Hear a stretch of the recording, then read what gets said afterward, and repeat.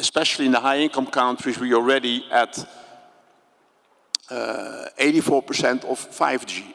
And then if you move to low-income countries, there's almost no 5G, and even half of the population doesn't have 4G yet.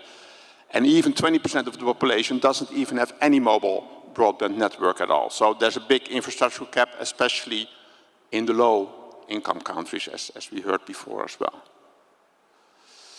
Affordability is also a very important barrier for people to go online. So even if the infrastructure is there, you need to spend some part of your monthly income to get a signal.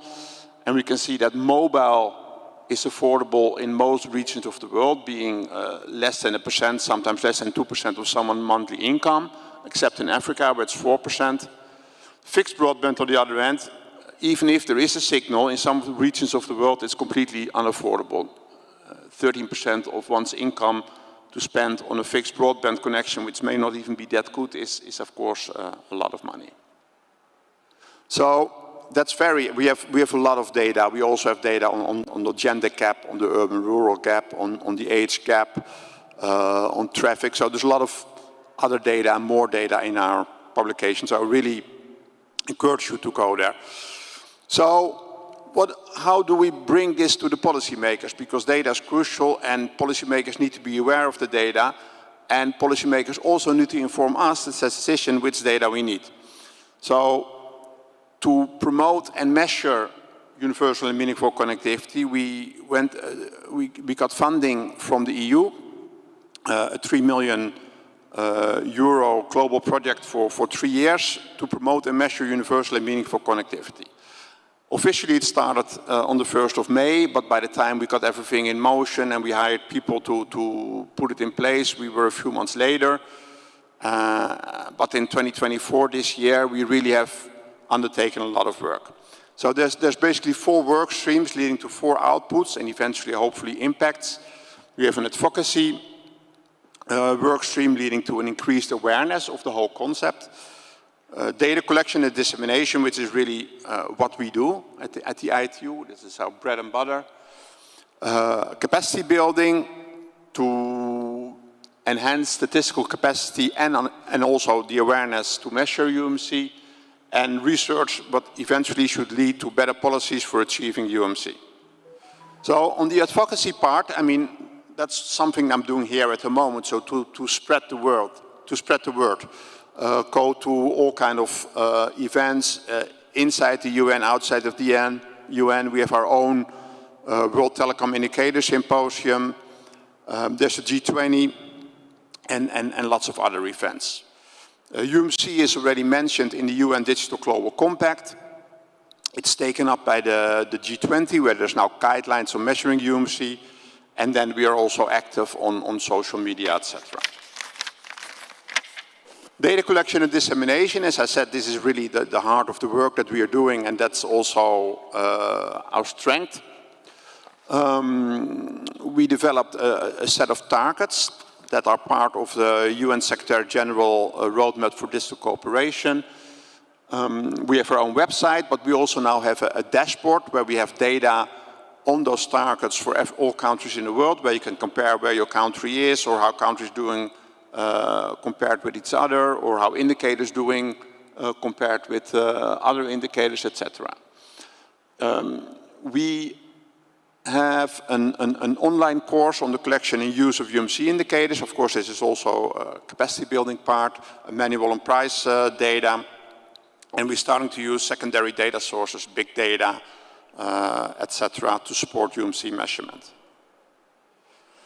The capacity building part, which is also an important part of the project, we're basically going to all the regions in the world, region by region, and there we bring together the users and the producers of the statistics from each of the countries of the region, so that at the end of the workshop there's a solid understanding of the concept of UMC, a greater awareness of the critical role of data in policy making, and the ability to advocate for investment in data infrastructure capabilities, eventually leading to an improved capacity to produce reliable data on UMC, which are then being used in the policy process of the countries. So we had workshops already in the Caribbean, here in the Arab States, and in the CIS region. As we speak, there's a workshop in Bangkok going on. Next year, we're going to Africa, both Francophone, Anglophone, the Pacific, and Latin America. And finally, research. In 2022, we had the Global Connectivity Report. And in the framework of the project, we're going to do another report every year for the next 3 years. So the next report, we're planning to bring it out probably somewhere in the second or the third quarter of 2025. And then also some smaller regional and thematic analysis. So really, this was in a nutshell the product and the data. That there's a wealth more. There's 2 links there on the slide. If you just Google ITU data, then you get on a website and you can find everything. So with that, I hand back to the moderator, and I thank you for your attention. Thank you very much, Martin. I remember for everybody that this project is already in our repository on the website and will be updated, so you will find all this precious information. As Vint was mentioning at the beginning, measuring is essential if we want to be sure that you are doing the right thing. So we have another set of tools that can help in this. The next experience will be about Latin America, so we shift from continent to another. We have a video of Mr. Oscar Leon, that is the Secretary General of CITEL, the telecommunication organization. Can I ask the regie, the control room, to send the video, please?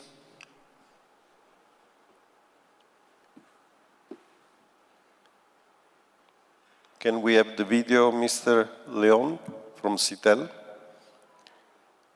And then, okay. No? Yeah.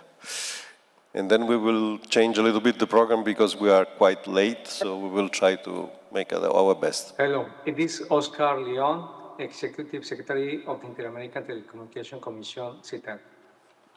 We are proud to present this transformative initiative as a global best practice in using ICTs to improve lives and empower rural and underserved areas. Through initiative, policy reforms, and forward-thinking telecommunications regulations, CITEL has bridged the digital divide in Latin America and the Caribbean. Guided by 21 impactful OES General Assembly guidelines, the initiative includes tailored country diagnostics, strategic roadmaps, and an observatory to ensure effective implementation. By optimizing universal service funds, fostering public-private partnerships, eliminating regulatory barriers, and adopting innovative technologies, CITEL enhanced access to the internet, education, and essential services, driving social, economic, and cultural progress in vulnerable communities. These efforts showcase a powerful example of impactful and inclusive change deserving recognition. Give me a moment, I want to share my screen just to show you some details.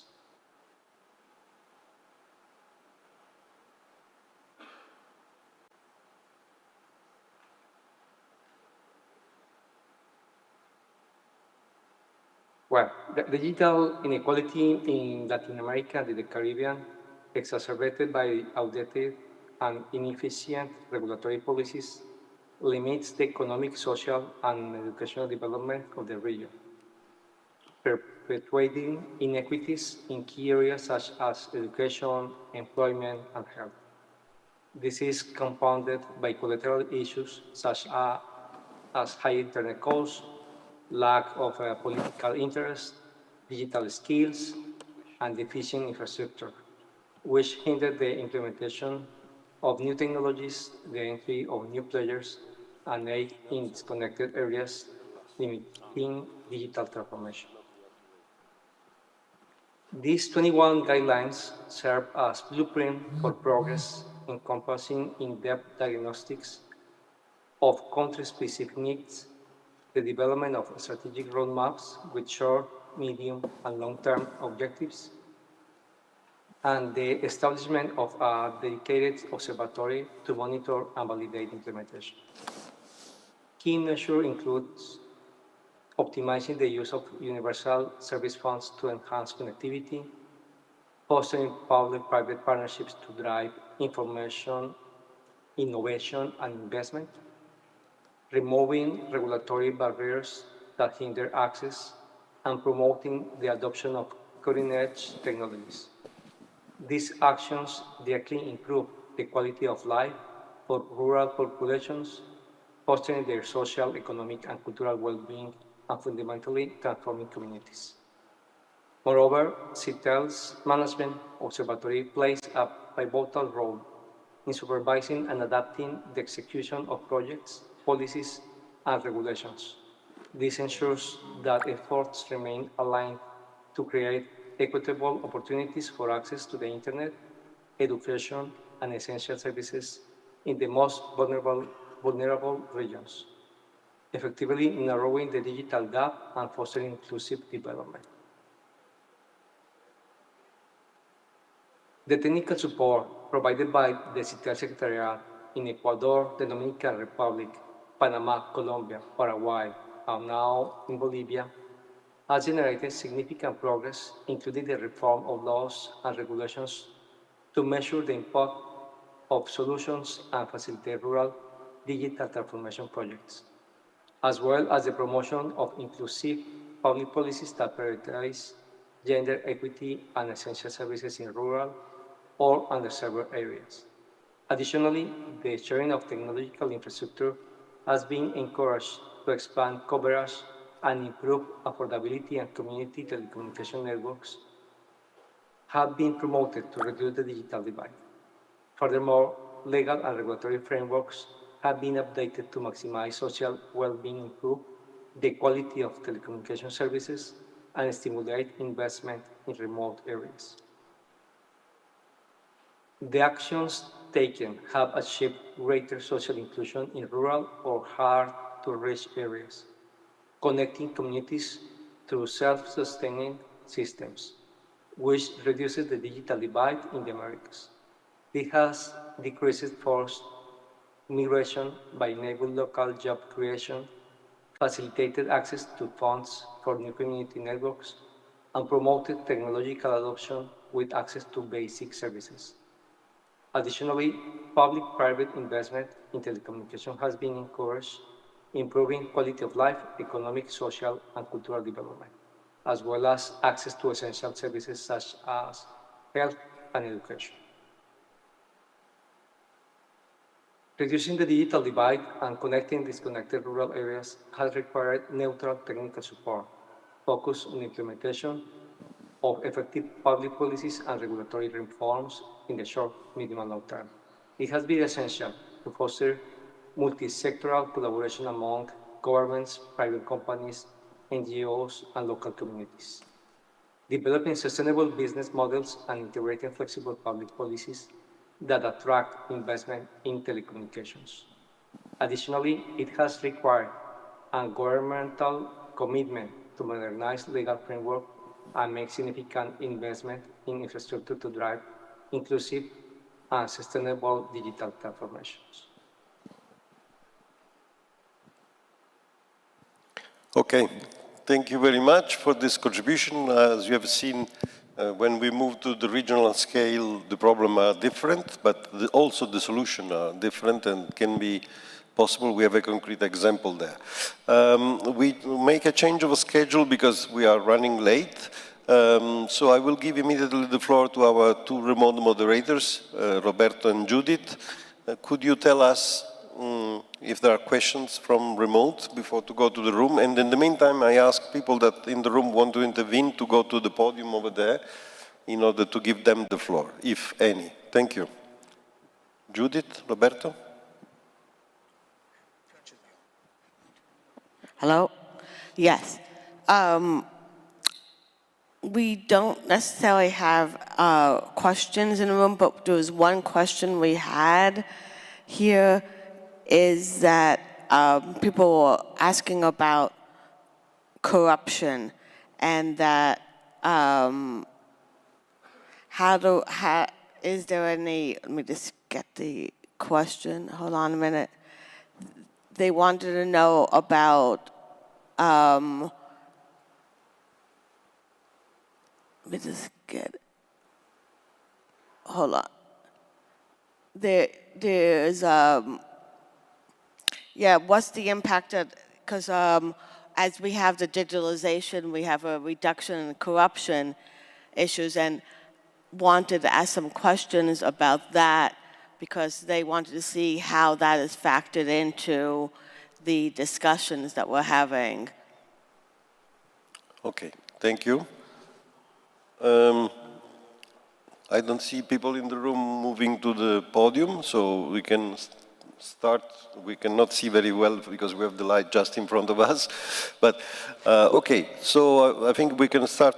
No, we still have time. If there's anyone that would like to contribute with a question, we have, as Giacomo said, the two podiums to my left and okay, right. but in the meantime, we can start to ask to answer to this question. I think that this is a question for Ms. Sieda, because is, in your experience as a regulator, the fact to move digital has improved to reduce the corruption has been useful? Transparency in procedures and digitalization? Thank you. Please. Okay, thank you very much for this question. Regarding the corruption aspect, we at Pakistan, we have obviously seen definite change in terms of digitalization in relation to the corruption, because as soon as the processes go online, there is very less room for making any manipulations or, any kind of things which could be more unclear and untransparent. And if I talk about one of the digital systems which Pakistan has recently introduced is the public procurement system, through which we buy everything online, whether it is the procurement of services, whether it is the procurement of goods. So all the services which are bought online, they have to pass through certain procedures through an automated system, which is called as electronic procurement and disposal system. And through this system, all the things are streamlined and automated.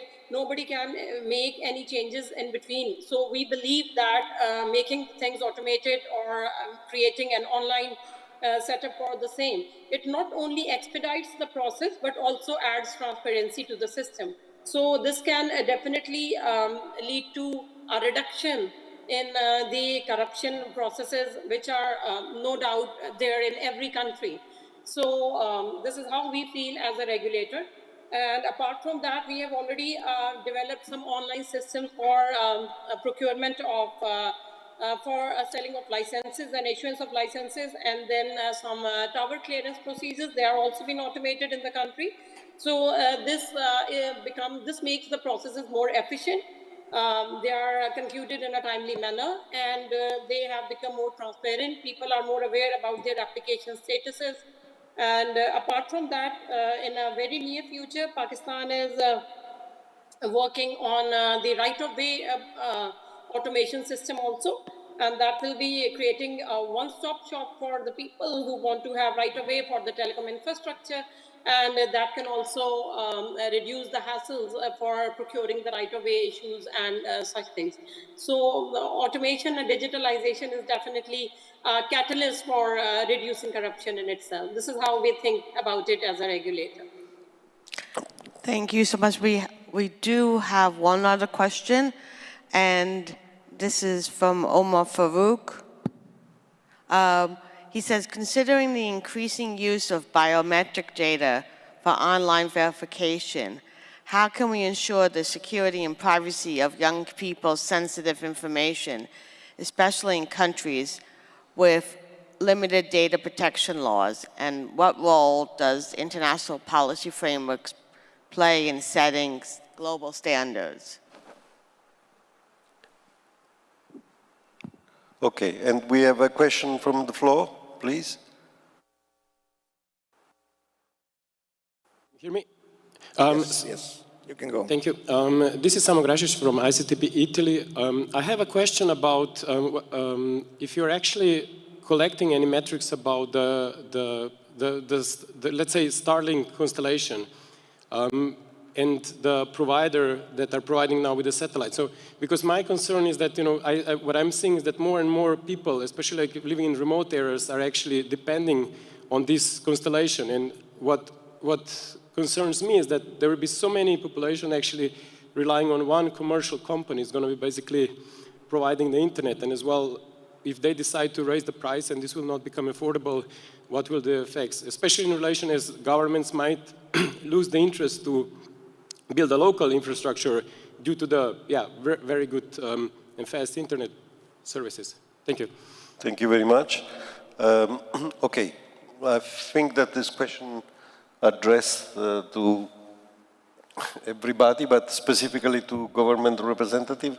Do you think that your Lithuanian experience, so I bring in the spot Ms. Lina from Lithuania, the representative of the government, you are dealing with these two issues.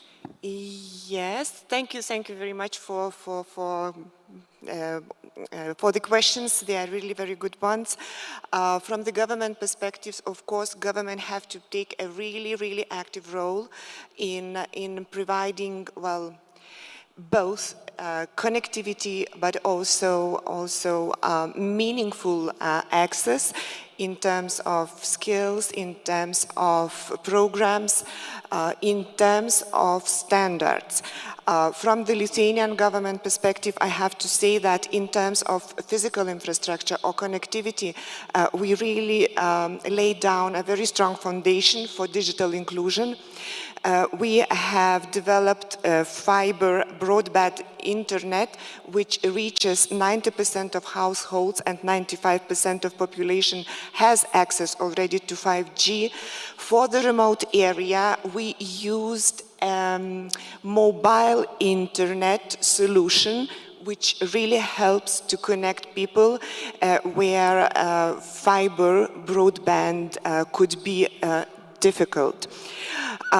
However, coming back to standards and coming back to real challenges for meaningful access, I have to say that real challenge is equipping all citizens and particularly vulnerable groups with skills and confidence to navigate the digital world. And here we apply a number of measures. I don't know if I have another chance to talk about elderly people. When we finish the question answer, I think that still we have another question. Mary, please. Okay. Yes, we can hear you. Thank you very much for giving me the floor. My name is Mary Uduma.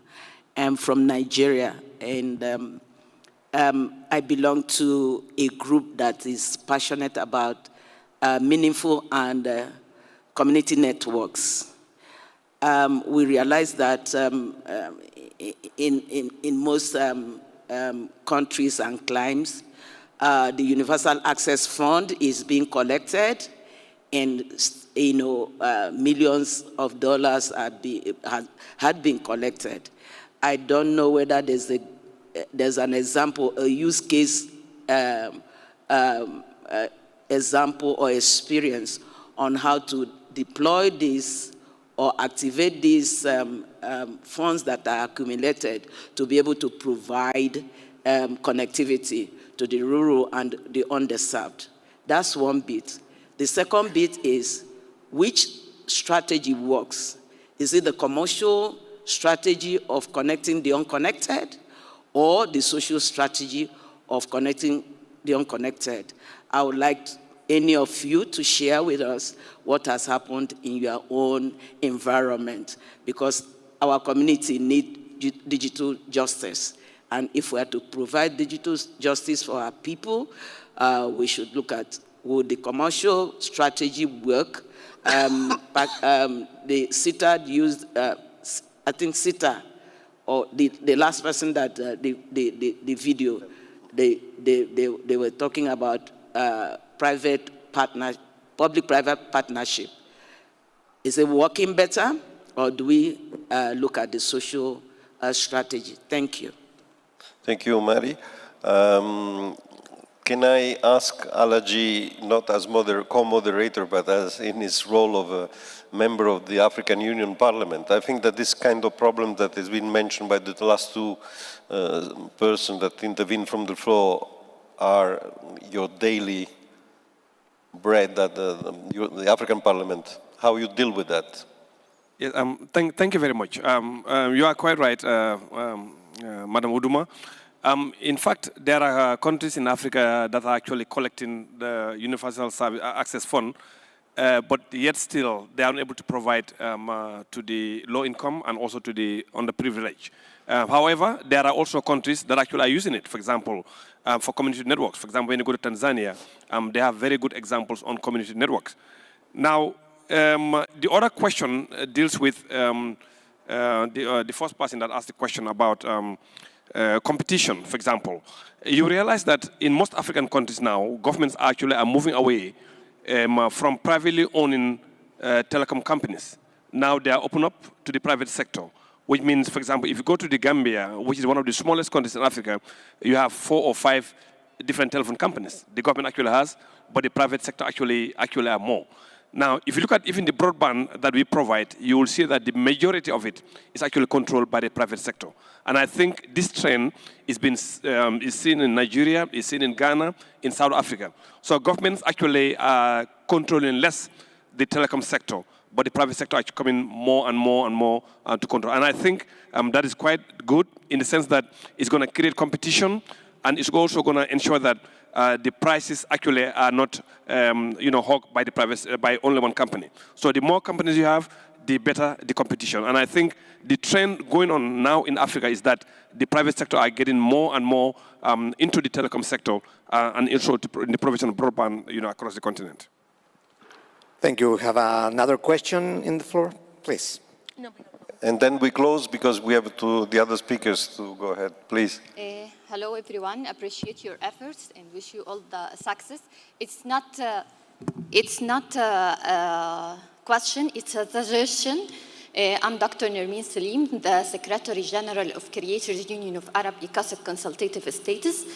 And as expert in intellectual property, I suggest to include the intellectual property in the global measurements taken to include all in the digital environment. And we are, as an organization concerned with intellectual property, we have launched as a platform to protect intellectual property in the digital area. So I hope to include this idea in the global measurement. Thank you. Thank you very much for this contribution. Yes, we count on your written contribution that will be included in the final report of the policy network. Thank you very much. So we have to be very short, unfortunately. So talent, can you bring one of the experience that could be interesting answering also to the question that we have listened till now? Thank you. Thanks so much, Giacomo. Here I'm wearing my new hat of Policy Advocacy Advisor of GDIP, Global Digital Inclusion Partnership, and I'm really happy that the organization GDIP has participated actively in working for the Pakistan's gender digital transformation strategy. GDIP is currently working on an initiative called Women in Digital Economy Fund on closing the gender digital gap. And I'm very happy that yesterday at the plenary, all of the speakers highlighted the importance of this issue. And one of the core areas for closing the gender digital divide and digital divide in general is access to relevant tools and products and content. And I'd like to bring one example of how we are providing access to weather tools, climate monitoring tools, and data for rural communities using IoT LoRaWAN technologies in Central Asia. And just to give you a brief background, I come from Kyrgyzstan, which is a mountainous landlocked country in Central Asia, and it's part of what is called the third pole, largest water reserves outside of North and South poles. And if you look at the NASA statistics that they've been tracing for the since the 1950s, the biggest climate change has been happening in Central Asia. And what that means is the glaciers, which are storing all this fresh water, are melting rapidly. And this water feeds a quarter of the global population. At the same time, together with water shortage, there are increasing number of disasters happening. And to be able to monitor and to help populations, especially in rural areas, to be better prepared for disaster risks, we launched this project together with ISOC Foundation, Internet Society Kyrgyz chapter, and ICTP in Trieste to monitor climate using new technologies. And today in Kyrgyzstan, for example, there are only 80 weather stations for a population of 8 million. And that means that the accuracy of weather data, especially in rural communities, is not very strong. And thus the communities may not be aware of potential disasters accumulating in the area.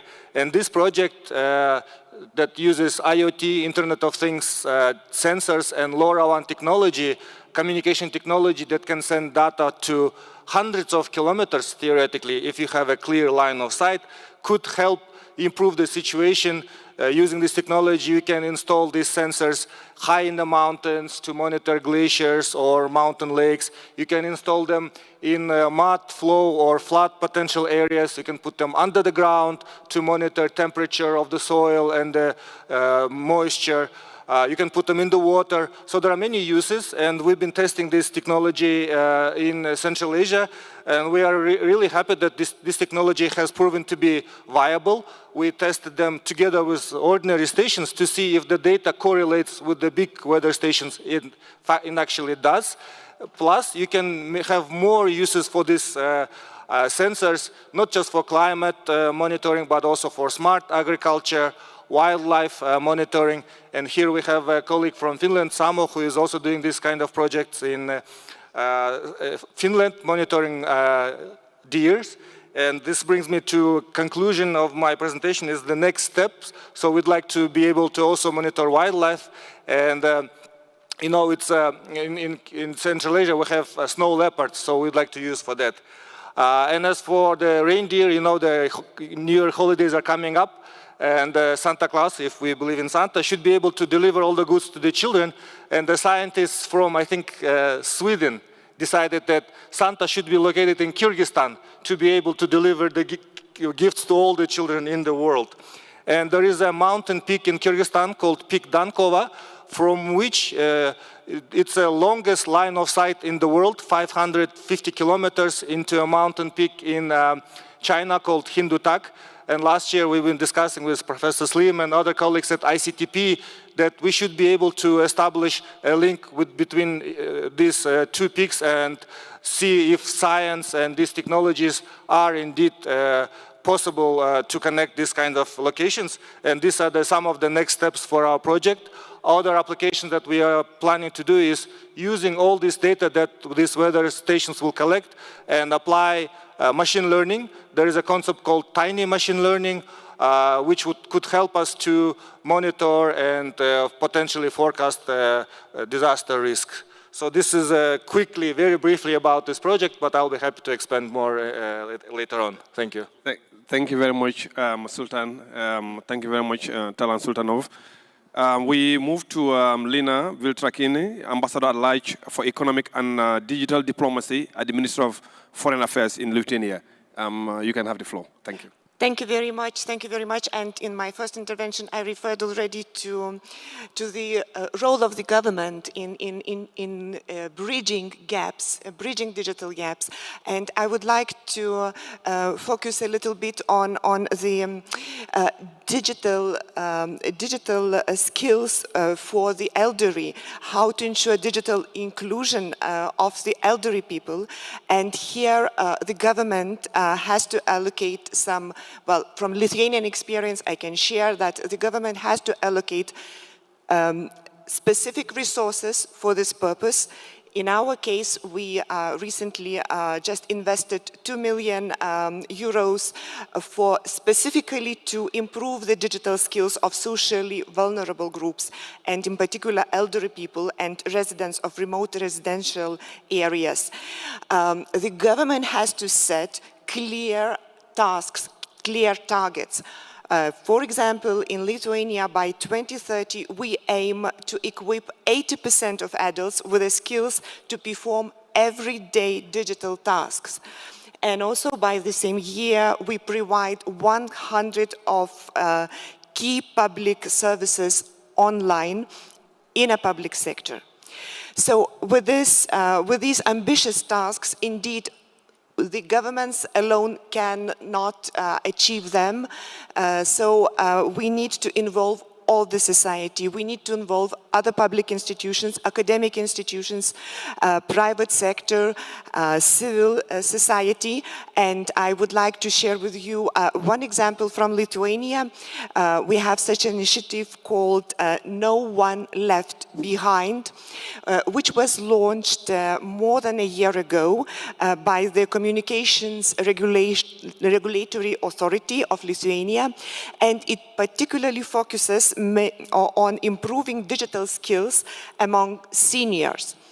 And well, as I'm lacking time, so I will be very brief, just presenting that with this initiative, we managed to grow a very robust public and private partnership that answers the question that was raised from the floor.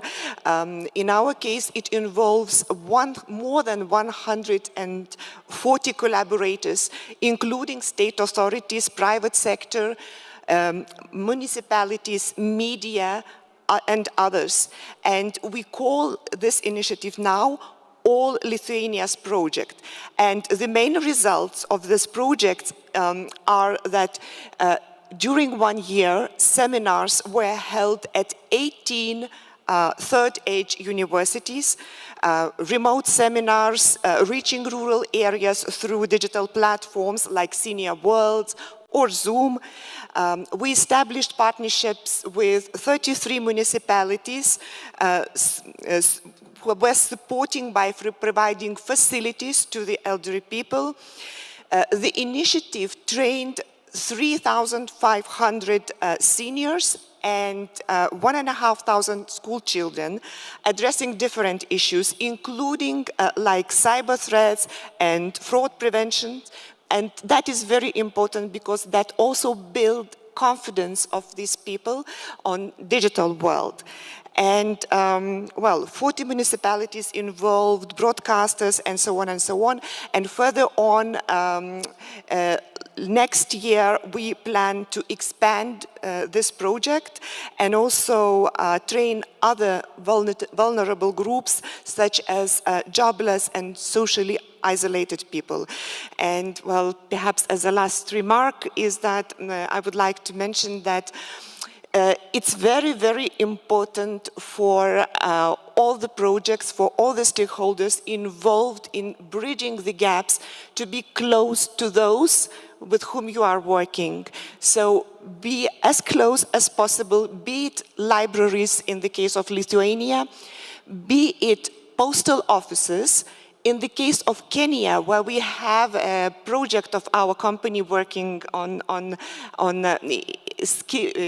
providing trainings and skills to elderly people there, be it banks like in Estonia or any other places, community hubs, which are very close to those in need. Thank you very much. It's interesting to see that what you say is very near to what Mary from Nigeria was saying. So we need to build through communities. And in order to reach the communities, our last speaker is Bobby Bedi. There is a question of identity, cultural identity. You can build the communities, keep the communities around their identities. And audiovisual media are an important way to build this identity feelings. What is your experience? What are you doing in this? Thank you very much. I think being the last person to speak gives you the chance of being a disruptor, and I was going to show you some beautiful pictures of the work that I'm doing in the region, but I think given the time, this is better just to say what I have to say. See, the main thing is, let's look at the two words we've been discussing, meaningful and access. I think the most meaningful is an adjective. Access is the main word, and the reason that we have access, frankly, is because the world is obsessed with engagement and entertainment. The reason we have internet, the reason for the existence of internet is of the intense desire of humanity to engage and entertain. I don't necessarily mean entertainment in terms of, dancing and singing. It's any intertwining of people, any mixing of people as entertainment. Now, I'm in the business of telling stories. I think the internet exists because people like to tell stories and listen to stories. That's why people subscribe, and we thrive on each other's stories. And whenever we have a moment, we use it to engage and entertain. So, for me, the four words follow in that order: engage, entertain, inform, educate. It's very difficult to just jump to the last two. That's the process. That's why the guard outside my house, that's why the child working with my working help, my friends, everybody has internet.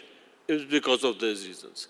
Now that we have it, what can we do with it? And that's the first part of the word, which is meaningful. And there I can tell you that in India, where we have 1 billion, almost a billion people who have internet access, is a percentage. It is still not the largest in the world or anything, but a billion people is a billion people. It's connections. Half of them are urban, half of them are rural. All of them access the internet. Most of them do it through a smartphone. And all of them use it to engage and entertain. But in this process, what has happened is, whether it is crop prices, whether it's market, whether it's weather conditions, whether it is health, whether it is COVID regulation, all of it is the benefit that you're getting. And just recently, Delhi has had a huge air pollution problem. Every single school shifted to doing classes on, and there was children doing their classes on the phone. And you know what? It was working.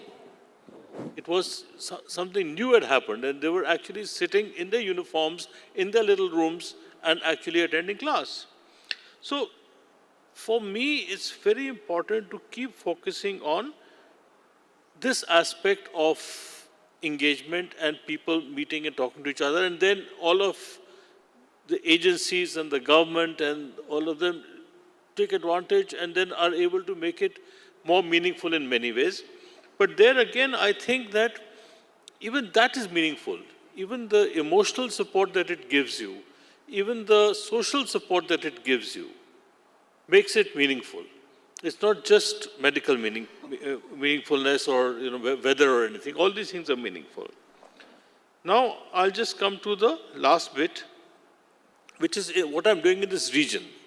Now, this, especially the country that we're in, Saudi Arabia, entertainment is in reality 2 years old. I mean, it started 5-6 years ago with the opening up of entertainment. But then COVID came, etc. And then, so it's really 2 to 3 years old. It's already, in terms of cinemas, this is 60% of the Arab box office. That was the hunger you saw. Now here what we are doing is we are trying to bridge a very major time gap. We are bringing the old fables, the mystical stories. We are bringing in Shakespeare, relocating it in situations where it is relevant in Jeddah, like setting Macbeth in a Jeddah story, etc. We are bringing these stories to them so that they engage with each other. And if they engage, you use the form, you use the connection to educate, to inform, to improve their health, to improve their mental balance, and all of that. And I think it's a relationship that we need to nurture and keep between the entertainment and the meaningfulness of it. So I think really the last thing is that for the internet to be meaningful, it needs to all encompass and it needs to engage first, it needs to entertain first. It will inform and educate. And then lastly also, let's not forget the role of advertising, which none of us really like, but it funds the entire process. And it makes a lot of what we're trying to do possible. Thank you. Thank you, Bobby. We have to go to a close, so Alajid. Yeah, thank you very much for that wonderful conversation. We are really running out of time, and I will suggest my co-facilitator, we give them maybe 30 seconds each to see really what we need to do generally, because I think Mr. Seva has given very, very good data, and data is very important in what we do nowadays. And again, we have seen the linkage with the university, public university, working with the private to be able to provide. So we want to give you each maybe 30 seconds just to give us in very clear and straightforward term, what do you think we need to do to help, close this gap, to shrink it, so that the underprivileged can actually be connected? Yes, thank you. So I think from my perspective and hearing all what has been said during this panel, clearly there is an opportunity to establish strong collaboration between private for investment and managing this project, public to sector to facilitate regulation, but also academia, universities to bring innovation and research and try to make this technology more affordable and more accessible. Thank you. Data is absolutely critical and crucial, especially on socioeconomic backgrounds to measure all the digital divides. Unfortunately, we don't have enough data, so it's very, very important that countries around the world invest in data capabilities. Thank you. Okay, thank you. Sieda is still with us online. If she wants to say 30 seconds, if not, we will go to a close because we are already late. So thank you very much for being with us. You have listened to 8 different models to make meaningful the access, from the entertainment to talking with the families, to teaching to the elder, to protect life through early warning system, through university cooperation with the territory, and through statistical measures in order to know what exactly to do. So I thank you everybody for being with us, so patient, and sorry for the next session that we are taking some time to them. But I think that was a passionate travel around the globe to understand how we can better behave for the future. Thank you very much. Thank you very much. Once again, we want to also thank our consultant, Daphne, on this very important program, because she worked day and night to ensure she put the team together, and also she put all the documentations. So we want to thank her very much, and we also thank the audience, as well as our co-facilitators, Zambrana and Linda. Thank you all very, very, very, very much for being with us today. Thank you.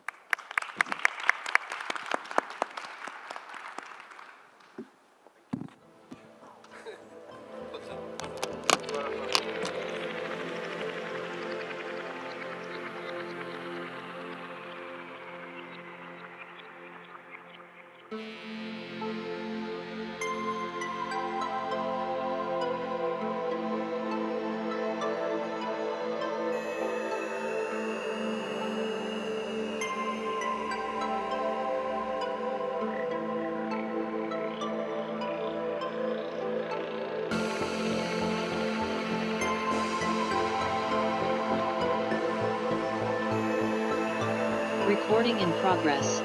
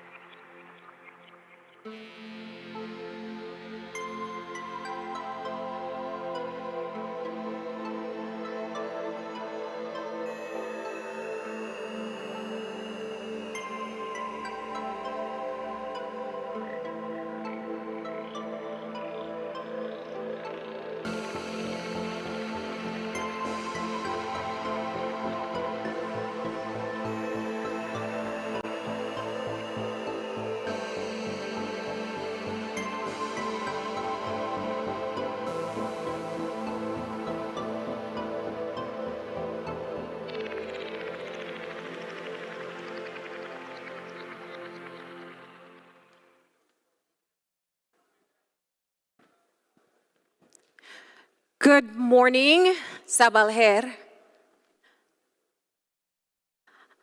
I want to say a special welcome to everyone who has joined us for this session. We promise to have a very riveting discussion about a very important topic. I'm Marlene Cuellar, and I'm going to be your moderator for today. And of course, today's session is all about protecting children's rights in the digital world. Now, I know many of us, whether we want to admit it or not, our childhood was distinctly different. Communication meant landlines. You couldn't hide any communication you were having. Dial-up internet would announce to everybody that you were logging on online. And so protection mechanisms and safety were very different when we were growing up. But today's landscape is dramatically different. And the protection of children's rights now becomes even more complicated when we're talking about children living and growing up in a digital sphere.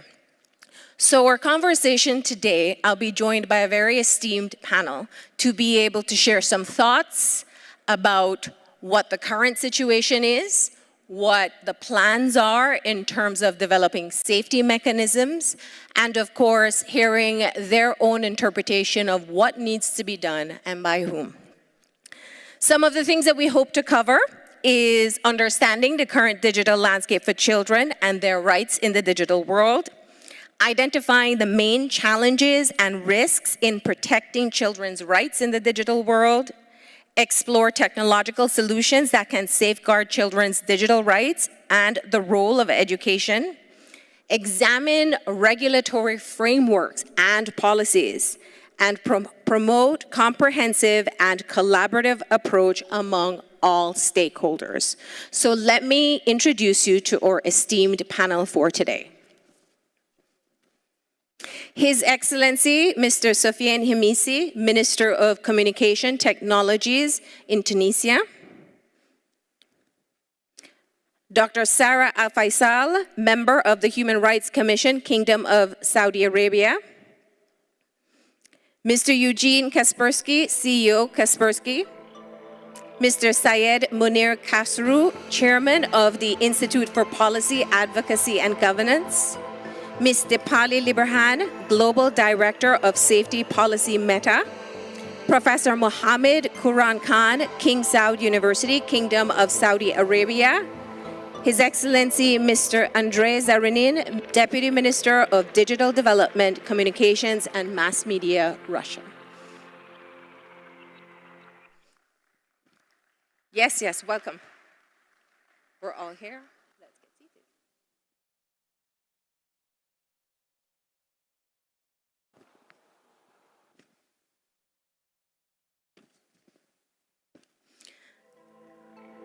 So as everyone gets settled, I want to be able to say welcome once again to all of you who are joining us live in this session, and also to those of you who are tuned in online.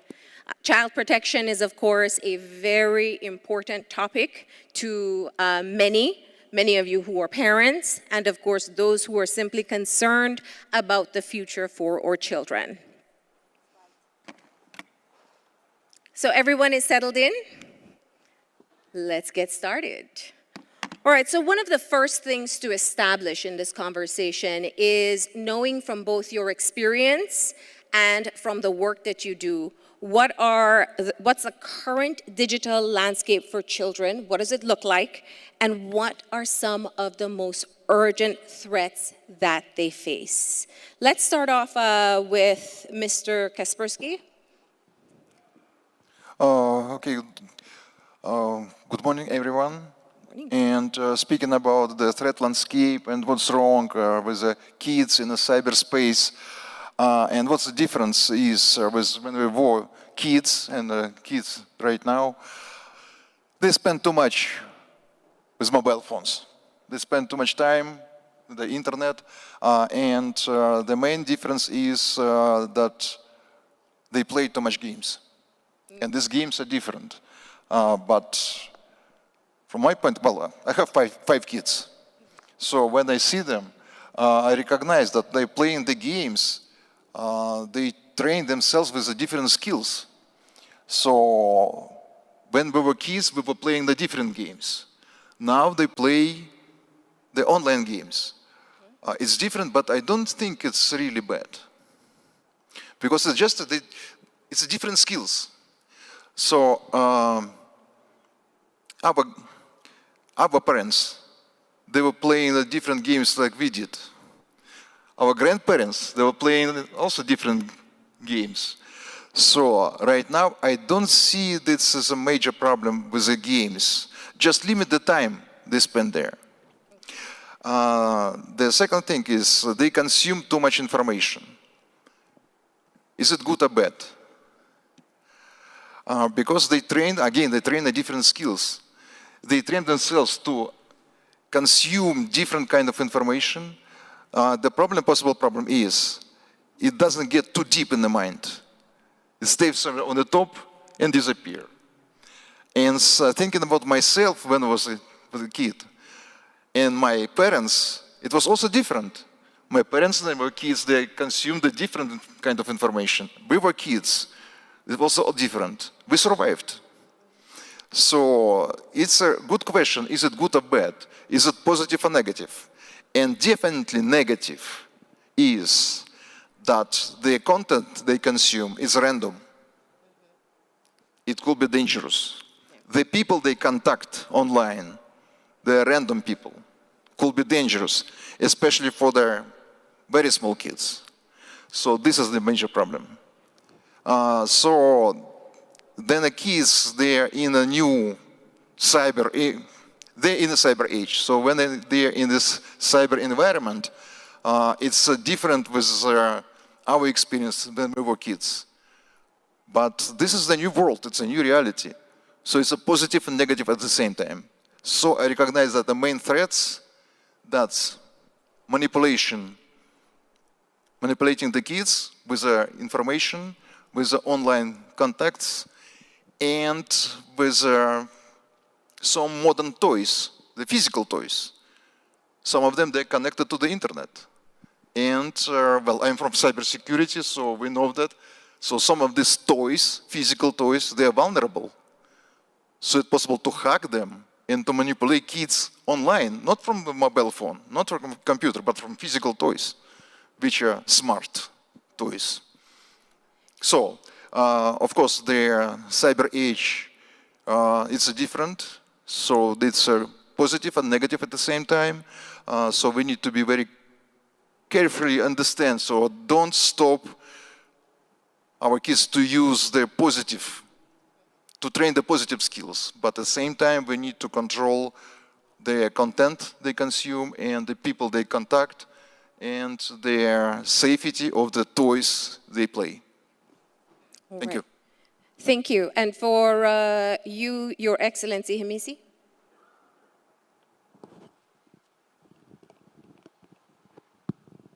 Assalamu alaikum.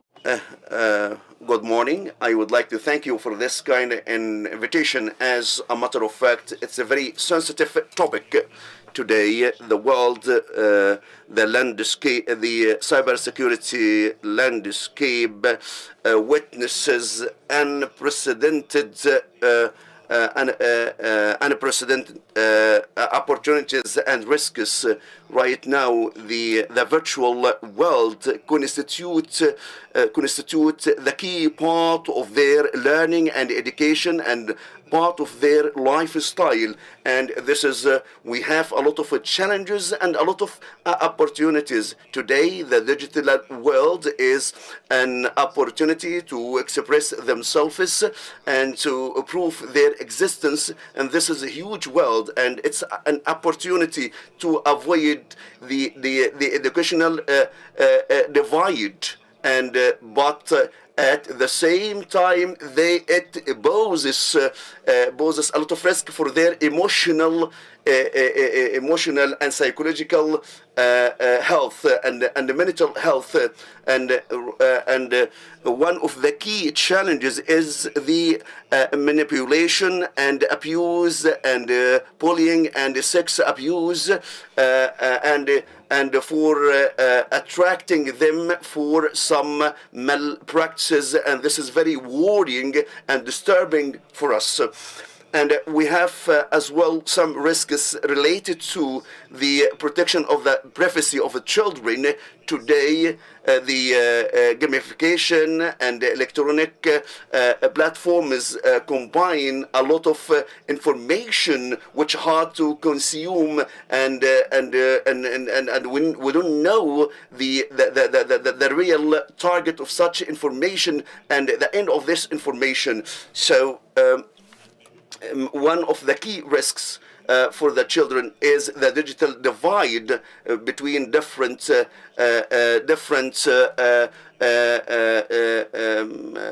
segments of the society. We have some children who are well connected for the e-learning platforms, and we have the majority of the children are underprivileged children, and this is a huge challenge to ensure equal opportunities for the children across the country. In addition to such risks and the threats, it's very worrying the erosion of the privacy of people regarding the identity, the cultural identity, and the privacy of the people, especially in the Islamic and the Arab society, which is built on specific pillars, and such privacy can put the cultural identity of our people at risk, especially in cyber security, and especially for the children. And I think the platform of gamification, I think they weren't designed, taking into consideration the cultural identity, and I think we should work together and between different countries to no one country can work alone. But this requires coordination, cross-border coordination, and concerted efforts between the civil society, private sector, and governments, and families, and the educational sector, to set frameworks fit and put the rights of the children at the top priority. Thank you. And there we see some similarities, acknowledging that there is much good for children, but of course, major concerns as well. Let's move to His Excellency Zaranin. In your opinion, what are the most urgent threats that children face online?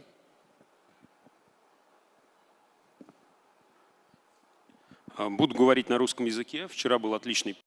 So I will be speaking in the Russian language. The interpretation was great yesterday, thanks to our interpreters. Well, this forum is very important for us, and so we were preparing for the next IGF forum. We were preparing to participate, but the decision was taken not in our favor. So as we said, the digital world imposes more and more influence on our children and opens more horizons for education, for creativity and communication, but simultaneously, in spite of those so many opportunities, it poses lots of risks. And today we can see that the deep changes in the digital landscape that influence the psychological and social behavior of people and teenagers. And one of the most important challenges is the so-called virtual masking.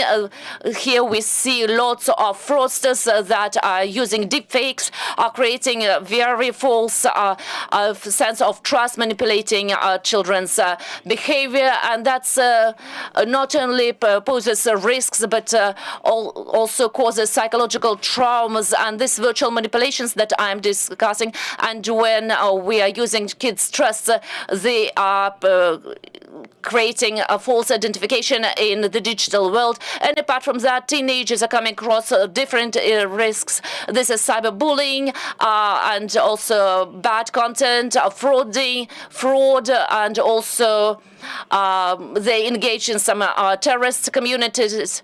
And also we're coming across the problem that also trafficking and sexual abuse.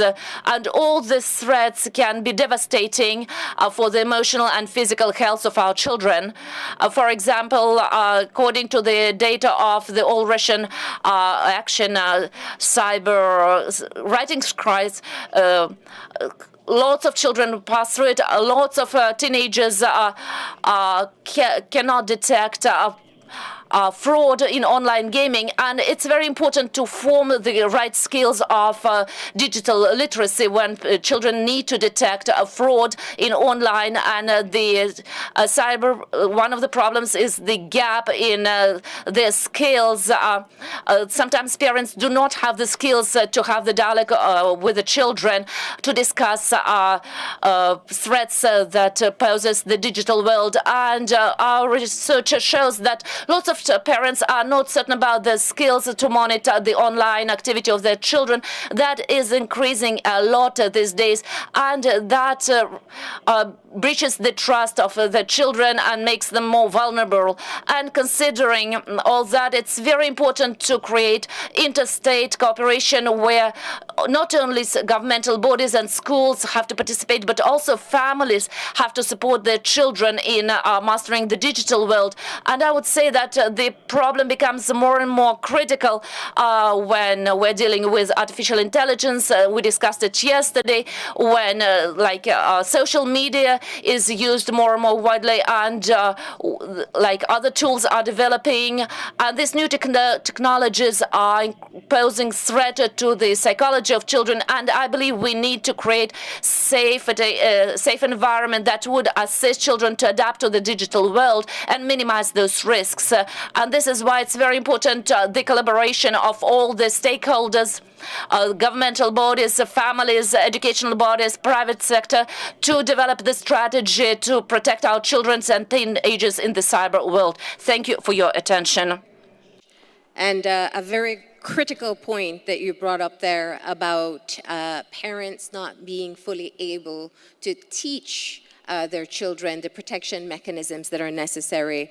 Let's hear your thoughts on this, Mr. Castro.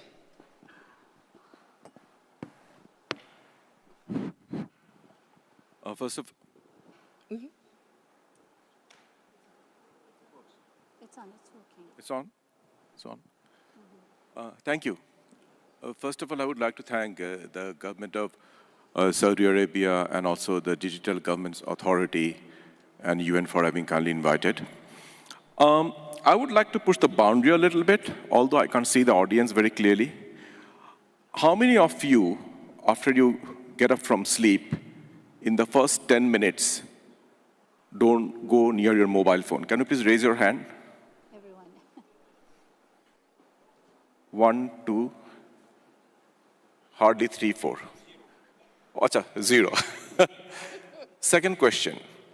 Those of you who have children, how many of you feel very anxious that they are into some world where you think they're exposed to a lot of risks and you're not being able to keep a proper watch? How many? Can you raise your hand?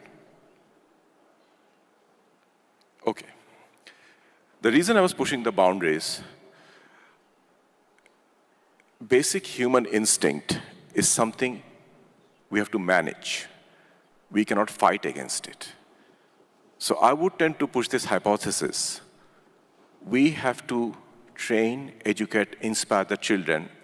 And in my opinion, they're very smart. Even in this year, people in the age group of 12 and below, 35 to 40 million will be using internet, which is 12 million more than people in the age group of 12 to 17. So what does it tell us? It tells us the primal human instinct that a child has is very strong even for our parents to manage. So I would like to propose we first understand what we are dealing with here. So I have been one of those who have said we need to manage, we need to find better ways to educate them, we need to find ways, because what also is true, just as people who are exposed to cyberbullying are twice as likely to commit suicide, just as it is true, we have seen in many cases, like in America a few years back, a teenager committed suicide on online games, even where he had the game headset on. So it's a tricky situation. And there have been, and 60% of the people, children, interact with human beings without clear identity. Whether risks are there? Yes. How do we handle it? That's what this session is about. We also have to look the benefit it brings. Because for a lot of marginalized communities, children on the fringes, disabilities, to many, internet is a lifeline. Many of the people do monetization with very little investment. I'll give you a very simple personal example. A few months back, we have a female cook in our house. So there was a dish she was supposed to prepare, and she said, I've never done it. So in the evening when I saw that dish in the table, I asked her, how did you do it? You said, you have never done it. Her 6-year-old daughter picked up a phone, went to YouTube, downloaded it, and taught her mother how to do it. So this is the age we live in. So I'm sure there are many, many positive stories going around. And as His Excellency, the Tunisian minister has mentioned, which will come to later part, is a multi-stakeholder engagement.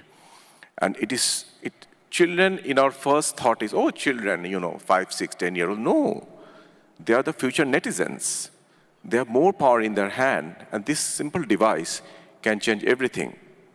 So my opening remarks would be, and I can give you many, many examples. South Korea tried to control the gaming time in 2011. It failed. European Union tried to put parental guidance. It failed. That means kids are very smart. They can outsmart their parents. So we have to find a better ways to inspire, encourage them to be better net citizen. And digital literacy would be one of the key things, in absence of which it will be difficult for them to navigate these territories and maximize the benefit, minimize the risks. Yeah. So that will be my opening remarks. Looking forward to more engagement with my fellow panelists. Thank you. Yes, of course. And digital literacy seems to be a resounding theme when we speak about protecting children online. Now, we understand that children interact in the digital space in many different ways, but let's go ahead and say one of the primary ways they interact is through social media. And so, Deepali, as the Global Director of Safety Policy at Meta, we recently saw the rollout of the Teen Account, and we've seen a continuous development of some safety mechanisms for children online. What are the main challenges and risks in protecting children's rights online? Thanks for the question, and it's a pleasure to be here. At the outset, I want to say that we want young people to use our platforms to connect with their families and friends, to be able to explore their interests without having to worry about being unsafe or being subject to any kind of inappropriate behavior. And that's why at Meta, we worked with experts as well as consulted parents and teens to make sure that we're building these safe and age-appropriate experiences for them on our platforms. Some of the risks and challenges that we face, and the panelists also have talked about it, are essentially threefold, which is echoed by parents as well. The first is content. Parents are worried that their teens online are exposed to inappropriate content. The second is what you call contact risks. Parents are concerned that their teens may be exposed to unwanted interactions that could put them in harm's way. And the third, as my esteemed panelist also mentioned, that parents are really concerned about the amount of time that their teens are spending online. So based on these concerns and other risks that we see online, Meta has worked for the last couple of years to build and develop over 50 features and tools to address some of these risks. We also have a multi-pronged approach to safety. So it's not just about one thing. It's about many things, like we want to have robust policies which say very clearly what is okay and not okay to share online. And we proactively enforce those policies, and today we can say that a majority of the content that we have, we're able to remove it even before somebody reports it to us. We've also built over 50 tools and features, including parental supervision, because we've heard loud and clear from parents that they want to be involved in their teens' lives. And we've also heard from parents that some of them don't have the skills to be able to have these conversations with young people, and therefore we've worked with safety partners to make these education resources available. And as you mentioned, comprehensively we brought all of this together where we launched teen accounts in September this year, and we're globally rolling it out. Teen accounts is essentially all teens on Instagram are placed in an inbuilt protective experience which address a lot of the concerns that I just talked about. You know, what is the content that you're seeing, who is able to contact you, and being able to spend meaningful time online. I'll quickly go through some of the default protections that are there in place. So teens are defaulted to a private account. We also put on the strictest messaging settings so that they are not exposed to unwanted interactions from adults. We've also put on the strictest controlled content settings, so there's limited exposure to sensitive content which goes above what we already have in place, which are our community standards, which deals with violating content. We also heard from parents that they were worried about the time that the teens were spending online. So when you're on Instagram, teens will actually get a reminder if they've spent more than an hour online and asking them to leave the app. And we've also enabled an automatic sleep mode. So between 10 p.m. and 7 a.m. in the morning, all your notifications get muted. So these are some of the things that we have done when we've launched teen accounts to address all of the risks that we've talked about. We've already rolled out teen accounts in the US, UK, Canada, and Australia, and we're globally rolling it out in the rest of the world.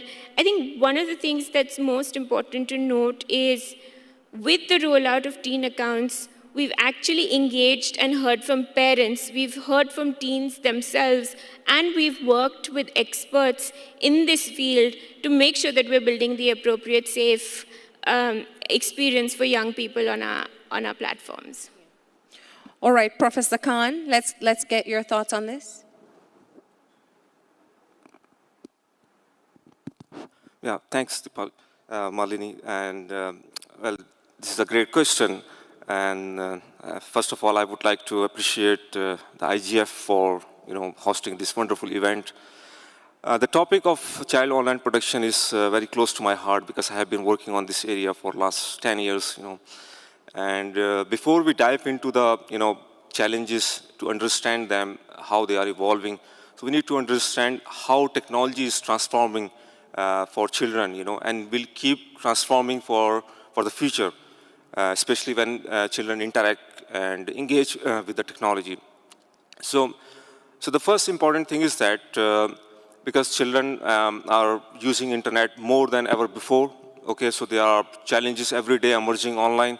For example, we have digital realm, so our children are going and they are accessing the websites and they are going to the, metaverse, for example, the virtual environment. So these all things are blurring the lines between the physical and the digital realm. And the most important thing for me to foresight, as a foresight and to foresee the future of the challenges is how the technology will permeate into the people. Now we are interacting with the technology, but in the future we will be having technology permeating inside by having, brain-computer interface. And we will have the chips implanted in our minds, the brains, And I'm afraid that, what would be the situation look like in the future? Because if children are getting a lot of misinformation and disinformation from the platforms, but when the platforms will be, embedding such kind of information in their brain and where they want to control them. So that is a very, you can say challenging task, and we have to be very vigilant about that. So, there are two kinds of risks I can categorize. The first is active risk, in which a child is basically a direct victim of any kind of abuse. And the second is passive kind of risk. So passive kind of risk is there, for example, children, they put their photographs online and they do not know what is going to happen with them. So these photographs, for example, from the social media, can be picked up by, data harvesting groups. And they can use those photographs to create deepfake of the children. And children don't know that what happened with them. Nobody knows, And this is becoming a very pervasive kind of challenge because the generative AI can do anything, So anybody can create the deepfake videos and, images of any person. So we have to see from the both perspective that how can we address the active and the passive attacks, and how can we build the policies, like our distinguished panelists, already told that we have to have a multilateral and multi-pronged approach to address this challenge. And we have to have governance also for the platform so that, nobody goes beyond, their limits. So that is very important, yeah. Thank you. All right. And Dr. Al-Faisal? Thank you. I'm very pleased and honored to be with you today. Okay, about the challenges, I think one of the main challenges in the cyber world is the privacy violation. And also what we see from all the attacks that happen to the children and cyberbullying and all these things. From human rights perspectives, we need to focus on the right of privacy, because the right of privacy, it's a big right, and it's included in the Universal Declaration, and also it's included in the Treaty of Children's Rights.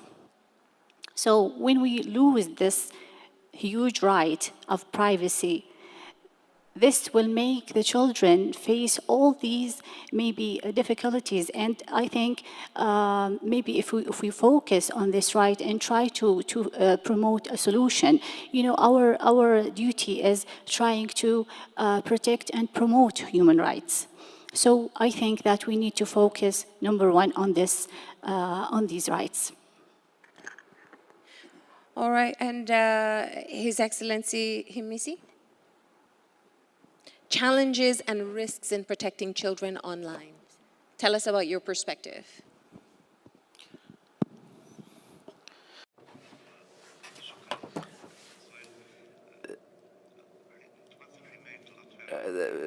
Child protection on the internet, as my dear colleagues have mentioned, there are formidable challenges associated with it, among which is the lack of legislations and policies on the level of every government, every country, and on an international level. It's correct that many countries have enacted laws and policies regarding child protection on the cyberspace. However, remaining all these legal frameworks and policies are inconsistent, and there is a lack of unified framework that we could all rely on. Among other challenges, as was mentioned, is the abuse and exploitation on the internet, as well as the issue of data privacy and the monitoring mechanism on this data on the level of each and every country, and on an international level, specifically with the increase of solutions related to AI, the analysis of this data as it represents an opportunity and a room for more development comes with it, or associated with many risks for the children. Also, the inappropriate content for these age brackets, for these lower age brackets and the teenagers, exposing many of them to a great deal of issues that amount to suicide, as was mentioned in the past. I would also like to address the issue of the digital divide between the various brackets of the society, as there are youth and children that have all the opportunities and the means. On the other hand, there are millions of people and millions of children cannot access the networks, especially in some of the African countries and some of the Asian countries, where the access percentage remains very, very low. And I think it's our shared responsibility to provide equal access. I would also like to emphasize the importance what we're witnessing of the reduction of cultural and societal values reflecting what the internet content provided, reflecting what the internet content is that has been provided over the past few years, as well as the phenomena of addiction of social media, which is impacting the safety of and sanity of the youth, and the psychological health and the physical health. In order to address all of these formidable challenges, I think it's necessary to adopt a comprehensive approach that includes all the parties, governments, civil society, content producers, and I think this is the only way to move forward in order to come up with a unified framework to protect the rights of the children, especially in an era where we witness challenges that we have never witnessed in the past. Also, we need to protect their privacy and as well as enhance their well-being in order to create an equitable digital future that includes everyone. Thank you. One of the things I think that we have all clearly identified is that there is a level of literacy that has to be established. There are many stakeholders in the protection for children. We talk about governments, we talk about regulatory bodies, we talk about parents, and we talk about the educational sector. Dr. Khan, from your perspective, what are some of the technological solutions that perhaps can help to safeguard children online? And in that, what role does education play? Yeah, it's a great question, Malini. There is a very famous saying about technology. If you think technology will solve your problems, then you do not understand technology and you do not understand your problem.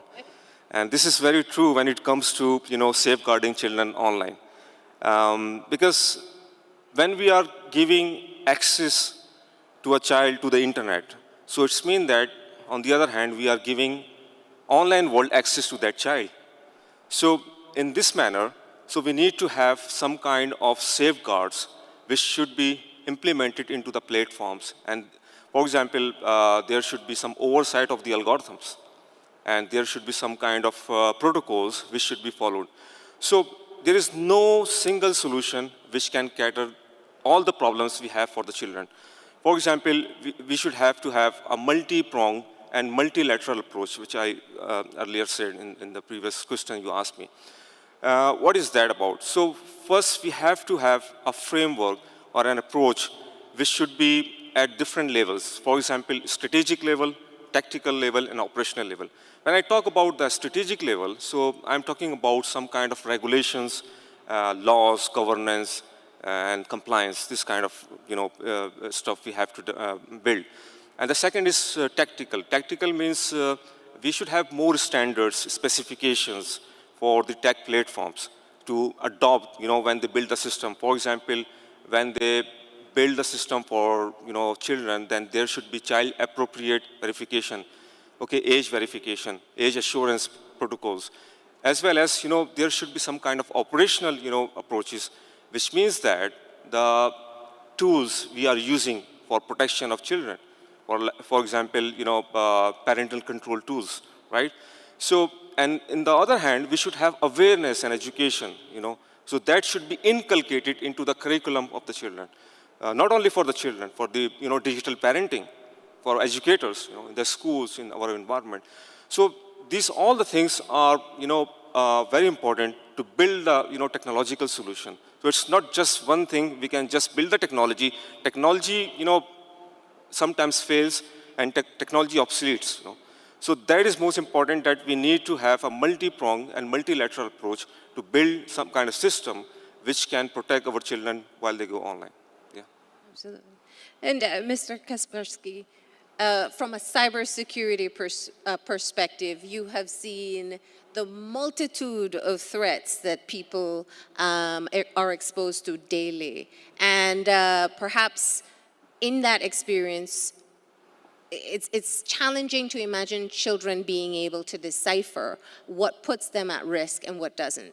When we talk about technological solution, on which end is it more important, from the user or from the implementer? I think it's from both. Technically speaking, it's possible to build these parental control systems, which you just mentioned. But unfortunately, fortunately, the good news, the kids are growing and getting more smart. So they're able to disable these tools. Unfortunately, the mobile phone operating systems, sorry, I'm getting to the technical details, they don't guarantee that all applications, they run forever. So it's possible to find the tricky ways how to disable some applications. And when the kids are 13, 14 years old, they are smart enough to find these tricks and disable any kind of protection. So when I speak about mobile phone, for 10 years old, 11 years old, it still works. When it's older, when they're 16 years old, parental control works in a different way. The kids control parents. So, speaking about the technical measures, it works for the some kind of the level of the age. But maybe it's also the good news. It makes them find the ways how to bypass the protection, to training the mind, how to behave if they're facing the challenges. The other story is how to protect them from the other side, from the content side, from the internet. How to find the information, wrong information, abuse information, forbidden information on the internet. That's the technologies. And actually this is also, we need help of the regulators to make internet services, make them must do, control the traffic they provide. And also the law enforcement to find the bad guys which generate this content, which generate this wrong abuse content, which want to try to manipulate kids. And in this case, we need to have a more strong international cooperation. Unfortunately, now the geopolitical situation is that some countries, they don't talk to each other. And unfortunately, this just gives their more opportunities to the very bad guys, which use the fact that the internet doesn't have borders. And it's more easy for them to do any kind of crime, including the child abuse, and stay unrecognized, absolutely unrecognized. So that's my final point is that we need to have more strong international cooperation to find not any kind of cyber criminals, especially the child abuse criminals. Thank you. Now, Dr. Afaisal, I'm coming to you next. Just one of the things I wanted to say in setting the backdrop, we're talking about children's rights. The establishment of the United Nations Convention on the Rights of a Child took many things into consideration. Ultimately, the protection and ensuring children reaching their full potential. This was created before there was the digital realm, and obviously it gets more complicated now.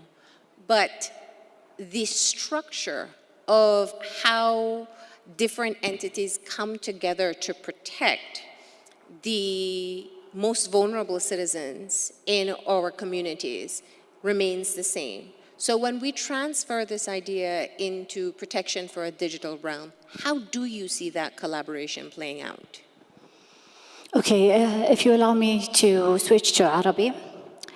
In answer to your question on the collaboration between the governments with the civil society organizations is an important question, and it's essential in providing protection to the children on the digital world. There are many modalities, among which is the exchange of expertise and idea and increasing the awareness level in order to achieve important outcomes in that regard. We've all seen the Riyadh announcement yesterday. It includes many important elements in that regard. It focuses on the enhancement of digital inclusion, the role of AI in the sustainable development, and making most use of AI in innovation and enhancing the governance of AI, which is an essential point, an important point related to the child protection and the cyber world on the management of risks, potential risks of AI through creation of safe, sustainable systems. This cannot happen without the collaboration of the three partners: governments, private sector, and civil society. They need to collaborate together in order to reach comprehensive, sustainable solutions to achieve the safety aspired for the children in the cyber world. And Dr. Kasru?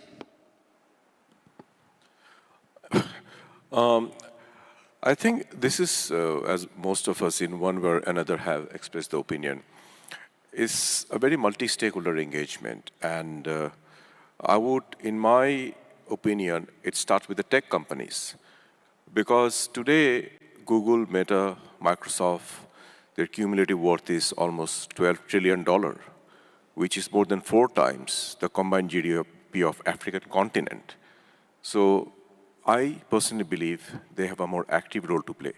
With all due respect to my colleague on the left from Meta, yes, you have been doing content moderation. In my opinion, it still far short of what is required. And what I have observed, it is more reactive than proactive. We can have different opinions. And what is happening in between this transition, a lot of children are getting affected. And one of the things we have to keep in mind, this has to be a more bottom-up approach, not top-down, because it is impossible for any government, any tech, anybody to go to that nano level. So it starts with small family, then society, then community, then nation, then region. Even before this meeting, I was speaking to His Excellency that regionally what some of the things can be done. And it's my impression, technology always leapfrogs policy. In any part of the world, whether it's authoritarian regime or democracy, it takes somewhere between 6 months to 2 years to pass a law. By the time you pass the law, technology has moved to next level. So you're always catching up. So I think we're heading towards a situation where the UN probably will have to step in, and all the members says, willingly or reluctantly, will have to give UN that mandate. There's some central force which adopts these laws and other countries follow. Because the risk zone that we are playing now, particularly when AI will kick in within the next 1 decade, that will be a very, very different situation. We now talk hypothetically, but when practically will kick in, starting from the way you grade your students to what is original, what is copy, it will be a very murky world. So for 198 countries to cluster around, it will be a big mess unless there is some central force. So UN probably will have to scale up the operations. So that will be my answer from bottom up, how to scale it up. And I think tech companies have a very important role to play, because to be honest with you, they're more powerful than governments. They're spread around the world. They have access to all our personal data, what we eat, where we live, what is our favorite color, what is our date of birth. So they have more information than FBI, more information than interagencies. So the onus is on them. They are doing, but I think they need to do more. Thank you. His Excellency Zaranin. Let's talk about the collaboration.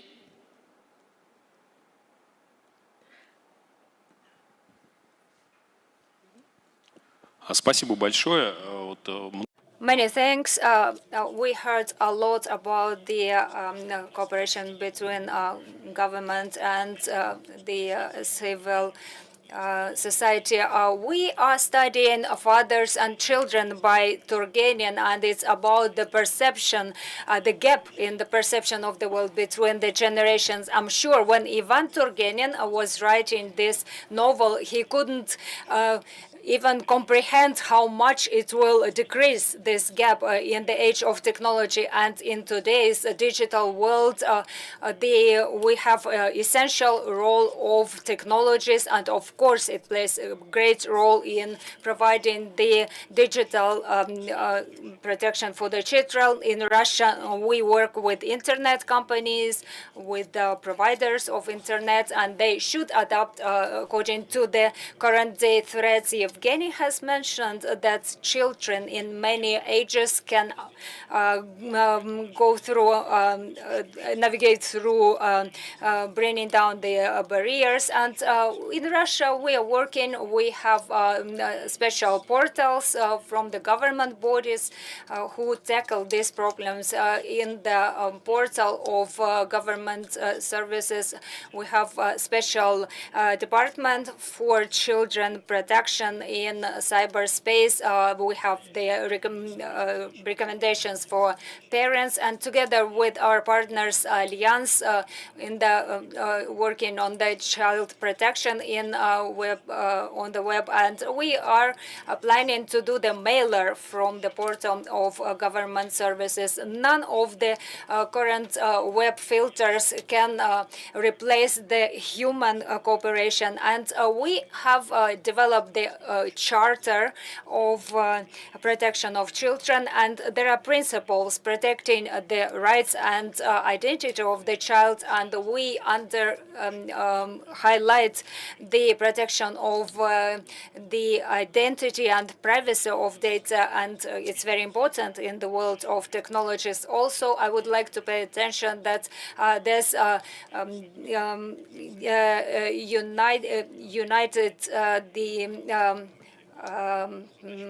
responsibility to protect the children. As adults, this is our task to show to the children how wonderful and diverse is the world, and using gadgets and the web is one of the tools of learning things about this world. And of course, we are working in our ministry. We have the program of cyber hygiene, and the goal of this program is to explain to children in simple language the rules of behavior on the web. Over 10 million, and including 4 million children and adults, participated in different projects related to cyber security. We work with non-profit organizations. We have run so many events which were related for child protection on the web, the lesson on digital world, the digital dictation. We support such initiatives, and we are always open to productive interaction, and we always work to protect the children in cyberspace. What is taking place in Russia? Now, Ms. Lieberhan, let's talk about it from Meta's point of view. As private sector, how do you see this collaboration playing out with civil societies and government? So, as I said at Meta, we have an approach to safety which is a multi-layered and a multi-pronged approach, where we think about having the right policies, features, tools, and also working with experts, parents, and young people to build safe and age-appropriate experiences. But over the last few years, we've gone beyond that, because we know a lot of bad actors don't restrain themselves to one platform, and they move across platform. And I think this is why it's really important to underscore collaboration between industry, between civil society, regulators, to be able to address some of these harms at scales. I want to give two examples of what we're currently doing now. One is Project Lantern. So Project Lantern is run by the Tech Coalition, where all participating companies have the opportunity to share signals about accounts and behavior of those who are violating the child safety policies. Now, this goes beyond just Meta. It's available to all participating companies, and what this helps in doing is it helps all these platforms do their own investigation, so we are able to address these harms in a scalable way, because we know predators will move from platform to platform. The second thing that I want to mention is stopncii.org, as well as Take It Down, which is run by the Revenge Porn Hotline, and and NICMIC, which is, again, a way to address these harms in a scalable way, because all participating companies are part of this. And what anyone who's afraid about their intimate image being shared can actually share a hash with stopncii.org or take it down, and companies like us will receive those hashes. So when that content is actually uploaded, we're able to remove this kind of content. The reason why I'm giving these two examples is that we hear often that technology companies are not doing enough, but these are some of the ways that we are coming together to address these harms in a very scalable way, not just at a meta level, but at a cross-platform level. And it's also really useful to have discussions because, education about these features and tools and services is really important as well. So what is the role of educators? What is the role of parents? What is the role of regulators? And how can we as a community come together to address these harms and also identify what the gaps are and then work together to address those? Now, picking up on some of the points that have been discussed so far, one of the things that still sticks out to me is when we talk about educating our children on how to stay safe online, we're laying expectations, quite frankly, on a generation that is not up to date with the threats that exist. In my own work, when we talk about media and information literacy, we're constantly teaching adults on how to detect disinformation and misinformation and the understanding of deep fakes. And so when we talk about these persons then having to teach children about those risks, and now there are other manipulation tools that exist specifically for children, how do we pass on that responsibility when they're starting from a place of knowing less than the person they're educating? Dr. Khan, you want to start us off? Yeah, absolutely. So, like I mentioned, that technology is not a panacea, or it's not just a solution for everything. So regulations, governance are very, very important, and especially when we talk about the AI, which is just the narrow AI we are having now, by the way. So we are not talking about the AGI, artificial general intelligence and artificial super intelligence. When we will have this kind of technologies, coming, in the future, and brain computing interfaces, so the challenges will be, at the unprecedented level. So what I would say is that because child online protection is a global problem, and it also needs a global solution. And what solution? The question is that. The solution is that because the Western world, the developed countries, so they already have skills, resources, and technologies. But what about the rest of the world, the least developed countries or developing countries? So we should have some kind of inclusiveness, in the safety and protection of children, not only from the developed world, from the rest of the world also. So what we need to do is that we need to have some kind of cooperation under maybe United Nations, ITU, G20, and G7, and many other, multilateral organizations to build the curriculum, to build the tools and technologies, to build the policies, governance, and the foresight of the technologies, because like it was mentioned that we are reactive to the technology. So that is not a solution. We have to be, predictive about the technologies, like I'm mentioning. We have, for example, quantum computing, and which is changing all the ways. So how would be the impact of these kind of technologies on the children? So it has to be, like studied. It has to be, you can say communicated with all the stakeholders who are building the policies, who are building the technologies and solutions. Yeah. I think Mr. Kaspersky said earlier, let's remember that there is good that comes along with the bad. Obviously, I know for a lot of parents who are probably watching, as they hear about the potential threats that they may be unaware of, the inclination is, let me protect my child by limiting any access whatsoever. What's the balancing act here? That's a good question. That's a good question. We have to find a good balance. Actually, that's what I do with my kids. The limit is flexible. and it depends on the school results. So if they perform in the school better, they have more time on the internet. If they perform before the acceptable limit, they exchange their mobile phone, smartphone with the old style Nokia. That's it. And speaking about education, about cyber threats and wrong information, well, I'm very sorry. I have a completely different opinion. I think that education of adult is more important than education for kids. Because the danger from non-educated adults is much, well, adults they can do much more dangerous mistakes. Okay, we as a private company, we do a lot of cybersecurity, a lot of education, we do for any kind of the audience. We do it for the professionals, for students, for kids, for very small kids. Welcome to the booth, you will see the book about the cybersecurity, the book with the pictures, it's for very small kids. And we do it a lot, but my experience is that kids, they're learning much faster than adults. They outsmart them very often. This is an open question if there's anybody else who wants to share thoughts. I think I'll just add to what he just said. One of the things probably we're oversighting, the role of parents.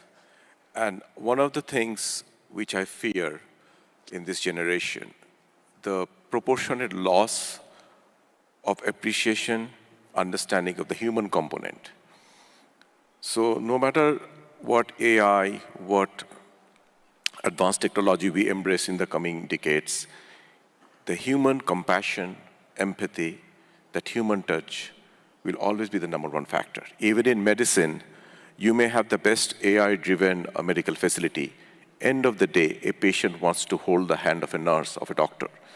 And one of the things I can see right and left, I'll give a very simple, basic example. When kids accompany their parents, even go to any social events, I see kids with mobile and pads, busy, and I've seen very few parents even to tell them that, you need to interact, engage with the people who have come to your home, very basic things.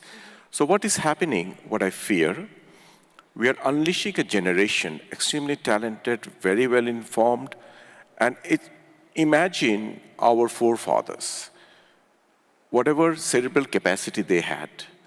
So in the same garage, you're now parking 4 cars because overflooding people with information. So there's an information overload. But God has not changed the composition of your brain. In the same garage, you're trying to park 4 cars where you used to park 1 car, right? So people are very stressed. And one of the reasons you may have noticed, many of the social media-led movement has always not been successful. Why? Because they lacked a proper human face. If you look at last 15, 10 years, even in the political scape, what's happening, why so many young people come to the street, put their life in the line of fire, and then fail? That's a question we have to answer. Where is the missing link? And there, I think parents have an important role to play. We have talked a lot about children, absolutely. But we must not oversight the overarching important role parents have to play. And so just buying a kid a smartphone and giving access is a very shortcut route. And the merit and value of bedtime stories is still as important as it was 20, 30 years back. My concern is in the drive, natural inclinations toward technology, we are sidestepping some basic human factors which continue to shape how we make the future citizens. Thank you. And Dipali, before we move into our closing statements, I wanted to kind of broaden the conversation back to technology. Give us some insight, because I think earlier it was said that technology companies seem to be reactive versus proactive, but it seems that that's the situation that we find ourselves in. The technology comes out, there's a rapid uptake, and the manipulation that comes along with it. But are some of the technology that's emerging, are they going to be helpful tools in being able to guide or ease the protection mechanisms for children, verification of age, for example, using AI to detect some of the deep fakes. Is this also an opportunity moment for us? I think that's a really good question, and it is an opportunity. And let me give you an example. I've been with Meta for over a decade, and when I joined Meta, we had community standards, and which were clear rules about what was okay and not okay to post online. But we were very dependent on user reporting to be able to tell us that that content is bad content and we need to take it down. Over the years, we've heavily invested in technology, in proactive technology, that now we are able to remove a majority of the content before it's reported to us by anyone. So if you look at the latest transparency report that we have where we publish these numbers, we were able to remove, I think, for child sexual abuse material, more than 7 million pieces of content. For bullying and harassment, more than 7 million plus pieces of content. For suicide and self-injury content, about more than 5 million pieces of content. And I think a majority of this content we were able to remove before anybody reported it to us. And that's the work of AI. And we're continuing to work with proactive technology in the areas that you've mentioned, whether it's verifying age, what are the signals that we can look for to be able to identify when somebody is under the age of 18, or continuing to see how we can use this technology to be faster and more effective. And I do think technology has a very important role to play to be able to address some of these harms. And we've been using it a long time, and we're going to continue to build on it to address a lot of these issues that have been raised today. All right, well, there's a lot more that we can discuss on this particular topic, but I do want to give our panelists the opportunity to give their closing statements. Shukran. Thank you. It was very enriching discussions, and I know that the complexities of this digital world, we have one true fact, which is the protection of human, the children rights. It's not an option, but it's a shared responsibility in the digital world. The child has the right to safe digital space, which ensure growth and provide opportunities for skill development. It's a space to express themselves and talents.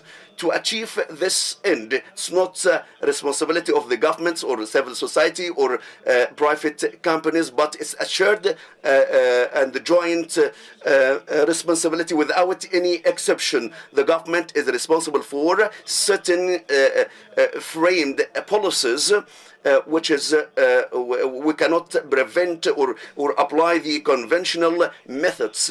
However, the civil society has a greater role to play for the awareness, education, as well as the private companies play a greater role to develop and create appropriate content to children and to their identity and culture, and as well as the comprehensive awareness and appropriate, as I said, to this kind of complexity. So, and the cooperation between international organization and the states, it's very important. No single country can achieve this end without the international cooperation at different levels. And I hope that we create a very safe digital space and landscape for all. Thank you. Today. As we conclude our session, I think that we have to remember the key points that we have discussed, and also the action that we need to take to move forward. I think that together we have the power to make great impact. It's all about commitment. Thank you. Thank you. Yes. wrong and abuse content on the internet, that's bad. Manipulating the kids, that's really bad. We need to fight with that. But now we say that the kids, they spend too much time with mobile phones. But the previous generation was spending too much time playing computer games. The generation before, they were too much watching TV. Before, they were too much reading books. So I am optimistic. We will fix the problems, we will save our kids, and that will be a happy generation. And they will have kids too. And they will face the same problems.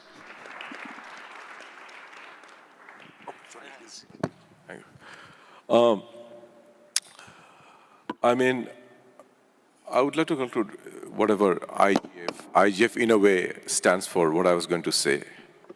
I for inspiring the children to learn, to navigate the web in a manner that adds value to their life.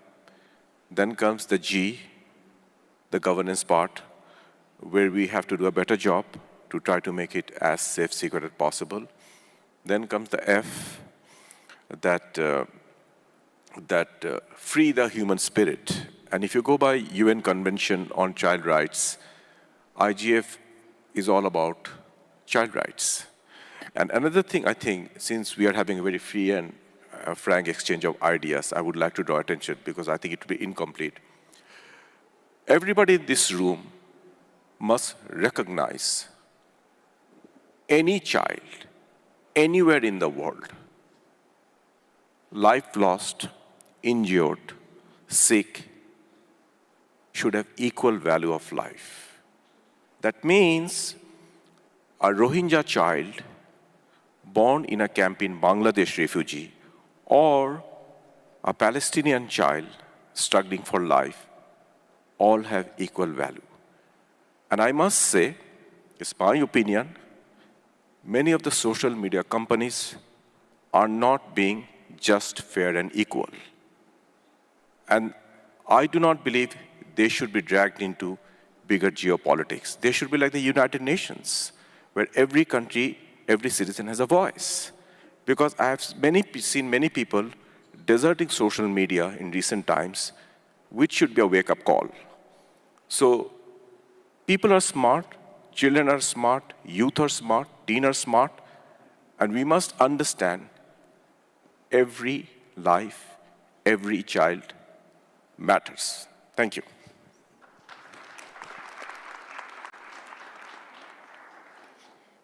I want to close by saying that we're really grateful for the opportunity to be here because a lot of these discussions really helps inform the work that we do on a trust and safety space. So I want to thank the panelists for their very clear and helpful comments.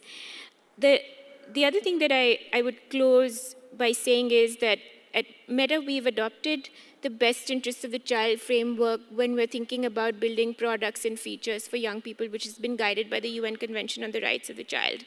I won't go into all the considerations, but two important ones are, one is engagement with the families and teens who use our apps, and which is why we're going to continue to work with parents and teens and experts as we think about building for them.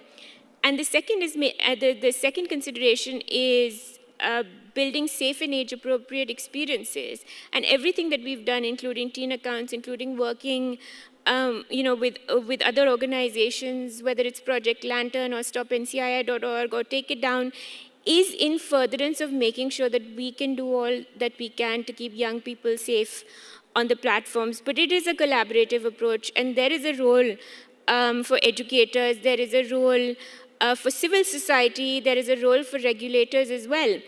And I think it's really important to have more opportunities to come together and develop those roles.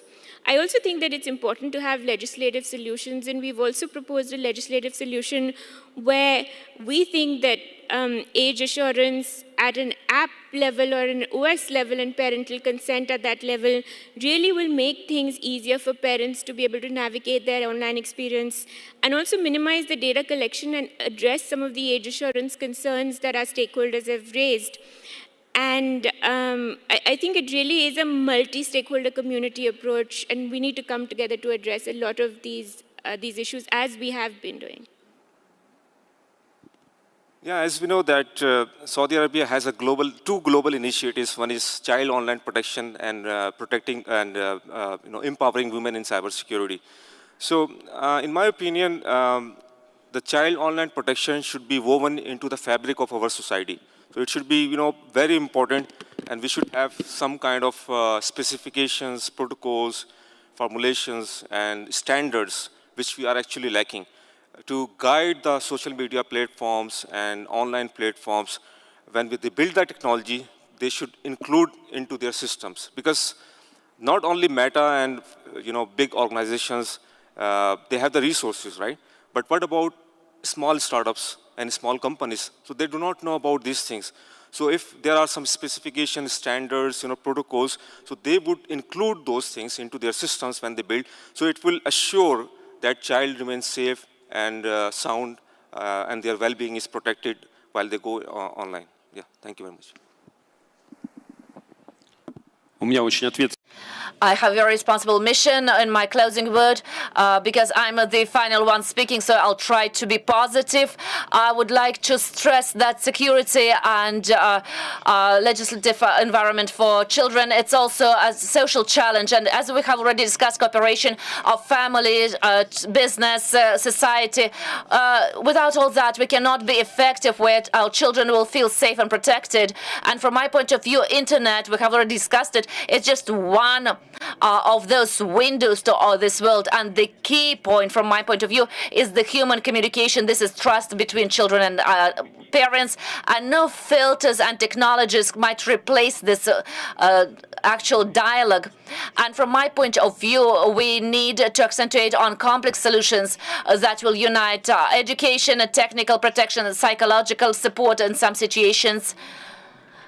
We as Russia, we are ready for international cooperation. We are ready to share with our tools, with our educational programs, and be in some cooperation to protect our children. So let's create a safe and inspiring environment for our children. And let me conclude with this phrase that our children will be smarter than us.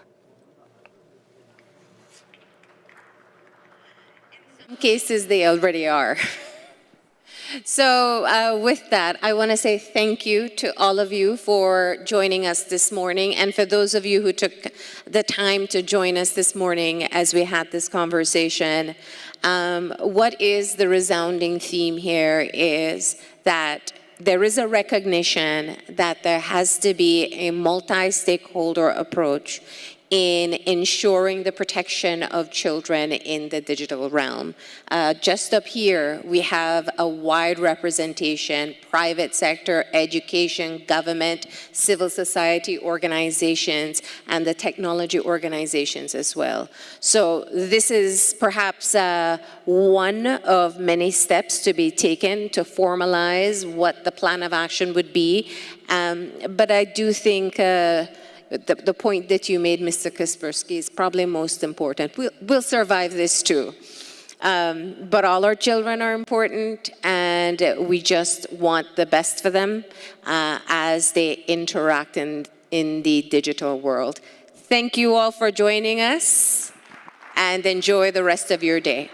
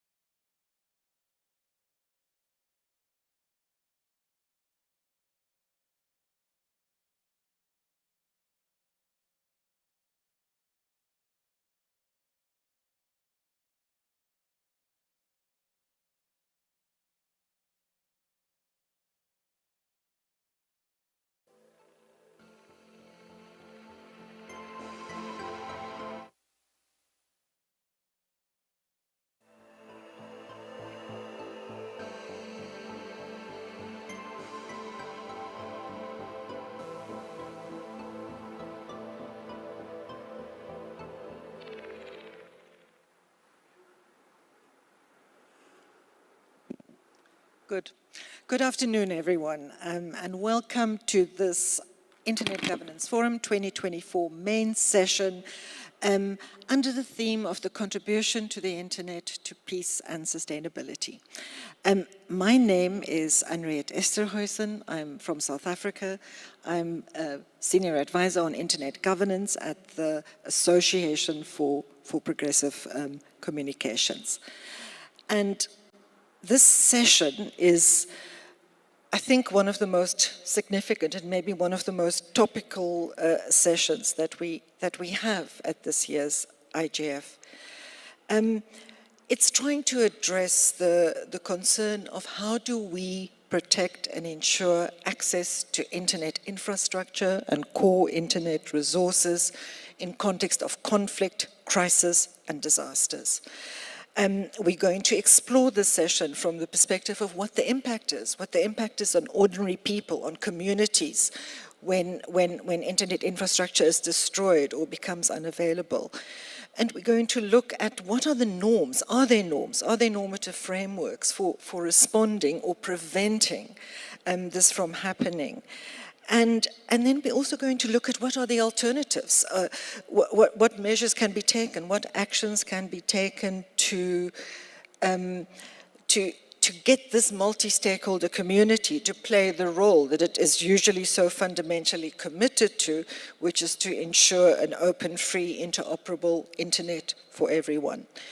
And then finally, we will look at future-oriented actions. Where are the gaps? Are there gaps at the normative level? Are there gaps at the implementation level? And what can the IGF do? So I'm balancing too many devices here. To introduce you to my panel, and then I'm also going to introduce you to my fellow moderator, which is Peter Mitchell from Access Now, who's joining us from New York. I can hear an echo. Can everyone hear the echo? Is there anything we can do about the echo? Should I hold the mic further away? That helps. That helps. Peter Mitchell will join us from New York, and he'll make some opening remarks. But I first wanted to introduce you to my panel. So starting immediately from my left, we have Mohammed Sharif, who's currently with the private sector in a company called Oxica that works with cybersecurity. He's based in the Maldives, but he's previously been a Minister of State for Digital and Communications in the Maldives.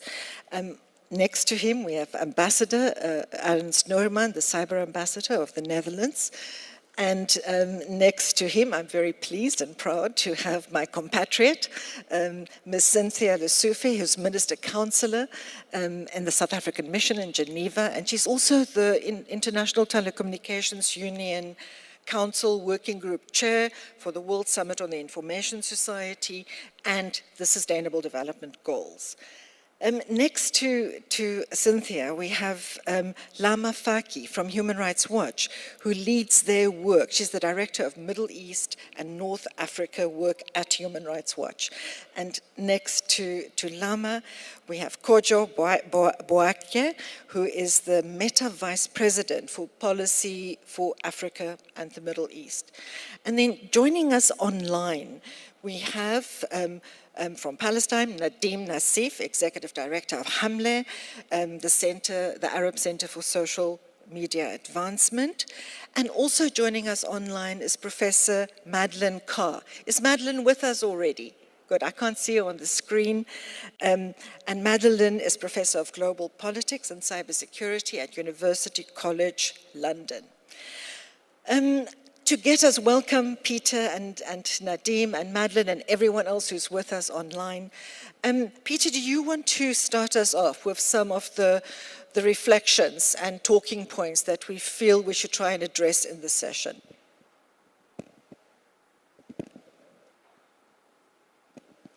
I share your excitement and agree this is a crucially important session. I'm excited to explore this intersection of connectivity, infrastructure, and instability, and how they relate to peace, development, and sustainability. It's core to the work of my organization, Access Now, and my teaching at Columbia University. Taking this beyond, to start, the context of internet governance, but to sustainable development broadly, we have sobering new facts. The Global Multidimensional Poverty Index, published by UNDP in Oxford in October, Peter, 1.1 billion people. just pause a little bit. We have an audio issue. Can our tech support team please help? Peter, try speaking again. Let's test if it works. Maybe if I turn off the mic. Go ahead, speak.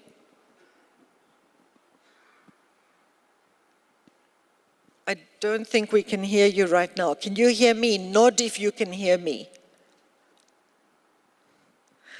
Okay, try speaking.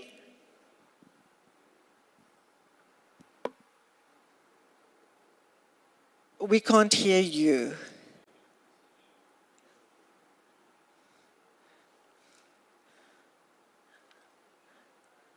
My MAG colleagues here who helped organize this session, can you just check and help us fix this?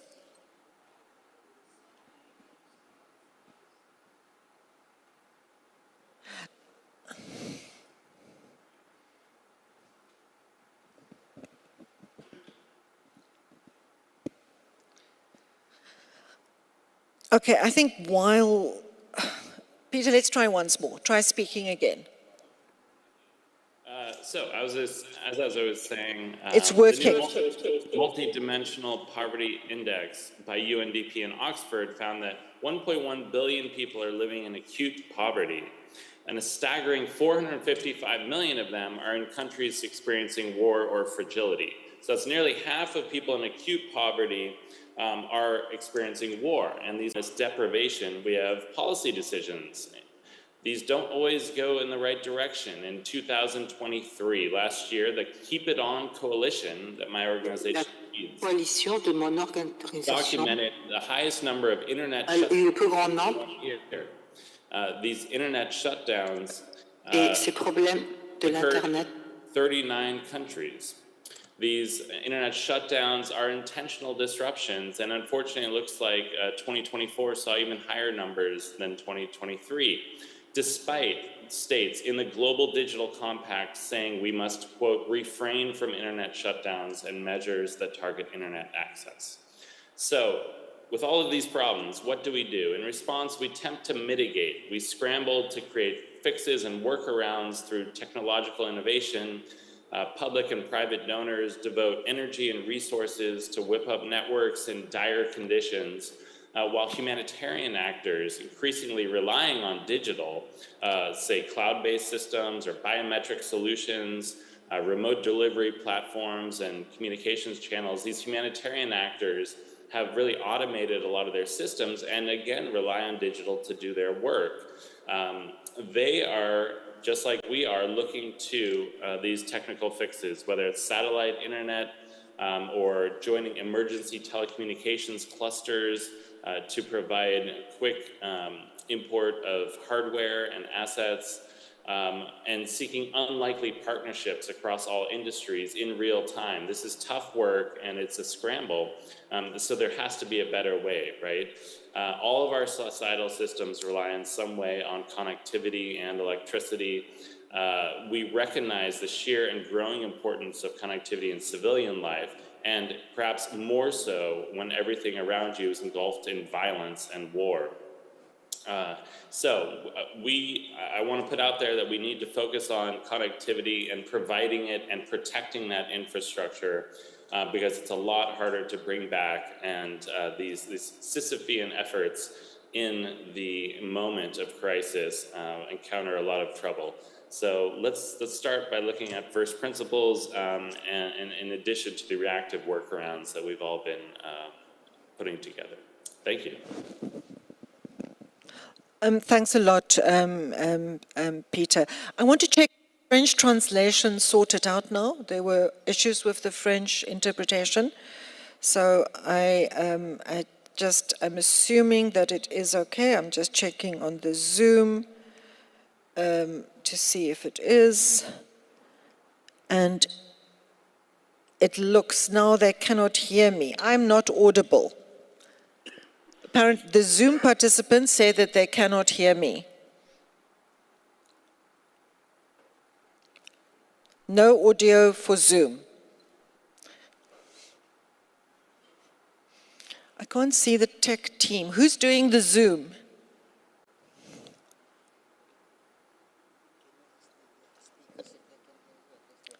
Can you hear me through the headsets?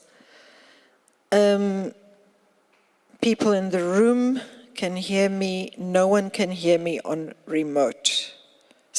You still can't hear me? No. Sorry, Peace, can you please try and find someone who's dealing with the Zoom and sort this problem out? Thank you. The Zoom participants have lost audio completely. Oh, it's back. It's back. Peace, it's fine. It's back. I think it's back now. Good. So let's look at what the impacts are. So Lama, I want you to start.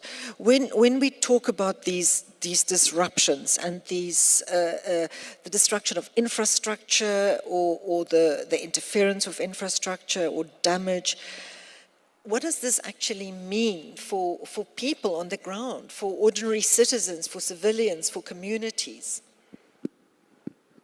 Thank you. I hope everyone can hear me well. During times of conflict, civilians, journalists, first responders... Sorry, I am so sorry to interrupt you, but no, the Zoom audio problem has not been sorted out. So we'll continue, but please can we have our virtual participants able to hear the session? Can you see the transcript? Nadim and Peter, can you see the captioning? Just nod if you are able to. Oh, you can't hear me, so... let's go ahead, Lama, I'll type. Thank you. So as I was saying, during times of conflict, civilians, journalists, first responders, they rely on the internet to document and share evidence of abuse and to provide life-saving assistance. During times of political crisis, protesters leverage the internet to organize online and to stand up for their rights. And yet, time and again, we have seen states and armed groups take action to deliberately shut down access and to destroy telecommunication systems in ways that violate people's rights. In conflicts, as Peter was laying out, there may be multiple causes of these disruptions to communications networks, and they are sometimes deployed in tandem. Palestinians in Gaza have endured over a year of ongoing phone and internet disruption as a result of relentless airstrikes by the Israeli government and other actions that the government has taken. These actions have included damage to core communication infrastructure, cuts to electricity, fuel blockades, and apparently deliberate shutdowns through technical means. According to UN OCHA, on October 10, airstrikes conducted by the Israeli military targeted several telecommunications installations, destroyed 2 of 3 main lines for mobile communication, and this left residents in Gaza reliant on just 1 line for mobile and internet connectivity. It resulted in disruptions to services, and on October 27, at the start of Israel's ground incursion into Gaza, the connectivity came to a grinding halt during an approximately 34-hour communications blackout. Paltel, one of the few remaining service providers that is still operational in Gaza, confirmed to Human Rights Watch in November of 2023 that when service was restored without their intervention, it was clear that the disruptions were intentional. In times of conflict, authorities and armed groups should refrain from deliberately shutting down or destroying telecoms infrastructures because of the disproportionate harm that it has on civilians. When governments and armed groups target the infrastructure, they often justify these measures as necessary for public safety, curbing the spread of misinformation or for legitimate military reasons. But such sweeping measures are more like collective punishment. When the internet is off, people's ability to express themselves is limited. The economy suffers. Journalists are not able to upload evidence of abuses that they are documenting. Students are cut off from their lessons. Taxes can't be paid. And those needing health care often cannot access life-saving assistance. When India blocked access to the internet in Kashmir for months in late 2019, Indian officials justified the action by saying it was necessary to temporarily limit access to the internet during the period of crisis to avoid permanent loss of life. 4 UN special rapporteurs condemned the move, however, warning that the shutdown in Kashmir was inconsistent with the norms of necessity and proportionality. In other words, inconsistent with the law. Practically, at least one study by a researcher at the Stanford Global Digital Policy Incubator has found that shutdowns are actually counterproductive to deterring violent incidents. It tracked a quadrupling of violence when networks were disrupted as compared to cases when the internet stayed on. Shutdowns, they draw headlines, but subtler, equally devastating techniques to manipulate the internet deserve attention too.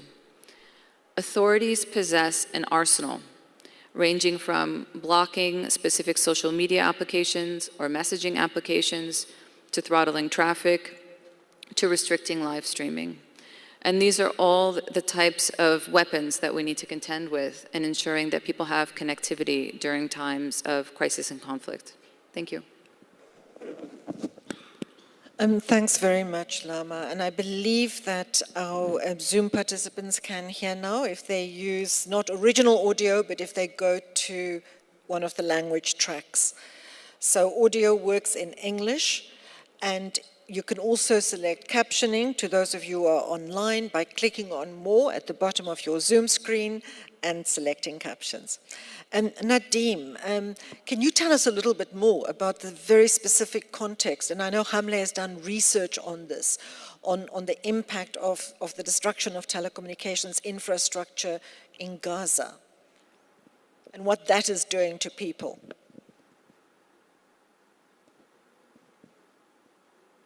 Hi, everybody. I'm not sure if you are hearing me or not because there are issues with the audio.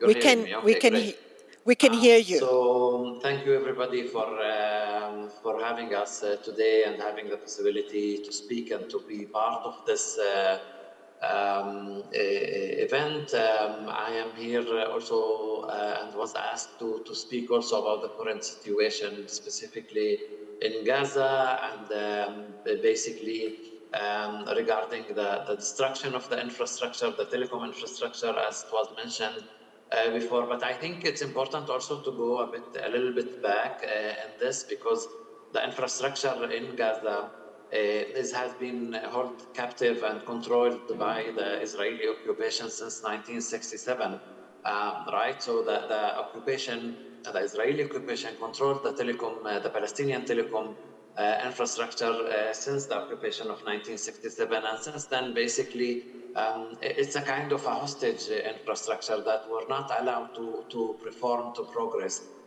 Historically, also, when Oslo agreements were signed by the Palestinian Authority and Israel, it was agreed basically that this arrangement will develop into a Palestinian telecommunication industry or sector that will be independent finally, as there will be independent Palestinian state. I'm talking now about early 90s, 93, 94, with the Oslo agreements, with Paris Accords.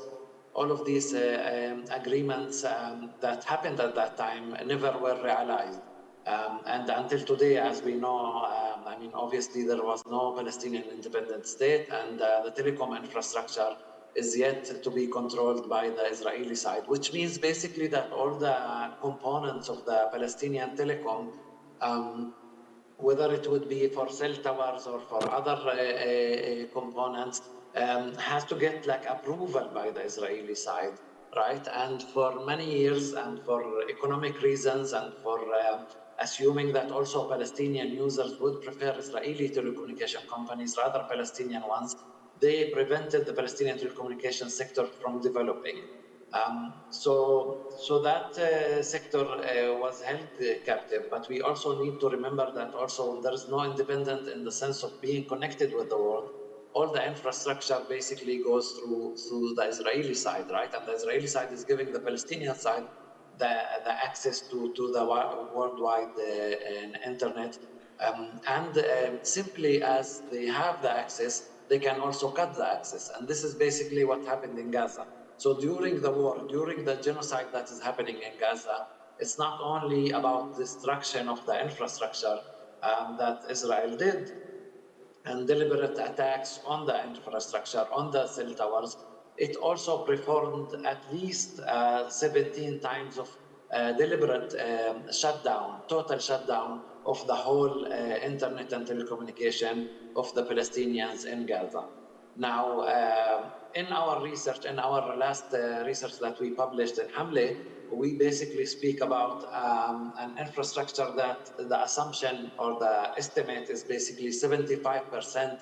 At that time, we're speaking about a research that was done in summer this year, that 75% of the infrastructure was damaged and 50% of the telecommunication infrastructure was totally destroyed.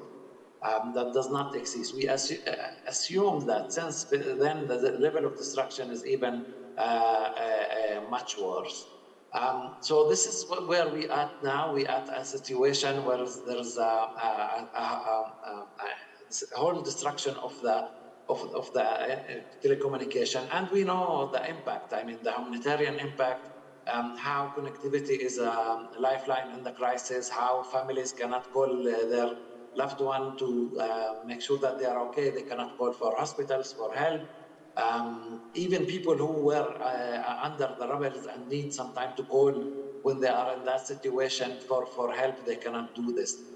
So you can imagine how much this is a devastating situation, that people cannot call for any kind of help, cannot communicate with their families in times of crisis, in times where this communication is most needed. I think it's important really to think about what's happening on the broader context, because if this is being a president, and in wartime countries and governments like the Israeli government can do this, this probably will be repeated in other places, because I think many things and many borders and limits that we were used to be respected in the international law, in the international humanitarian law, are being broke by Israel and violated by the Israeli government. I think we also need to think what's the impact globally on other wars, on other conflict zones when such things happen in the future, and why collectively we need to think about mechanisms, how we can stop that, how we can prevent this, their situation from happening in other places. I think for Gazans, there's a need for obviously for ceasefire, to stop the attack, to stop the genocide, to stop the war. But beyond that, there are immediate solutions that need to be given to Gazans in order to overcome the right now situation, specifically when we speak about emergency people, specifically when we speak about journalists and media people who need the connection. So eSIMs was and still one of the solutions, and there are other technical solutions that the telecom company, the Palestinian company is speaking about, like cells on wheels and other kind of technical solutions. But obviously there's a need for long-term solution, and I think it's really important to emphasize when we speak about the future and hopefully the day after, when there will be ceasefire, that there will be a reconstruction of the Palestinian telecommunication sector, that this telecommunication sector will get the newest technologies in order to move on.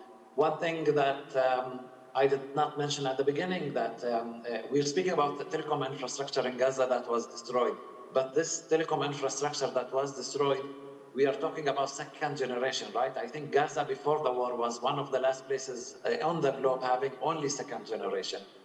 So the need now is basically that the international community will put enough pressure that there will be construction after the ceasefire also on the telecom, and that Israel will allow the newest technology to enter Gaza, to be rebuilt, and to make sure that the people there are reconnecting, and there is a long-term solution happening there.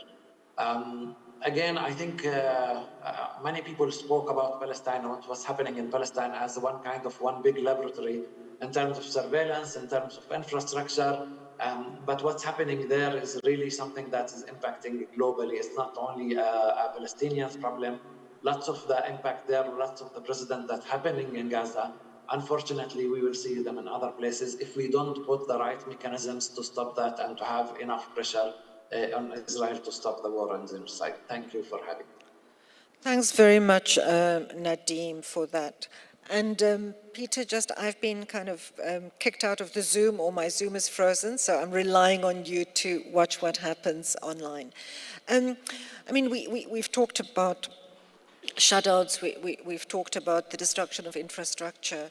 I'm not sure, Lama, I was so busy with the tech issues, if you mentioned sanctions, because I think that's another form of excluding people, such as in the case of Sudan, which has been not just impacted by war and conflict, but also for a long time by sanctions, which has made people not able to access certain applications and services.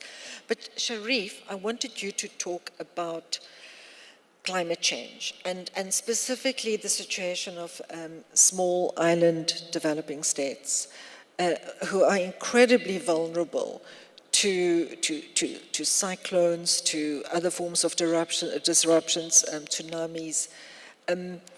How does that kind of, when you have one fiber optic cable link, how does that affect people if it's disrupted?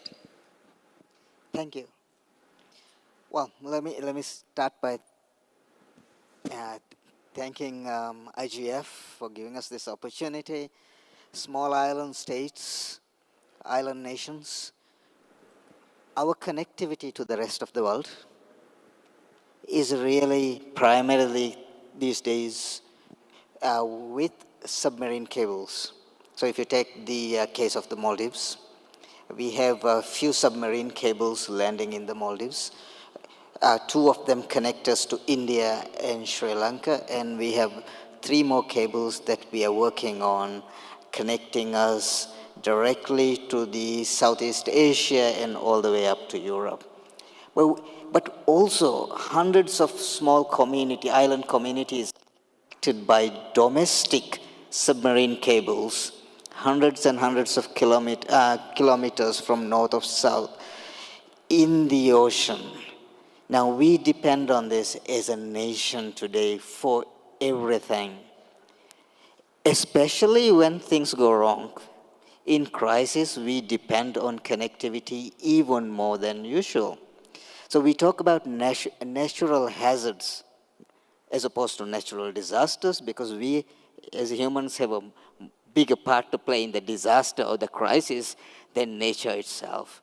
Nature gives us the hazards like earthquakes or tsunamis. But today with climate change, the frequency and the power of these events actually pose significant threat, which means these submarine cables that come onto our islands face threats from erosion of the beaches and the power of tidal waves, right?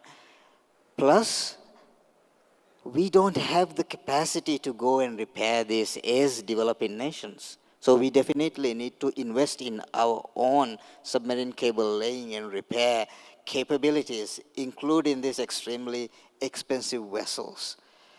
So today, climate change is a new front that is opening up to us.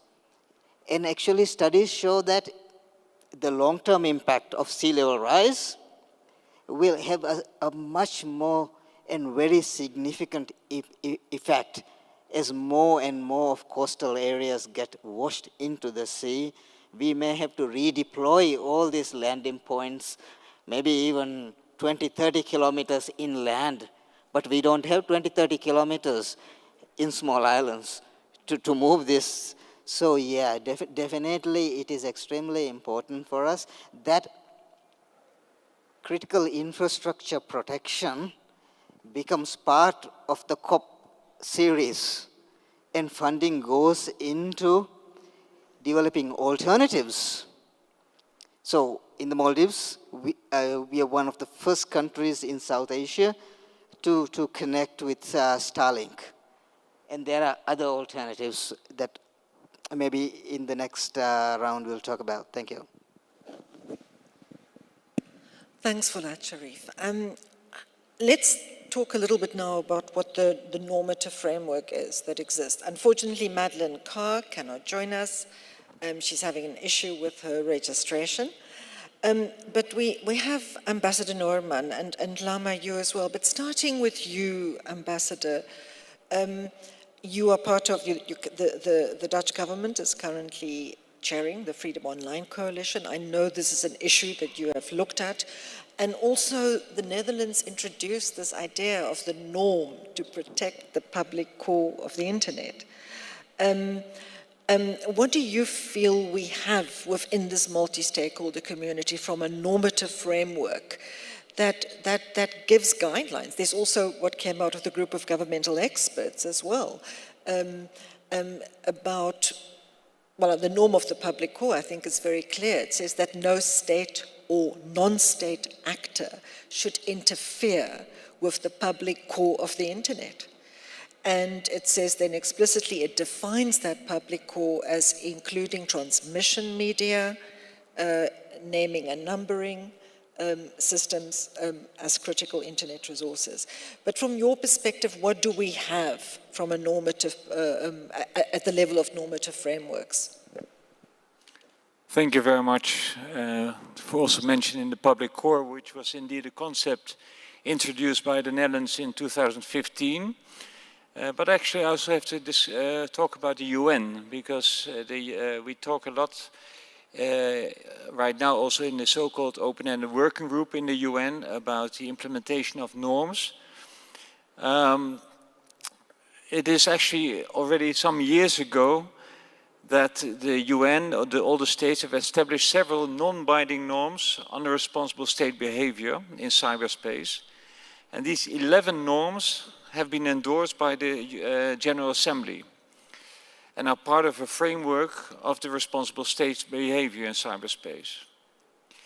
And this framework also refers to the core internet infrastructure. Let me explain how.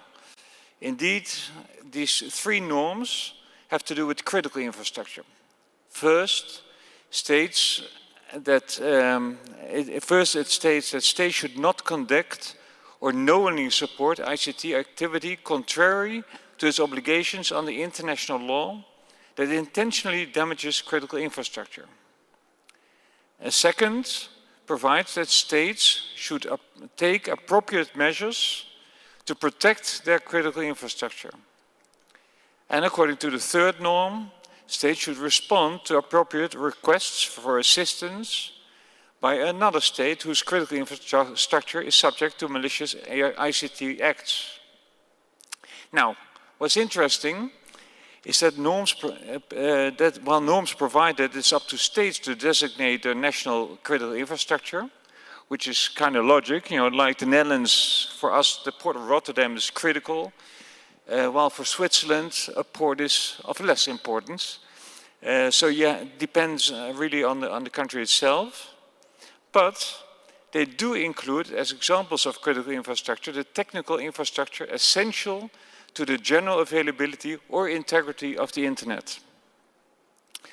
And while these norms are non-binding, they do articulate a clear expectation by the international community with regard to the behavior of states. And for the normative framework to be valuable, it needs to be implemented effectively.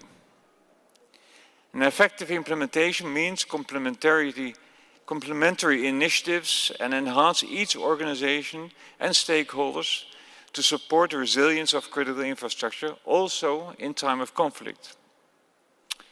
Now, as you also talk about the role of the technical community, part of the also part of the FOC, by the way, the Freedom Online Coalition. Of course, these organizations in charge of the functioning of the internet have a role in ensuring a resilient infrastructure and general availability and the integrity of the internet. Now, who should better understand what is needed other than these organizations? And let me talk briefly also about the role of the ITU. I believe that there's an important role for the ITU in coordinating responses, which is probably a lesser known function of the ITU.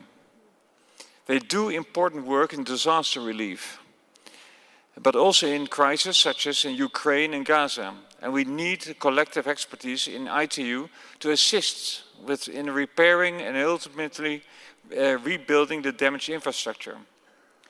In that sense, we also have to plan ahead. And my neighbor already talked a lot about the submarine cables and the importance. And I was just recently appointed as a member of the new International Advisory Body for Submarine Cable Resilience. And this new 40-member body brings together a lot of expertise from different disciplines. And I hope that we can contribute as an advisory body and in further thinking on ensuring how submarine cables can be protected, how it can become more resilient, and how we can quicker repair also in case of malfunctioning or damaging the damaged cables. Because as was already explained, how crucial they have become part of our internet infrastructure. Now, most importantly also with technical organizations such as the ITU, but also ICANN and RIPE and NCC and other regional organizations need to remain neutral for them to be able to function effectively. They also mean for all of us that we need to protect them, so they can do their important work as they have to do. It also means that we should show some restraint in asking these organizations to intervene via the operations in functioning of the public core of the internet or the global digital networks that carry out data. So you talk about sanctions, but on this level we say you should leave them do their neutral work to protect the core of the internet, to make sure that indeed human rights workers, activists, journalists, healthcare workers can keep working on and using the internet. Thank you. Thanks, Ambassador Dome. And you actually make it sound so clear and simple, and yet we know in practice it's not. But Lama, are there human rights norms and international human rights law that applies in these contexts? Thank you. And in parallel to the normative frameworks that the ambassador clearly laid out, we have also the legal frameworks of international human rights law and humanitarian law. And under international human rights law, governments have an obligation to ensure that internet-based restrictions and attacks on infrastructure are both necessary and proportionate to a very specific security concern. General shutdowns and attacks on infrastructure violate multiple rights, including the rights to freedom of expression and information, and hinder other rights, like the right to freedom of assembly. In their 2015 joint declaration on freedom of expression and responses to conflict situations, United Nations experts and rapporteurs declared that even in times of conflict, using communications kill switches can never be justified under human rights law. Multiple UN resolutions have condemned intentional disruption of internet access, and they call on states to refrain from carrying them out, including during conflict. And now when it comes to the laws of war, while computer network attacks or cyber warfare are not specifically addressed in the Geneva Conventions, the basic principles and rules on the methods and means of warfare remain applicable. That means that attacks must be targeted against military objectives. They can neither be indiscriminate nor disproportionate. So for example, an attack on an electrical grid that causes long-term harm for the civilian population is likely to be unlawfully disproportionate, whether carried out by airstrikes or cyber warfare. The principle of necessity under human rights law permits measures that accomplish a legitimate military objective that are not otherwise prohibited by international humanitarian law. But shutting down the internet may serve a legitimate military purpose, such as denying belligerent forces a means of communication. However, the principle of proportionality prohibits actions in which the expected civilian harm is excessive in relation to the military advantage. And we know that internet and phone shutdowns and attacks on critical infrastructure can cause considerable harm to the civilian population, including leading to death and injury by preventing civilians from communicating with each other around safety considerations, limiting them from being able to access medical facilities and sources of food and shelter. They also hinder the work of journalists and human rights monitors who can provide information on the situation on the ground, including reporting of possible laws of wars violations. And importantly, the restrictions hamper the ability of humanitarian agencies to assess and provide assistance to populations at risk. The lack of information regarding the conditions and circumstances facing the affected population may also increase the likelihood of injury and death. And I think this is very acute in the case of Gaza, which Nadim has also laid out for us.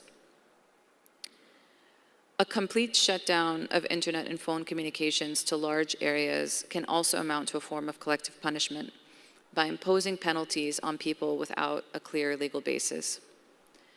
And with regard to the ITU, Article 34 of the ITU's Constitution on the stoppage of telecommunications gives license to ITU member countries to block telecommunications in, quote, which may appear dangerous to the security of the state or contrary to its laws, to public order, or to decency, end quote. While Article 35 on the suspension of services gives member states, quote, the right to suspend the international telecommunication service. These articles have been invoked by some states as granting legal authority to block communications, including to implement internet shutdowns. These provisions must, however, be applied together with and subject to the additional obligations that states have under international human rights law to respect the rights of freedom of expression and other applicable rights. Both the Office for the High Commissioner for Human Rights and the Special Rapporteur on the rights of freedom of peaceful assembly and association have called on states to consider revising those provisions in order to align them explicitly with international human rights standards. The Special Rapporteur has also recommended that the ITU issue guidance clarifying that those provisions should never be understood as authorizing internet shutdowns.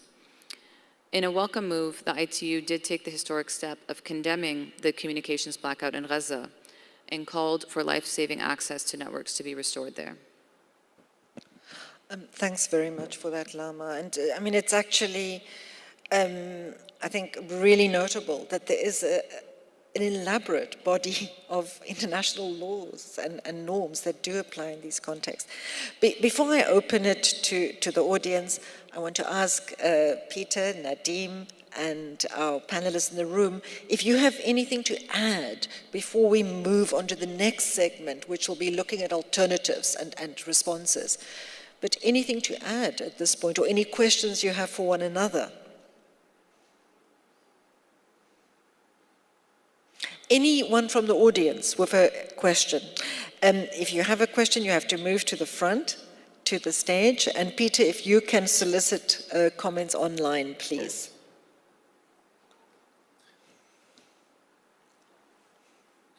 Definitely.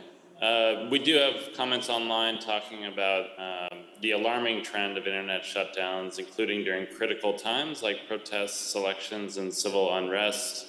If I could use my prerogative, I would just add that those ITU rules even do require some process, some procedural requirements that states notify the ITU, for example, of the disruptions and the reason for the temporary stoppage and blockage in telecoms.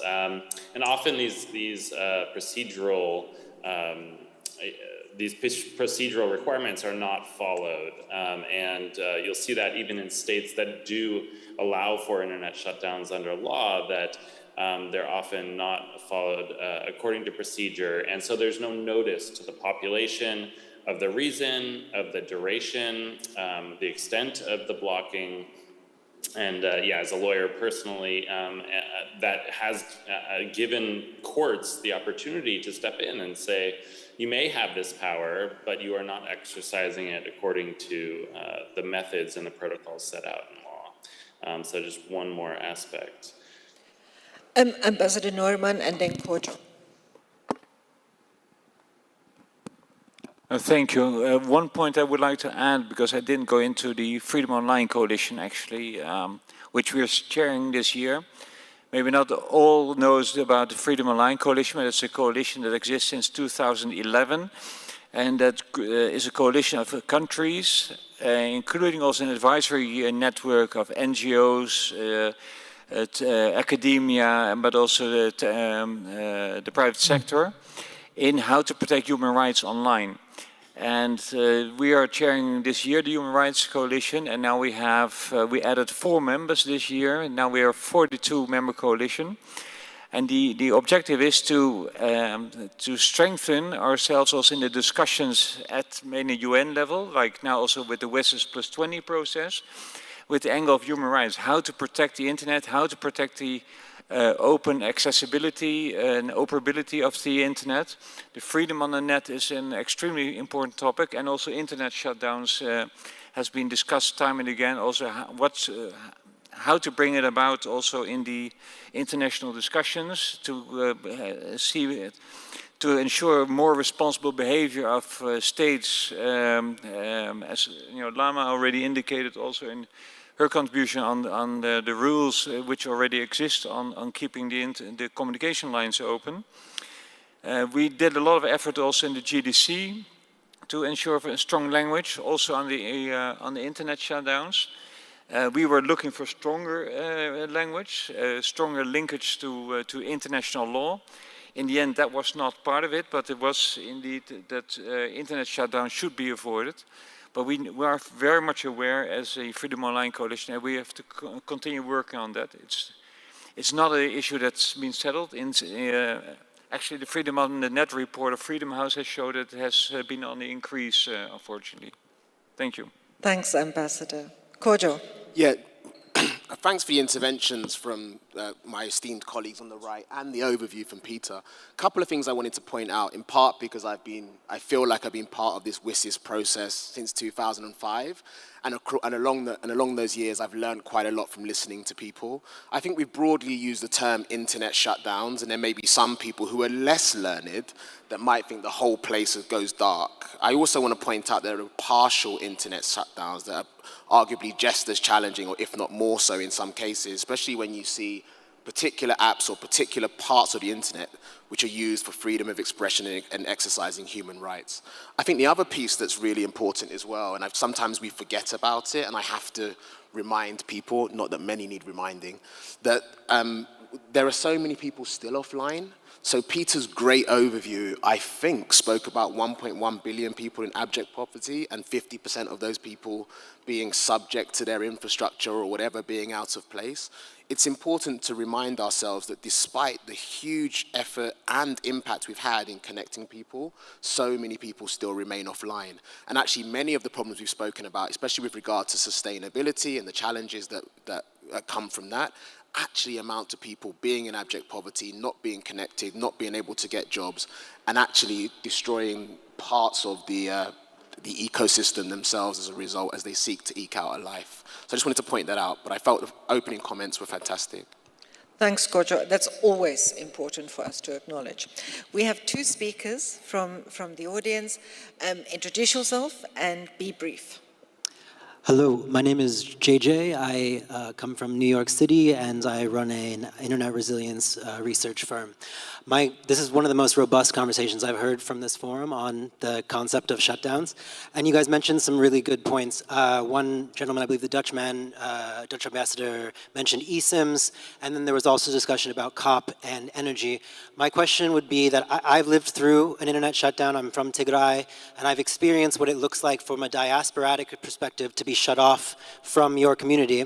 So my question would be, if we accept that the internet infrastructure is tied to the power infrastructure, and we accept that eSIMs in Gaza have allowed for still a constant live streaming of the atrocities, then do you feel that as a coalition, the UN and various member states have a duty to their citizens who are from those regions that they have encouraged to emigrate to their countries for various economic benefits and support? Do they have a duty to focus on eSIMs and power infrastructure because their citizens deserve the ability to connect and communicate with their family members in these shutdown regions? And how do you see a coalition that actually focuses on these nation states' duty to their citizens to get involved in these conversations?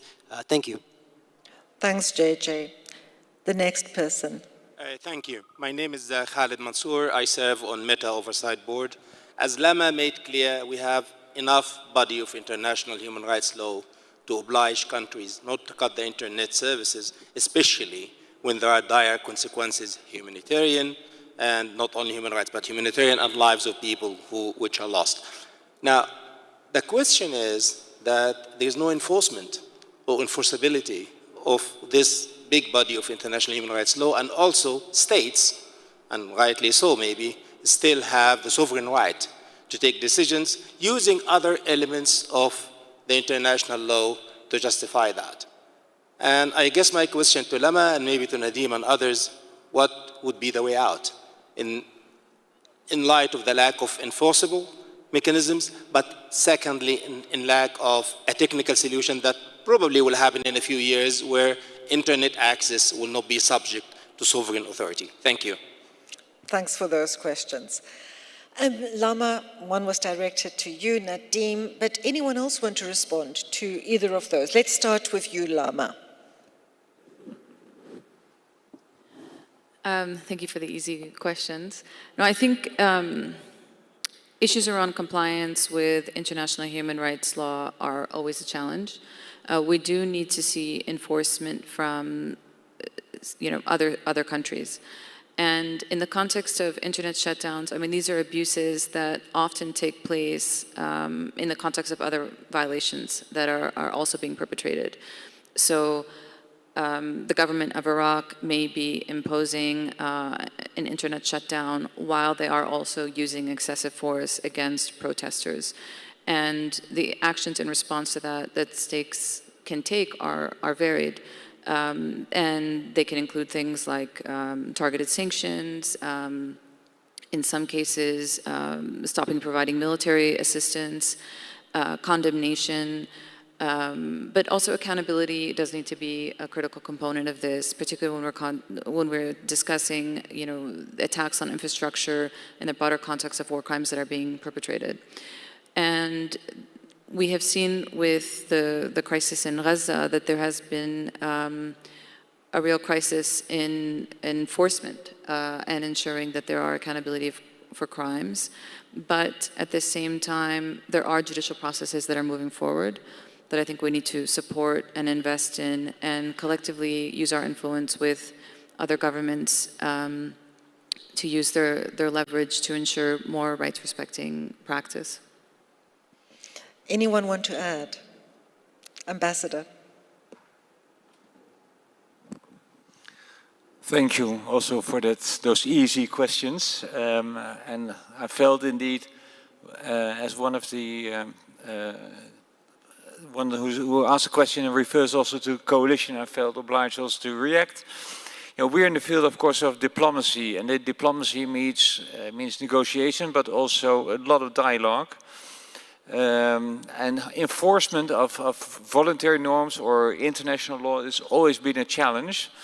But it doesn't mean we are excluded from the responsibility to really have serious, in-depth consultations with other countries.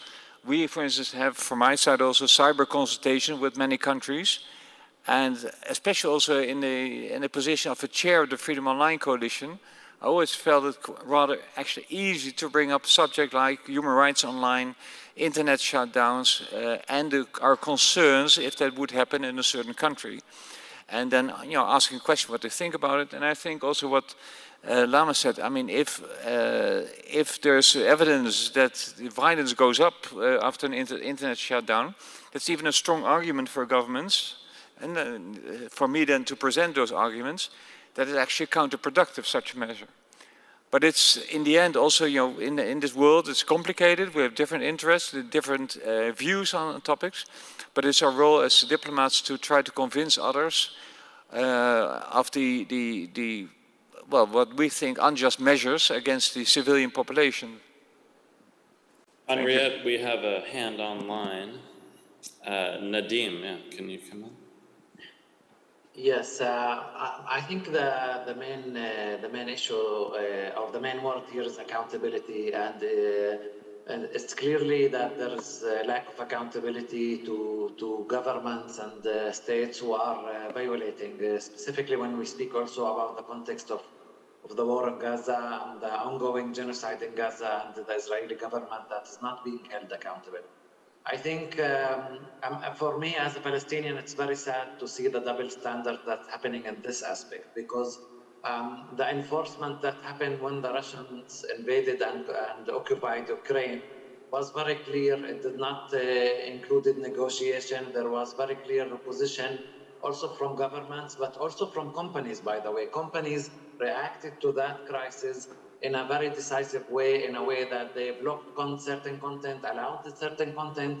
Companies like Starlink and others suggested help and gave help, not in a conditional way. This was totally the opposite when it comes to the Palestinians and when it comes to the Israeli government and how being dealt. And I think this is just, we learned from this that there is double standard in the way that some of the Western companies and some of the Western governments are dealing with the situation. I'm not saying that this should not, it is great that it happened in Ukraine, and it's great that there was a decisive approach. The problem is that this approach does not happen in the global majority countries when there's a tragedy, a conflict, a genocide. I mean, I'm speaking about Palestine, but I can speak about Tigray, I can speak about Myanmar and other places, and how those people who are supposed to be protecting democracy and human rights values and enforcing did not have any clear say or any clear action in those cases. Thanks, Nadim, for mentioning that. And I think that's one of the issues we want to address in this session. How do we have a more coherent, consistent response, both in terms of international and international humanitarian law, but also from the internet global multi-stakeholder community? Let's now move on did you want to add something there quickly? Quickly, I feel we didn't respond to JJ's question, and I just wanted to say, I think in some respects, the answer to internet shutdowns has been, the response has been more from private sector engagement in terms of trying to find solutions for people on the ground. And I hear you in what you're saying in terms of what more can states do to ensure that their residents or their citizens are able to maintain connectivity with others and where they're suffering from internet shutdowns. But I do think it's a space where innovative solutions coming from the private sector can really also reinforce what governments are doing to try to keep people connected. And I think, looking at how eSIMs have been used in Gaza, but also thinking about how people have tried to circumvent shutdowns in places like Iran, there needs to be a strong alliance there in terms of thinking through the solutions. Thanks, Lama. Yes, what responses? Let's move on to this. And Kojo, to start with you, what are the alternatives? How do private sector companies, how can they respond? What are the concrete technical, operational and policy measures? And I see Peter is just also adding a question here. can international laws regarding to shutdowns be taken to international courts? I mean, I think, Lama, you implied, yes, we can. But, Kojo, yes, the private sector, how does it respond? And how can it respond in such contexts? I like to think that our approach and effort to responding is comprehensive, despite some of the challenges that people have outlined, not only in their comments, but also in their questions. I think as you spoke, you asked about policy. So for us as a company, we have founded our work on human rights principles. We have a global human rights policy. We're part of the Global Network Initiative alongside other companies. We have the UN guiding principles on business and human rights as well, that all our work is founded in. And I think having that mainstreamed into the company, not just within policy teams and not those teams that just focus on human rights, but into everything we do in terms of product development as well, is a super important start. And then I think it's about analyzing some of those issues. The short-term shocks we have in terms of total internet shutdowns and partial internet shutdowns that I mentioned, where particular services or parts of the internet are shut down, is something we've been thinking about for a long time. I think Lama just spoke about what do we do when governments, and I think the example was Iran, but we could cite a number of other governments who have sought to shut down the internet, either by destroying infrastructure or in some cases phoning mobile operators and telling them to turn a service off. We can think about how we might continue to deliver services to ensure that people don't remain voiceless. One of the steps we've taken is with WhatsApp, for example, which I think everybody here, I assume, has used. Unfortunately, not being able to make calls here from KSA, hopefully soon, but has used in some way. With WhatsApp, we've built a proxy service to WhatsApp where volunteers and others around the world set up servers to enable people to continue using a version of WhatsApp that enables them in places like Iran to carry on connecting with people, to carry on delivering services and help and sharing information about what's going on. I think that's important. But I think I've also been struck by, over my 8 years with the company, the way we've approached infrastructure. So one of the challenges that a number of people on the panel have mentioned are the challenges we have around infrastructure, certainly submarine cables. This was a vivid example where submarine cables are cut. I am heartened by the fact that our most recent builds, like to Africa, the longest submarine cable in the world, the first to connect east to west, west to east of Africa, however you want to do it, more capacity than all the cables at the moment.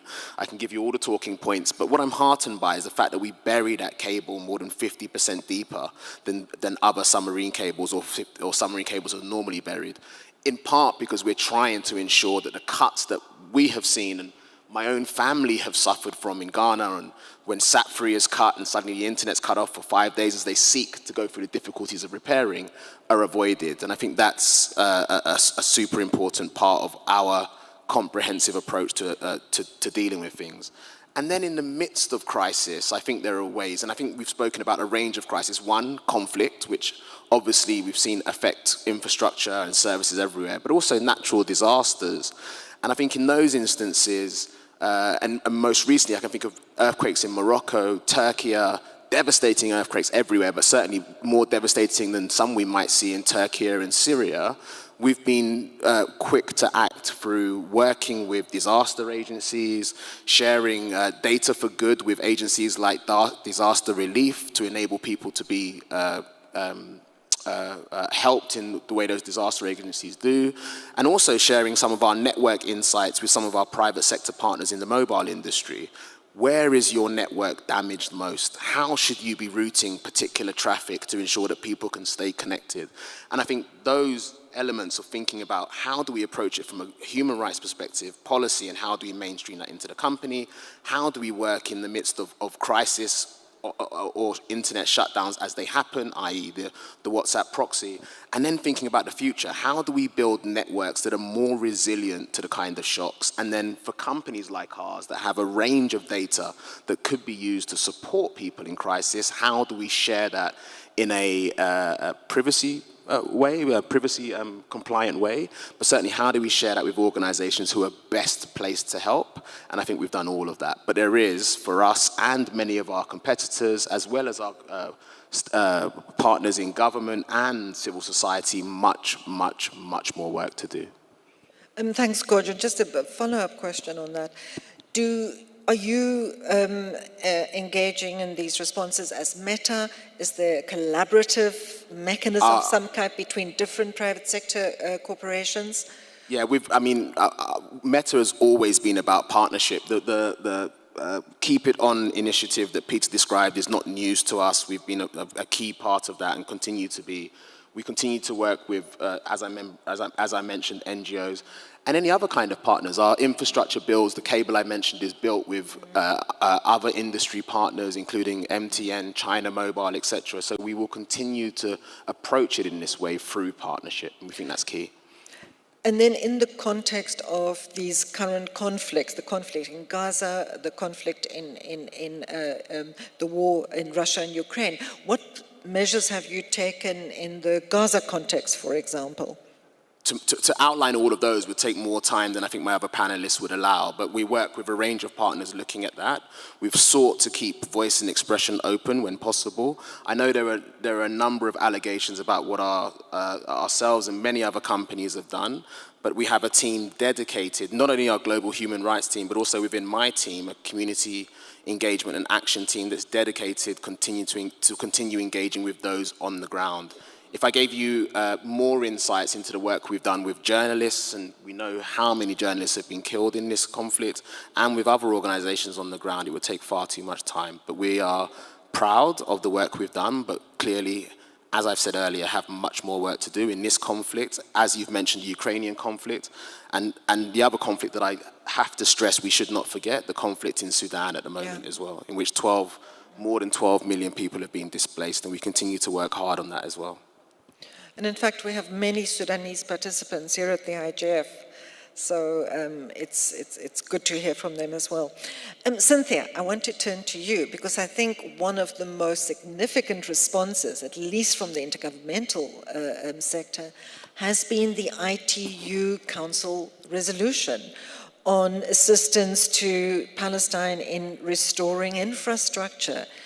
And I think it's been very significant that certainly from where I look at this issue, we've probably had a more public and a more deliberate response from the intergovernmental community than from the multi-stakeholder community, which I think is a challenge to the IGF. But tell us a bit about that resolution, how it came about, and how you see it having an impact. Thank you. And I also want to take this opportunity to thank the organizers to give us this opportunity to come and speak here. Perhaps the first thing that one would want to highlight in terms of the role of the ITU in as far as the issue of Palestine is concerned is to firstly look at the preamble of the ITU Constitution, which is quite clear in terms of the increasing significance of the telecommunication in supporting the economic and social development of all nations. And the convention of the ITU goes further to state that its objective is to facilitate the development of telecommunication services and also to provide the widespread benefit of new telecommunication technologies for all people around the globe. And earlier on, we heard about the persisting digital divide that the world continues to experience. And maybe just to give specific numbers in terms of what the ITU has published to date, in terms of the people who are online, we have about 5.5 billion people who are online, which then would give us an estimate of about 68% of the global population online.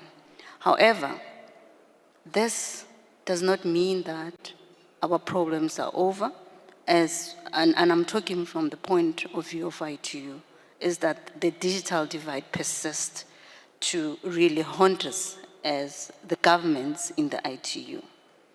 And having said that, you mentioned that the ITU has been, adopted a resolution, a council resolution, but perhaps there's a need to also mention that before the adoption of the council resolution, this year in 2024, the ITU have actually adopted a number of resolutions to assist the rebuilding of the telecommunication infrastructure in countries which are in need. For instance, there's a plenipotentiary conference which the ITU adopted, which is Resolution 125, which, among others, is calling for a framework of activities by the three sectors of the ITU to continue and enhance in order to provide the assistance and the support to Palestine for building and developing its telecommunication infrastructure. And it is also, that resolution is also calling to enable Palestine to urgently extend and install and own and manage its own fiber and broadband telecommunication networks, and including fiber optics links between governments and major states. But in addition to that, there's another plenipotentiary resolution that the ITU has adopted, which is on assisting and supporting countries in special need for building their telecommunications sector. And that resolution in particular, it resolves that the special action undertaken by the General Secretary of the ITU and the Director of the Development Bureau, with special assistance from the Radio Communication Bureau of the ITU and the standardization sector, should continue to be activated in order to provide appropriate assistance and support to countries in special need. Referred to, there is an annexure to that resolution which lists all the countries that needs assistance in terms of rebuilding their telecommunication infrastructure. But again, as you've said, the ITU recently in its Council of 2024 adopted the ITU Council resolution, which is a new resolution in addition to what I've mentioned. And the resolution, it is actually calling for continue assisting in the monitoring and providing regular reports on particular needs of Palestine in the field of telecommunication, and to prepare proposal for effective technical assistance. And among other things, that resolution resolves to direct or to instruct the directors of the three sectors of the ITU to particularly to monitor and provide regular reports on particular needs of the Palestine in the field of telecommunication, and to prepare proposals for effective technical assistance. And in addition to that, to carry out the assessment on the impact of the war in Palestine on ITU programs and activities in the region, and to provide the report to the Council. And thirdly, that resolution calls to ensure adequate financial and human resource mobilization, including under the budget of the ITU and the Information Communication Technology Development Fund, for the implementation of the actions that are proposed by the number of ITU resolutions. And with this, it is quite clear that the ITU is really, and its members, is trying to put together the resolutions that are guiding its membership to ensure that the problems that are currently experienced in Gaza and any other country as a result of the devastating wars and the conflict that are happening in the world, the ITU is actually putting in place measures and procedures to ensure that those countries, they rebuild their telecommunication infrastructure. And I think I'll stop at this. Thank you. Thanks a lot for that, Cynthia. And you know, I think it's also worth us looking and sharing if there are people in the audience or online from the internet technical community that have engaged in similar initiatives to respond and assist, to share that as well. Because I would assume also, Cynthia, that implementing that resolution will require collaboration. Not, you know, ITU member states are not going to be able to do that on their own. They'd have to work with the private sector, they'd have to work with national ministries, civil society, and the technical community. But I want to hand over to Peter here. My battery is also running out. Any comments online that we should share, or any questions you have before we go into our final segment, which is looking at what can this community do to help get us to a more concrete place of securing access and infrastructure. Thank you so much. I do want to follow up on that great presentation of the work at the International Telecommunication Union. It's really been remarkable and heartening to see that really swift action across the ITU in response to the conflict and the war in Gaza. And as you say, coming out with coordination programs that are applicable across many situations of conflict and crisis. So building on that, I wanted to ask what coordination should we expect from humanitarian and aid agencies to provide populations they serve with access to the internet or to secure and open communications tools. Now, I know, in Sudan, for example, those agencies have trouble fulfilling their missions of accessing people in need, and in those places, there are citizen-led mutual aid groups standing up to play a role in ensuring access. While in Gaza, as we've heard, there are restrictions on the transfer of telecoms hardware and assets to those in need. So what can we expect and what should we expect from these aid agencies? Anyone wanting to respond to that? Cynthia, Lama? Kojo, did you not hear the question? No, I didn't. Could you repeat it, please? The question is what response from the international humanitarian agencies? Is that right, Peter? You can repeat the question. Okay. Sure. So I was noting that in places like Sudan, humanitarian aid agencies are having trouble accessing the populations in need, and their mutual aid groups have played a role in providing access to the internet. In Gaza, there are restrictions on transferring telecoms hardware to populations in need. In these situations, what should we expect of humanitarian and aid agencies to fulfill their mission of protection of civilians and the provision of aid?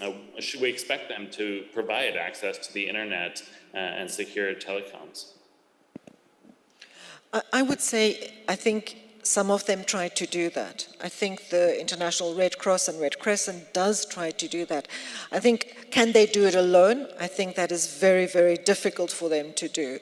I think they recognize that they need to do that, but it's extremely difficult for them to do that. And not all of them have the capacity to do that. But Cynthia, I see you wanted to add there. Yes, and thank you.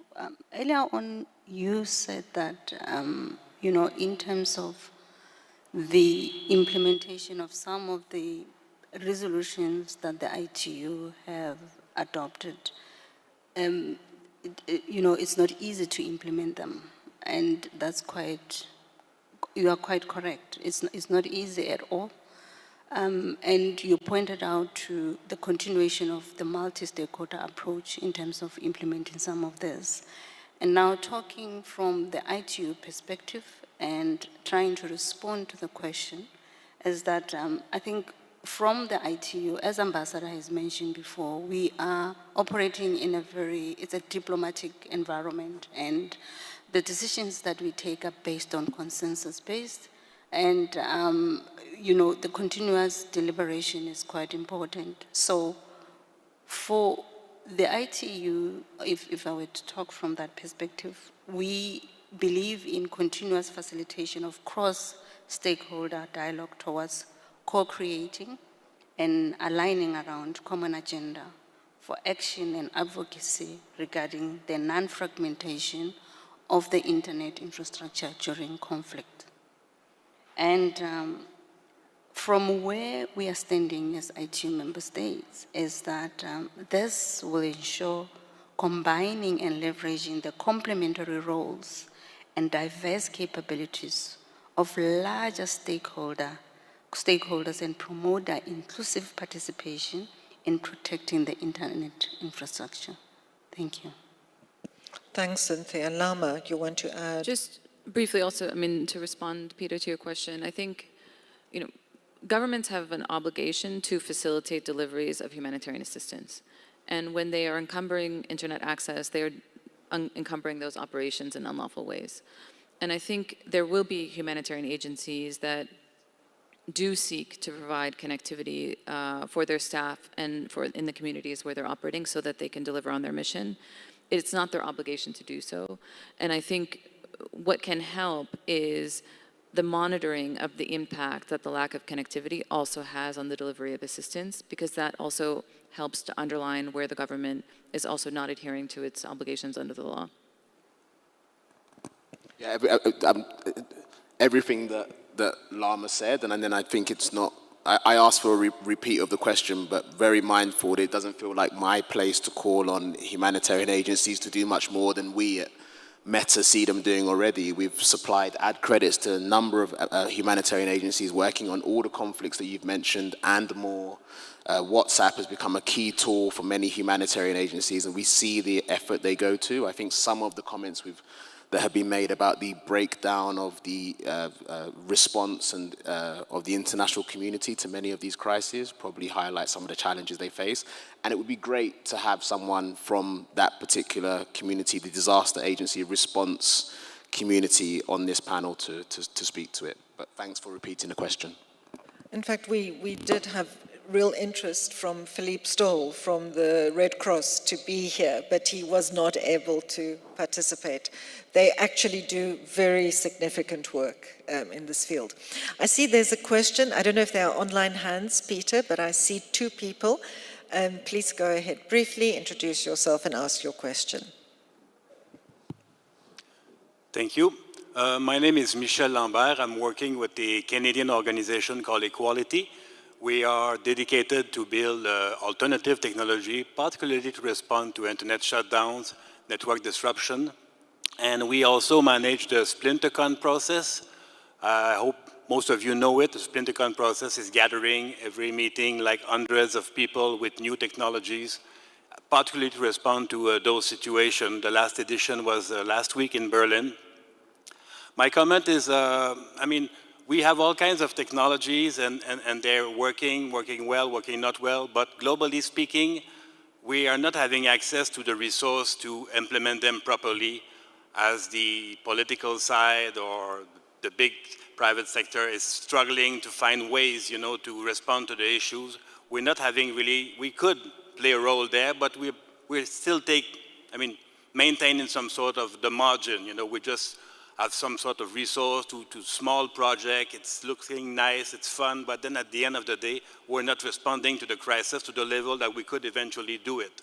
So I feel that's a bit of a lost opportunity that the world is having here, and that we could engage more, particularly in protracted crisis, where we know that tomorrow there'll be another situation and we still are not engaging enough to use the resource that we have. So it's a call. We are here, that community is here. It's an alternative to response, and we could eventually contribute more if there would be some means to engage with us. Thank you. Thanks, Michel. And I think we're going to come back to how this community can respond soon. The next speaker, please. Yes, hi everyone. My name's Mike Walton. I'm from the United Nations Refugee Agency. I just want to flag up the Connectivity for Refugees project that we work on, and that is truly a multi-stakeholder approach in working with ITU, GSMA, and many governments on this. So connectivity in crisis is critical. As soon as they're connected, then information is critical. We have 14 million refugees visiting our help websites. Without that access, they would not be able to have access to that information. But I also want to flag up that as soon as those connectivity and those communication channels are up, they can also be the subject of misuse. And across the multiple languages and the multiple platforms that exist, it's a question to the panel, how can we make sure that we can moderate and we can ensure content policies are properly policed or managed when there are so many different languages and so many different capacities in place? And what's the balance between the people role in this and what's the balance between the AI role in that, if there is one at all? Thank you. Thanks for that. We actually fairly deliberately did not want to delve into content moderation because it is in itself such a challenging issue. But I'm going to let Peter take over from me right now. And I see Nadeem has his hand up. Yes, just before there's some comments in the chat about also an initiative in Ukraine of operators trying to provide hardware and support to keep the internet working. There's also concern about states asserting kind of sovereignty and sovereign rights and to push back against, I think, efforts to serve populations in their states. So yeah, Nadeem, please take it away. Thank you, Peter. I just wanted to add something. I know that you, Henriette, said you don't want to get into content moderation, but just to say that it's important also to speak about access on platforms, access that is responsibility of the companies, because we are speaking about physical infrastructure and to get the access through them. But what would happen if you do have the internet access, but the platform is deplatforming you or preventing you from using it? And we saw this in social media platforms, including Meta, that is deplatforming and restricting accounts during the war in Palestine and in other places, not allowing newsworthiness, not allowing journalists to do their job, not allowing also human rights defenders to document the violations that are happening on the ground. But this is not only social media issue, this is also a payment platform, digital payment platforms. We know that PayPal, for example, a major one, is not allowing certain countries to use its platform, and this is very problematic. We know that there are crowdfunding platforms that have been deplatforming certain people when they try to make donations for Gaza or for other places. So just to say that it's not only about the infrastructure, we need also to speak about the access that people have or do not have, from which countries, especially when it comes to the global majority, that they are either not allowed to use this platform or they are, even when they are on the platform, they are being deplatformed. And I think this is also an important issue to deal with.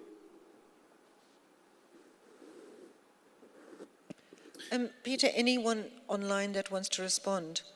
Anyone here that wants to respond?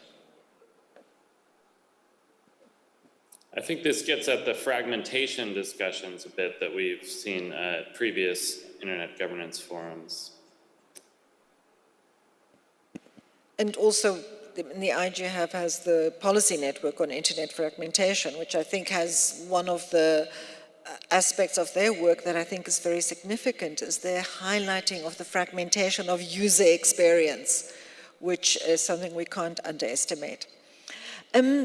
Any of the panelists want to add anything before we go into our what next segment? Any other questions from the room?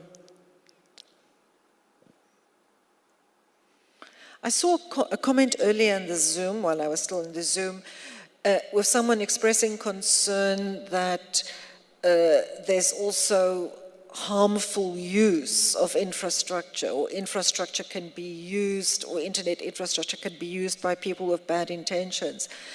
I think that's actually an important point, but I want to come back because I think Lama covered that. And I was part of the Global Stability Commission, or Global Stability of Global Commission Stability of Cyberstates, who worked with the public core norm. And our conclusion is that when it comes to the internet, it's very difficult to isolate what part of that infrastructure is being used by hospitals, by aid workers, as opposed to what's being used by bad actors. And I think your point, Lama, about proportionality is very, very relevant here.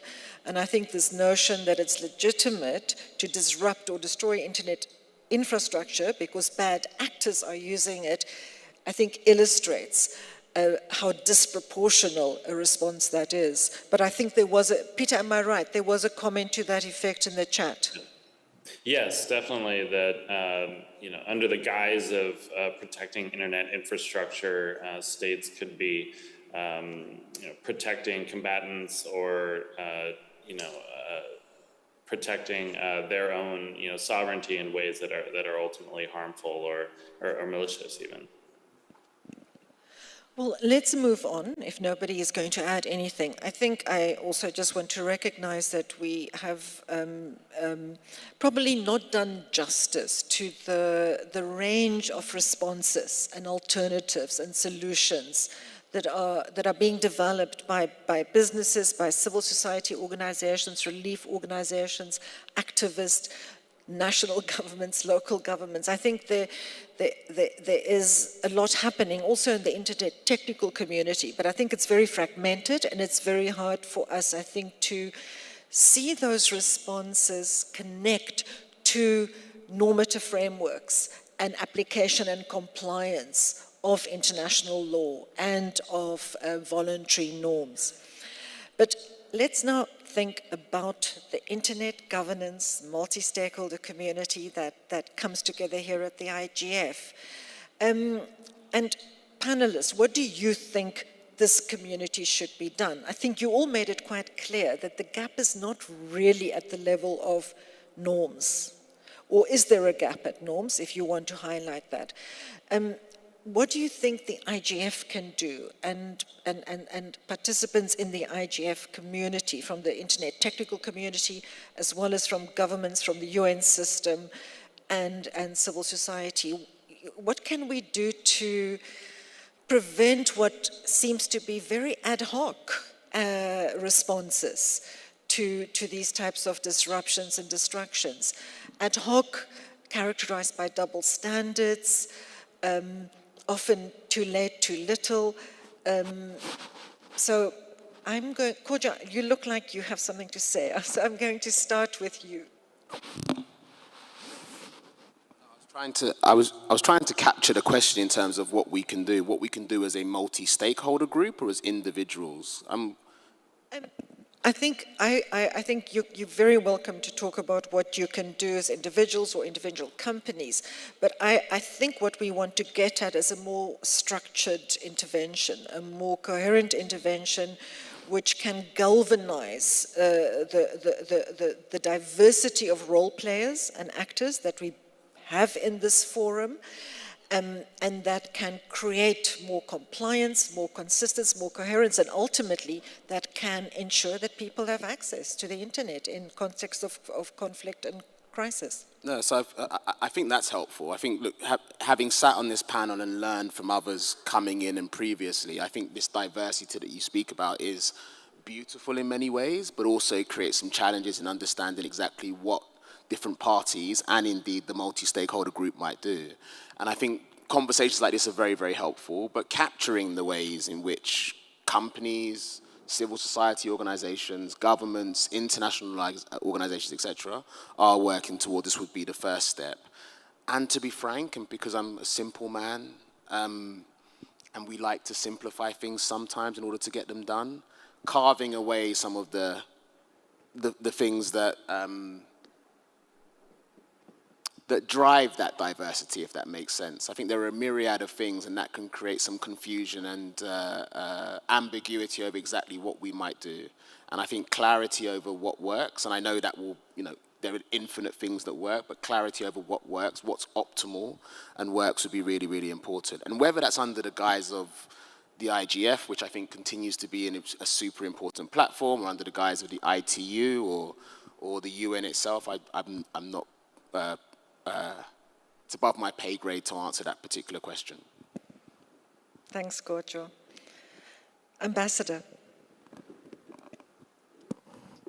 I'm not sure it's my pay grade, but I will go into the UN part also. The discussions on norms are incredibly difficult and challenging, and that, of course, geopolitics is in play with the subjects in all discussions. But now we have a set of norms which are non-legally binding, but they are based on and complement international law. So we have recognized that international law applies in cyberspace. This means that we have some legally binding obligations under the Charter, but also under international humanitarian law and human rights law. So what we need now is not new norms, as some countries are suggesting, but we have to make sure that the 11 norms we have endorsed are now also being implemented. And to ensure implementation is efficient, we need the engagement of all stakeholders. This means, of course, a role for the UN agencies and the technical community, as well as the private sector, civil society, and academia. And next year, the open-ended working group will end its mandate, and we hope that it will be followed by an action-oriented mechanism, allowing for constructive and active participation of stakeholders, and the so-called program of action. So our focus right now should be on implementation. The implementation should not only be multi-stakeholder, but also multidisciplinary and multi-sectoral. And we also need to develop a common understanding how international law applies. And we have welcomed the resolution adopted recently at the conference of the ICRC that provides further elements on the application of international humanitarian law in the context of the use of ICTs. And we should work hard on capacity building. And that's also something we cannot do alone as states. We have to do that all together. This means this is the basis for greater implementation of the normative framework, and we can leave no one behind, and growing expertise on cyber is crucial. We always say, cybersecurity and cyberspace is teamwork. We have to work to do that together, to make it resilient and to keep it open and free and accessible. Maybe a nice example how we also do the capacity building at the UN level is the Women in Cyber program, where we, together with a number of countries, we have meanwhile trained about 47 women from countries who were not actively participating in the discussion in New York. And now we have trained 47 women, and they are actively at the table, well trained, with good contribution, which means that not only the female voices heard, in 2023 more than 50% of the contribution were from women, but that also countries who were previously not involved, didn't really understand the discussions, are now completely involved and understand the topics and play an important role. So in that sense, I think it's a common and shared responsibility also to make sure that everyone has a capacity, and that's also a multi-stakeholder involvement, which is one of the main topics at the IGF here today. Thank you. Thanks, Ambassador. At least part of what you said sounds like something that an Internet Governance Forum, Best Practice Forum, or one of the intersessional modalities in the IGF could actually look at.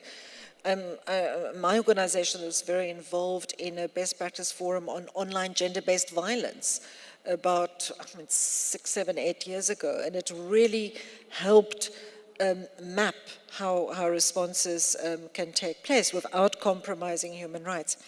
But Sharif, what do you think can be done? From the perspective of climate change, extreme weather, and in the context of small island nations, I think IGF, particularly the specialized dynamic coalitions within the IGF, could actually play a bigger role in supporting the island nations take the case of making resilient digital development in these small islands to the COP series and support these nations in securing funds for digital resilience and hence bridge the gap between technology, multi-stakeholder technology efforts going on here and multi-stakeholder environmental discussions and how the developed world can support the developing nations with the challenges they are facing with respect to man-made climate change and the result that we are talking about, disruption to internet. Thank you. Thanks a lot, Sharif. Lama. Thank you. I think we need to stigmatize internet shutdowns so that it is, it is the act of a pariah state to shut down the internet. The internet is so intertwined in our ability to realize our rights that undermining connectivity is, so abhorrent that states in good standing do not exercise this kind of behavior. And I think we do that by enforcing the normative framework with things like the Keep It On campaign, which Access Now has spearheaded. And we do work collectively to minimize the effectiveness of attempts to shut down the internet. And I think a lot of the initiatives there have been generated from the private sector, and we can think through more of what are ways to undermine governments who are trying to do this. And there's a role here also for internet service providers, because it's the governments that dictate the blackouts, it's internet service providers that are actually implementing them. And what more can they do to push back against these requests, to interpret them narrowly? Is there scope under domestic law to file lawsuits in response to these demands?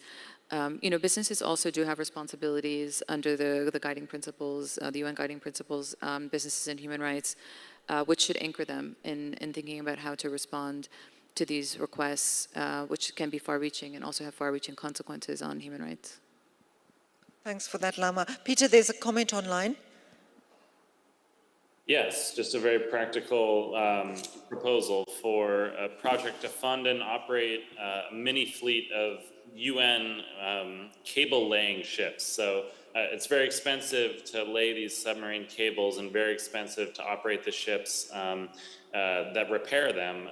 But to help LDCs and developing countries, especially after climate crises, to get faster service, maybe a little UN cable keeping force. Yeah, a rapid response. Yeah, Kojo, yes. And by the way, I didn't buy that comment about the simple man, not for a minute, by the way. So I'm going to give you the mic again. I was trying to sell it. No, I just wanted to add to what Lama said about stigmatizing. Microphone. I'm so sorry. Should always remember the microphone. No, I just wanted to add to what Lama was saying about stigmatizing, which I think is super important. And I just had a quick chat with her off camera or offline, and we spoke about the need to penalize as well. And I think one of the things that we've found really helpful in our engagements with those governments who have either decided to do full internet shutdowns or partial internet shutdowns of things like Instagram and Facebook is the actual cost to the economy. And actually, when all of us are well tuned with speaking with policymakers, it boils down to costs and benefits, many of their decisions. And some of the decisions some of the things we've spoken about here today have boiled down to a government or a regime or whomever assuming, will this enable me to stay in power or not? Others, it's, an economic cost or whatever else. And actually pointing out the cost and letting that information become part of their calculus of this cost-benefit analysis is so, so important. So I align with Lama on stigmatize where possible, penalize, but really that engagement and ensuring that governments understand the cost is really, really important. And the fact that in many countries, the digital economy is the economy now, it underpins everything, has become helpful in that. It's absolutely true, but I also can, having worked to oppose and counter shutdowns, sometimes governments that shut down the internet is very much aware of the cost. That does not stop them. And that's what I meant. Sometimes you're not going to get around a government who believe this is the only way I'm going to maintain national security or stay in power. But increasingly, you want that information to be part of their calculus, and I think that's really, really important. Cynthia. Yes, thank you. I'm just thinking aloud as I'm sitting here and listening to my fellow panelists. A little bit closer to the mic, yes, I think. I'm sitting here and thinking as I'm listening to my fellow panelists, trying to answer the question that you have asked. And I'm saying to myself, perhaps we, as the Internet Governance Forum community, we have a good opportunity in front of us. I mean, next year, we're talking about the WSIS Plus 20 review process. And some of these ideas that are being shared here, perhaps there is a need for us to consider highlighting them or reflecting them in the WSIS Plus 20 review process, and just to make them more visible and try and solve some of the challenges that we spoke about here. So I think that's what I thought we should consider as the IGF community to consider things. Thanks very much for that. Very relevant remarks, Cynthia. Nadeem. Yes, I think, obviously as a civil society organization, we are limited with our capacity and what we can do, but I think it's important to keep our work in terms of the research, in terms of documenting the violations that are happening there, also from the side of governments, but also from the side of companies, and to make sure that there is at least a process of accountability and that there is publicity to those violations that are happening. But beyond that, I think it's also important for us as civil society, especially ones who are in the humanitarian field, to give the needed assistance that's possible in terms of eSIMs, like short assistance and other like technical small solutions, maybe that are still in our capacity to help the residents, especially when we speak about segments of the population like journalists, media people, first responders and others who their work is urgent, and it's important to keep them online, to keep them connected with the rest of the world. Thanks, Nadeem. Peter. Thank you. The chat, again, is getting very technical and concrete, which is great. There's another suggestion for eSIM infrastructure and community networks that exist on top of a decentralized power grid. So I started by talking about how conflicts, impact access to electricity, and there is a proposal for a fleet of Wi-Fi capable portable batteries charged by mobile solar stations. And so, yeah, just very concrete technical proposals. But if I could use my prerogative and speak a bit to the normative and governance discussions, this has been really rich. I think, again, from our perspective, the best way to preserve civilian telecommunications is to have armed groups and armies respected as non-military in nature. And as the OHCHR recently said, and through our own documentation, we've found the internet is a resource indispensable to the survival of civilian populations. As Lama said, the principles of distinction and proportionality in international humanitarian law apply. The corporate and private sector absolutely plays a role. They're being targeted with partial shutdowns. But they also can at times push back and help circumvent disruptions and even hold governments accountable. We've seen companies file lawsuits against governments for demanding disproportionate disruptions. As we've gathered today at the IGF, it's, I think, a good time to assert if we're going to reach the 2030 agenda and provide internet access in all countries to protect our common digital home, recognize the protected status of the public core, and remind folks that to preserve connectivity in conflict, the responsibility lies first and foremost with the parties to the conflicts themselves, and those parties, perhaps in the environmental and climate realm, accountable for that climate change. This, of course, though, means, as we've heard, we can and must proceed in concert together.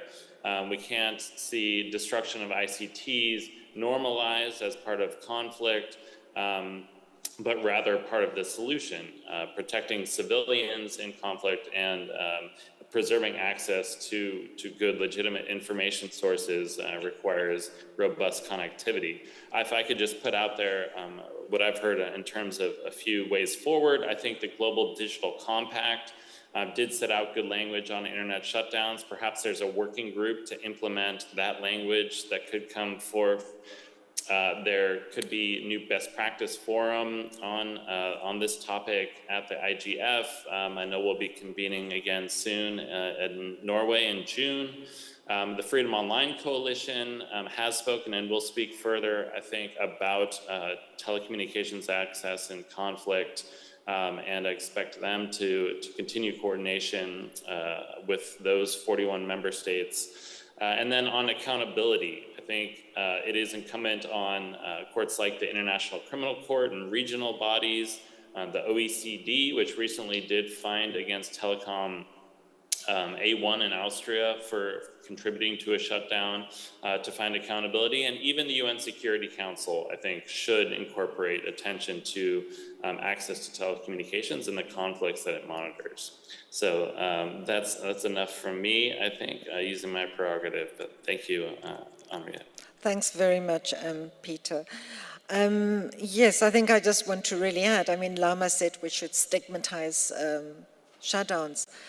I would like us to stigmatize violation of international law. You know, I think we've become, as a global community, far too tolerant of the disregarding of international law by some of our member states in the UN community. I really do think there's a role for the IGF in this place, because while I think that the international legal framework might clarify what some of the accountabilities of states are, I think we need to explore what the technical community can do. I think we might see an absence of a technical community voice in these contexts, and that might simply be because they're not clear on exactly what their roles and accountabilities are.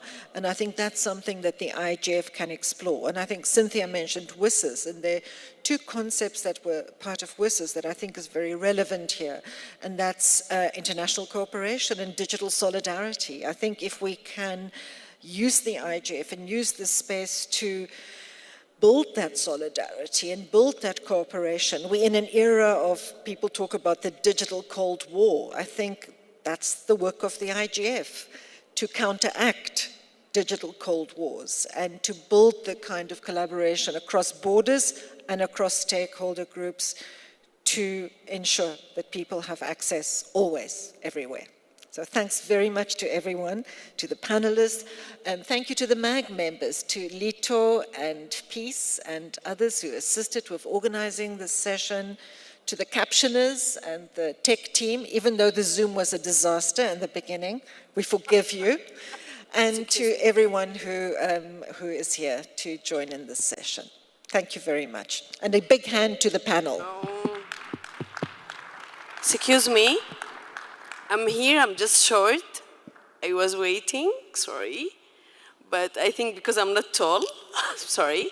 I just want to suggest something. I'm from Sudan, work as a researcher with grassroots movement. From 2018 to 2022, the internet been shut down in Sudan collectively for like up to 4 months. And when the war starts, tomorrow it will be 1 year out of the internet in Sudan. And when the international community talk about the humanitarian aid, especially inside Khartoum or Al Jazeera state, the food plan asks people to apply online. And that when we say it's not that flexible idea, and you need to talk with the grassroots people and emergency room people to know the solution for this stuff, but how we can ask people to apply online, and there is no internet to have the food aid. The second thing, when it's come to the internet, the RSF can bring the Starlink, and it's equal for 1 hour like $2, just for people to ask for help. I think when the international community can work with the Starlink people or work with the grassroots movement, we can find a solution to help those people to ask for help and just online thing. And yes, I agree with the sanction for 30 years that also affect in our rights as a human being to have an access to ask for help. Thank you. Thanks, William, for that. In fact, I think we were wanting to talk more about Starlink, and we didn't. But I think it's good that we're closing the session with an example there of perhaps a very uneven response from a private sector operator that can actually make a huge difference and has in some parts of the world, but not everywhere. But we do have to close the session. So thanks again, everyone else, and please have a good IGF. And let's continue the work.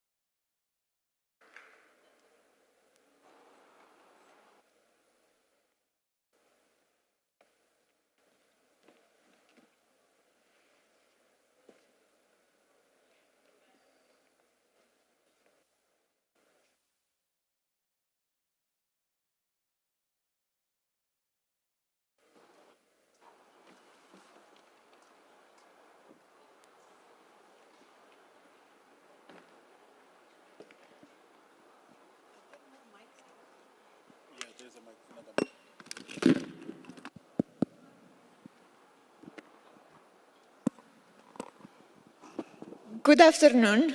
Oh, this is a very weird way of doing a main session. So bear with us as we get accustomed with the lights and the huge room and everything else. Welcome to the main session of the IGF Policy Network on Artificial Intelligence. We have about 1 hour and 15 minutes to go through the main outcomes of a work that has been happening for about a year. And before I go and introduce our guests and go into debates, I'm going to ask Amrita to come on stage and tell us a bit about the work that has been going on for this year behind the Policy Network on Artificial Intelligence. Amrita?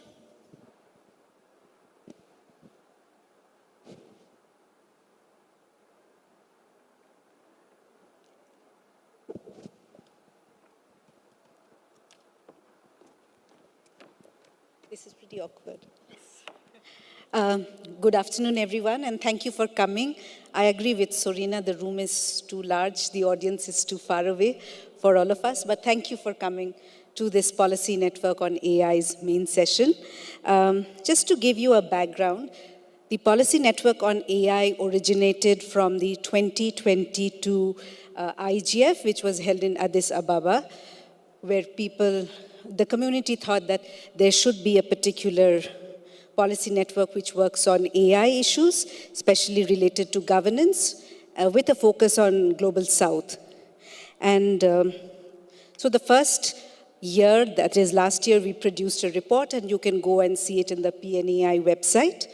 And this is a multi-stakeholder group which actually decides what is going to be discussed, how it is going to happen, and how the report is formed. We have a few of the community members also sitting here. And this year we had 4 subgroups: interoperability, sustainability, liability, and labor-related issues. Some of the community members who have been very active, of course, all community members have worked in their capacities and they are all volunteers, but some names which I would like to mention is Caroline, Shamira, Ashraf, who is also the online moderator, Yik Chang Chin, Olga, Shafiq, and Herman, Olga Kavali. They were, great leaders of the various subgroups. We also thank all the members, volunteers, proofreaders, and our consultant, Mikey, who is working behind the screen. And I think she's sitting there, and and our MAG coordinator, Odas, who is also sitting there for all the hard work which has been put in. If you want to see the report, it is there online. And if you are in the Zoom room, it would be put into the chat, and I think Sorina also has something planned.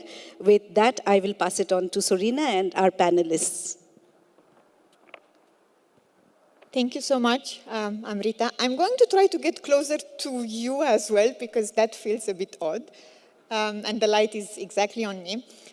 So we heard a bit about the work of the Policy Network on Artificial Intelligence, and I'm sure you have heard lots of talks about AI these days. We at Diplo, in fact, do reporting, and you can probably also guess it.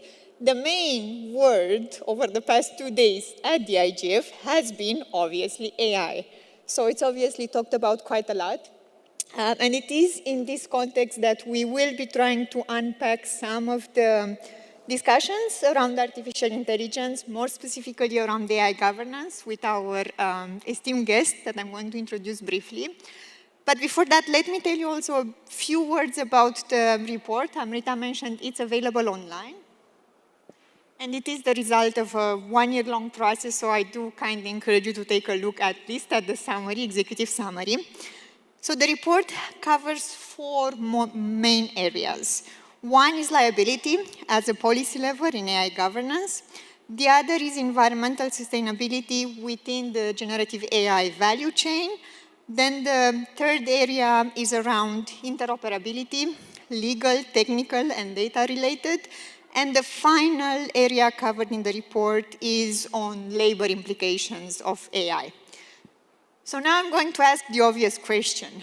Has anyone here even tried to open the report before joining this session?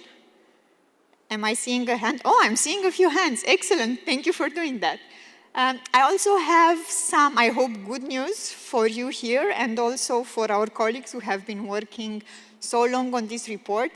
Our attention spans, it's kind of limited these days, and reading a 100-something page report might not be the first thing we want to do. But I have a gift for you, and that's an AI assistant. We talk about AI, let's also walk the talk a bit. So what my colleagues at Diplo Foundation have been doing is to build an AI assistant based solely on the report. So you can go online and actually interact with the AI assistant and ask questions about the report and its recommendations. We're going to share the link, and you can access it during and after the session as well. So, and I'm pretty sure colleagues who have been working on the report would be looking forward to hearing your feedback as well on what is written there. Let me turn back to our guests. I'll introduce them briefly. And then the plan for the session is to hear a bit from them about the 4 main areas of the report. Also hear from them about how they see the recommendations of the report and where do they think this recommendation could be going moving forward, so they actually have an impact in the real world. And then we do hope to have a dialogue. Although this room might not be very inviting for the kind of dialogue we're hoping, I will be looking at you, and I hope there will be a few raised hands in the room. So let me do what I have been promising for quite a while. In no particular order, we have Jimena Viveros. Thank you, Jimena. Managing Director and CEO with Equilibrium AI, and also member of the UN Secretary General's High-Level Advisory Body on AI, which produced another excellent report that I do encourage you to take a look at if you haven't yet. Then we have online with us Mina Lisko. Thank you, Mina, for joining us. Founder and Director of Move Beyond Consulting and co-director of Maritime Empower Her. Also online, Anita Gurumurthy, Executive Director of IT for Change. Thank you, Anita, for joining. Back to the room, we have Yves Iradukunda, Permanent Secretary, Ministry of ICT and Innovation of Rwanda. Thank you for joining. Brando Benifei, member of the European Parliament and co-rapporteur for probably the most famous piece of legislation on AI at the moment, the EU AI Act. And Mutaz Guni, Assistant Deputy Minister for Digital Enablement, Ministry of Communication and Information Technology of Saudi Arabia. Thank you so much for hosting us this week here. And we also have an online moderator for our participants online. Moht will be giving us feedback and input from the online room. So again, in no particular order, I'm going to invite our guests to reflect on a section of the report and try to look also at the recommendations if possible and tell us how you see these recommendations moving forward. And I'm going to do an absolutely random pick. Anita, would you like to start? Sure, I can do that. Am I audible? Okay. Thank you. I just wanted to commend the report and especially for the 4 focus areas.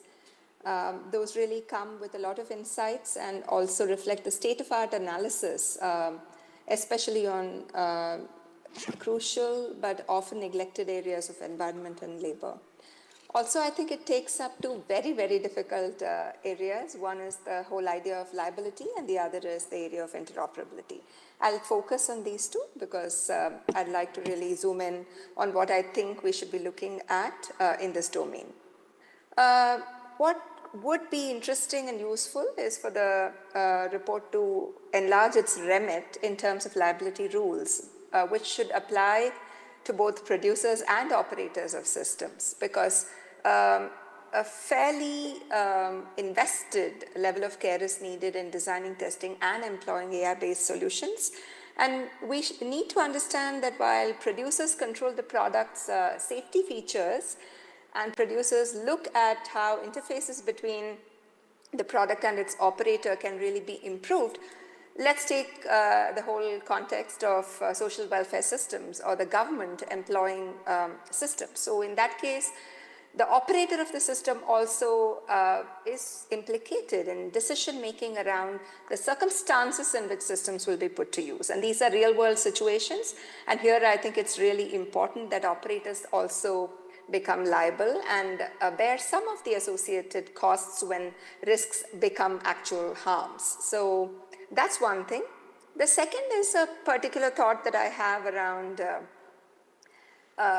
the training that we do of the judiciary, the training that is needed for lawmakers, policymakers, etc. Here I think that the elephant in the room cannot be disregarded, and that is really the whole absence of global space to make certain decisions. We are particularly concerned not only about the opacity of algorithms, but the fact that such opacity often in cross-border value chains, in trade, in services, for instance, get compounded because of trade secret protections. So trade secret claims over the technical details of AI can really become an obfuscating mechanism and limit the disclosure of such information systems. I want to draw your attention to a recent paper from CIGI in Canada, where a landmark case about Lyft and Uber came up to the court, and the Washington Supreme Court ruled that reports in question maintained as trade secrets by Lyft and Uber qualify actually as public records. And in the public interest, they have to really be put out. So we have to look at this very carefully.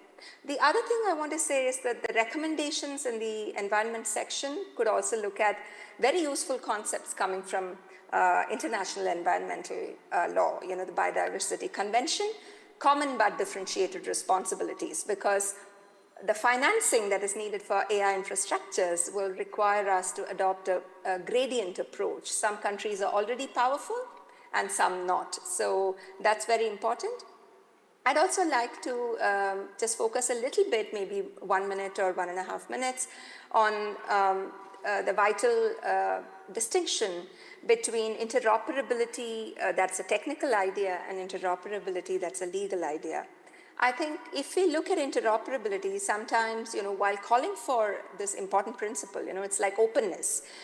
We have to be careful about who we are making something open for, or whether there is public interest underlying such openness. So interoperability often enables systemic exploitation of creators' labor, right? So oftentimes, if we don't have guardrails, the largest firms tend to cannibalize innovation. So I would like to actually conclude by saying that we should really look at technical interoperability and policy sovereignty as not, things that are polarized, but we should work towards a framework in which many countries can participate in global AI standards. My last comment would be a fleeting remark about the wonderful chapter on labor, which could perhaps do with one addition about the idea of cross-border supply chains in which labor is implicated in the global south, and the fact that while guaranteeing labor rights, we really need to understand that working conditions in the global south include subcontracting, and therefore transnational corporations must also be responsible in some way when they outsource, in labor chains, AI labor chains, to third parties or subcontracts. So that we are actually looking at responsibility in the truest sense of the term. I'll stop here. Thank you. Thank you, Anita. We're already adding more keywords to the ones that we already have in the 4 main sections of the report, and I have 2 on my list right now. That's transparency and responsibility. I'll be adding more during the discussions, and at the end we'll see what were the keywords in this debate. So we're moving from the global south to the global north, and I'm going to invite Brando to provide his reflections, also because they relate to what Anita has been talking about, interoperability and labor. Over to you. Yes, thank you very much. First of all, I'm really happy to be able to talk in this very important panel, because clearly on AI, we need to build global cooperation, global governance, and we need to examine together what are the challenges. And in fact, the impact on labor and opportunities of having an interoperable technological development around AI are some of those challenges.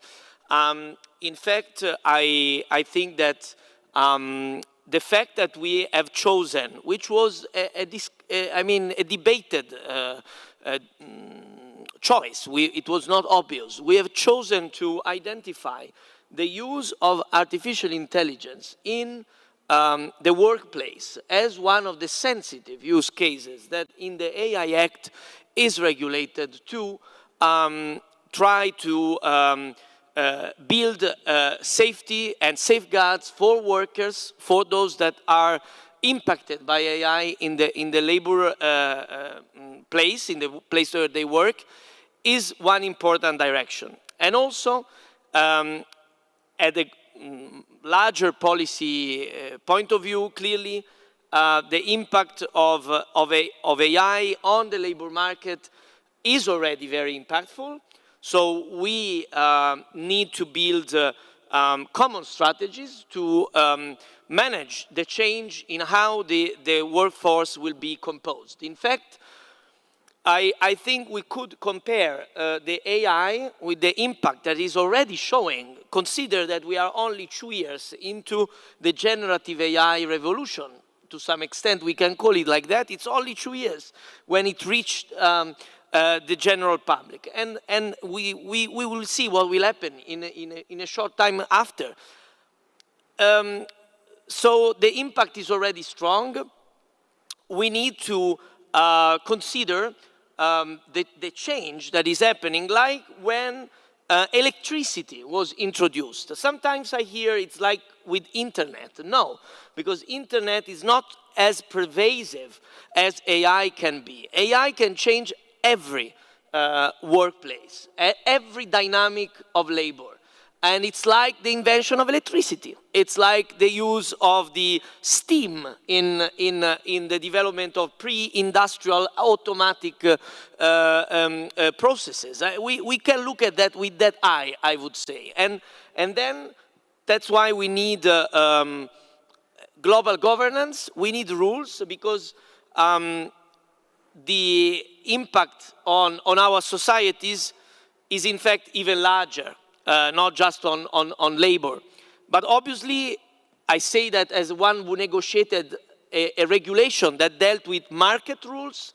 We need to build a set of policies, which are fiscal policies, which are budgetary policies, permanent lifelong learning policies that are able to deal with these changes.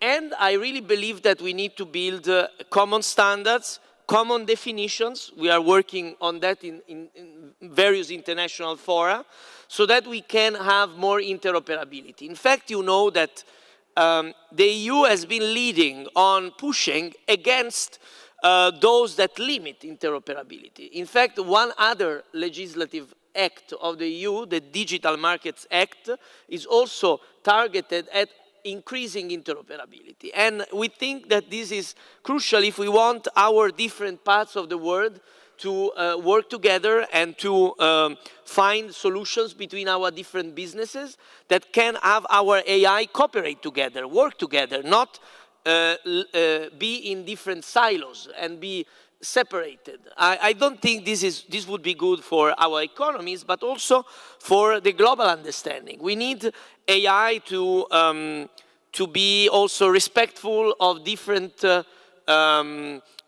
traditions, different histories. I say that because we risk instead, because of the dynamic of how the training of AI happens, to have a very limited cultural scope. And I say that from Europe, so it could be even more applied to other parts of the world, I would say. So I think this is something that these are some of the challenges we are in. I strongly believe that we need to combine, and I conclude on this point, two different efforts. On one way, domestic policy, in the sense that we need to have our own rules on how we deal with the AI entering into our society. And there can be different models. There will be different models, but we can build some common understanding. For example, and this applies again also to the labor topic, we have built some common language, also looking at the work of the UN on the issue of the risk categorization. The idea of finding different levels of risk attached to different ways of using AI as a common way of looking at how we use AI.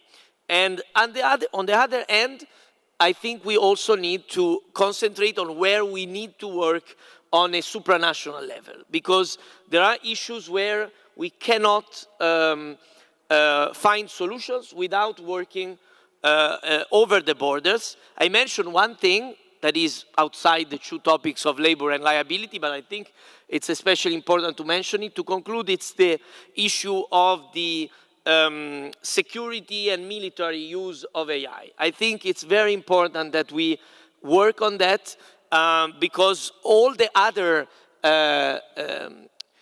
actions are not effective if we are not able to control AI used as a form of a weapon or a form of security in all its implications. So I think these are some of my reflections on the topic. Thank you very much. Thank you also for covering quite many topics. The good news on your final point about the discussions on the security and military implications of AI is that there is a debate at the UN General Assembly on a potential resolution for that. So for anyone in the room who belongs to a government, do encourage your Ministry of Foreign Affairs to be part of this discussion, because as Brando was saying, it is important to have this as some sort of a universal agreement at the UN level. On the interplay between global governance and rules and domestic policies, I hope we can get back to that a little later in the session, and I'm hoping to also hear reflections from the room, because that's a very important point. Okay, if we agree on something at an international level, what next, and how can we implement those policies locally at the national and regional level as well? And I also liked your point about common standards and definitions. It's not easy to agree on these things at regional level. At an international level, it's a bit more complex as well, but it would help when we discuss, again, the interoperability, liability issues, and all these things that have been raised so far. Let me move on to Jimena, because she'll also speak about liability. Hello, thank you very much. It's a pleasure to be here with all of these distinguished speakers and the audience. So first of all, I would like to highlight what Brando was saying before about peace and security, because I think that is key. As a commissioner for REAIM, which is the responsible, the Global Commission for the Responsible Use of AI in the military domain, we like to expand this into the broader peace and security domains, because the implications of AI, obviously we know it in the civilian space, in all types of different forms, but in the peace and security domains, it's not just limited to the military. So we can see that in civilian actors that are state actors, such as law enforcement and border controls. And we can also see it in non-state actors that are also civilian, which can range from terrorism, organized crime, mercenary groups, and just rogue actors. So it's very important to also look at it from all of these dimensions, because they do have a very destabilizing effect internationally, regionally, and at every type of level, because of the scalability and the easy access, the proliferation of it all. So that's why accountability and liability is so important. So the report is great, and it really tackles a lot of the good topics about liability. However, the report only focuses on liability in terms of administrative, civil, and or product liability. It was a deliberate choice to exclude the criminal responsibility, but I would also go a little bit further also and say that we need to look at state responsibility as well for the production, the deployment, the use, and the entire life cycle, basically, of any of these AI systems. I think it's very accurate that this liability part is the first section of this report, because it's extremely important. Why? Because we need to, in the current landscape that we're living in, where international law is pretty much blatantly violated with complete impunity all the time. Talking about accountability seems like fairy tales, but it's really important to uphold the rule of law, to rebuild the trust in the international system, which is at a critical moment right now. Also for the protection of all types of human rights for all types of people, especially those in the Global South. I am Mexican, and the Global South, we are disproportionately affected by these technologies, both by the digital divide, but by the deployment of it. And the fact that we are basically consumers, not developers, also influences greatly how we are affected by the technology. It also matters because there is a deterrent effect. When we're talking about accountability in the criminal domain, especially, that really deters, and this deterrent effect helps promote safe, ethical, and responsible use, development, deployment of AI. And it also allows for remedies for harm. These mechanisms are very important and should be included in every type of accountability framework. Because we do have a lot of problems that stem from AI in terms of liability, accountability, which I prefer the term accountability because it's more encompassing. So we have the atomization of responsibility. Obviously, there's so many actors that are involved throughout the entire life chain of these technologies, and both, enterprises, people, and also states as a whole. That's why I involved the state responsibility. I identify 3 categories, so the users, the creators, and the authorizers, and everyone, but they're not mutually exclusive. Each type of responsibility, it can be allocated on its own and should be allocated on its own. Obviously, what was mentioned, the opacity, the black box, it also affects the proper allocation of responsibilities to each one of the actors. And the fragmentation of governance regimes, because what we're witnessing now is just kind of forum shopping to whichever jurisdiction is more amenable to your purposes, and that's where you set up, or that's where you operate, and so on. So that's why a global governance regime is extremely important, because these technologies are transboundary, as has already been said. So having a patchwork of initiatives is completely insufficient. And also, the regimes that we have right now for reporting, for monitoring and verifying everything that could eventually lead to some type of accountability, they're all based on voluntarism. And in my opinion, that's absolutely insufficient. It's ineffective. At the OECD, we have this monitoring of incidents and framework where it's obviously based on self-reporting. And we have witnessed there that the lack of transparency and the lack of accuracy in this type of systems of voluntarism is just not going to work, and it's absolutely unsustainable. Also, the type of self-regulation that is being used or like self-imposed by the industry sector is also not going to work if we don't have actual enforcement mechanisms, so in a centralized authority to do so, because if we go again state by state, it's really not going to be very efficient. So I think we all have like the general notion of what accountability is and what it means and why it matters. We just need to find the solutions. So, and the willingness to do so, because everyone should be accountable throughout the entire life cycle of AI. And I'll leave it here, but I'm happy to expand on some issues later. Thank you.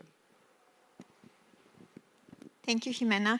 I think we're already collecting suggestions for the policy network to continue working on these issues next year, and I'm taking notes of some of the areas that could be in focus. You mentioned the impact of AI on peace and security broader and going beyond the military domain. This notion of state responsibility and liability, and then the fragmentation of AI governance. And I'm going to put a question out there that I hope we can explore a little later with everyone in the room as well. The idea of a global governance regime.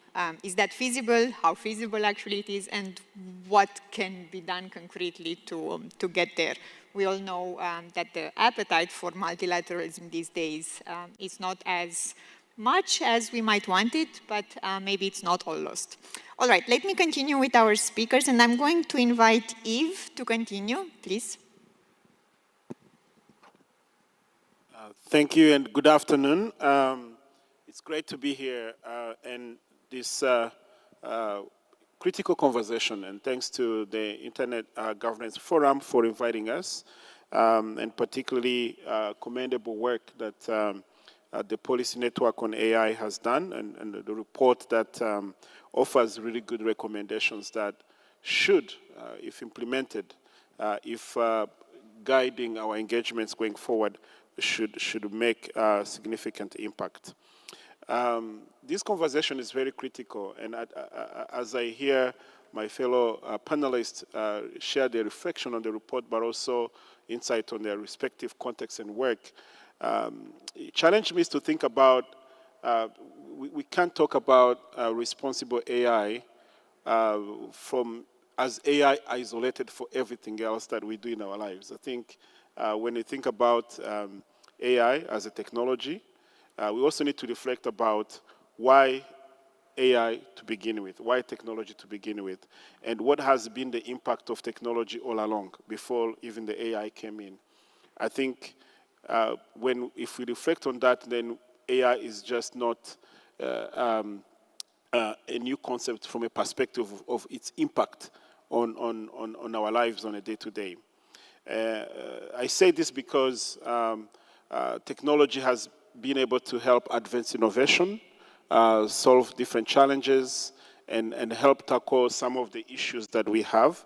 But at the same time, technology has driven some of the inequity issues. So I think as we reflect particularly on AI today, we also need to really acknowledge the fact that if the foundational values of why we do technology are not revisited, it's not just about AI, it's about the values of our society altogether. But since we are focusing on AI, just allow me to reflect. From a perspective of Rwanda, we always ask ourselves, to what extent, to what end, what is the end goal? And we focus primarily on the impact we want to have on our citizens. And whether it's AI or any other emerging technology, we really want to see it as a tool that we use to improve the lives of our citizens, whether it's in healthcare, education, and agriculture, where we are really prioritizing our investments to use AI, leveraging, addressing the gaps that we have.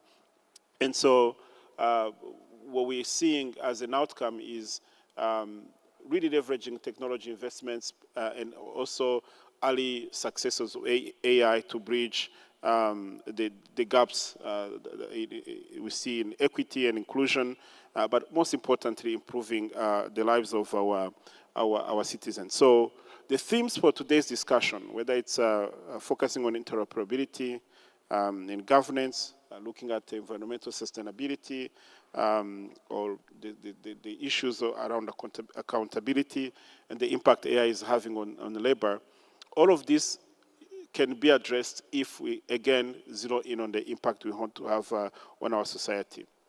I think unlocking AI's full potential, I would agree with what have been said before. All these values and ethical guidelines and the principles that guide how it's implemented have to really be guided there has to be consensus and dialogue on how we deploy the different solutions ethically. And I think it was said earlier on,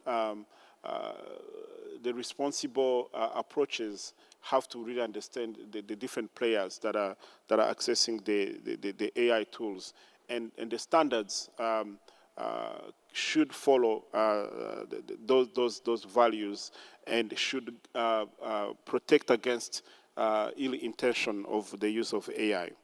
So when I look at the report and the different recommendations, I find confidence in this global community within the policy network. But again, for this session, I really want to call upon the leaders in the room, the technology specialists, and companies, corporate companies that are deploying these tools, to really follow these recommendations, but most importantly, figure out what is it that we want to do for our society. And so whether it's coming to building capacity, I think it's something that we need to double down on. Right now, there is inequity in terms of how different countries are adopting AI. The talent is probably available in all countries, but in terms of access to the tools, in terms of awareness, it's still there is a big disparity. So I think even as we speak, most of the people across the globe may have limited understanding and appreciation of the impact AI is going to have on their lives. So I think building capacity should start with awareness, and then the deployment of the AI tools should really be focused on improving people's lives, at all levels, whether it's the highest advancement in security, as it was just said, whether it's in medicine and other applications. We also need to think about how does it affect farmers in their respective society in different levels. I think we should foster partnership as we follow the implementations from this report. Like I said, it's not just for governments or corporates alone or international organization.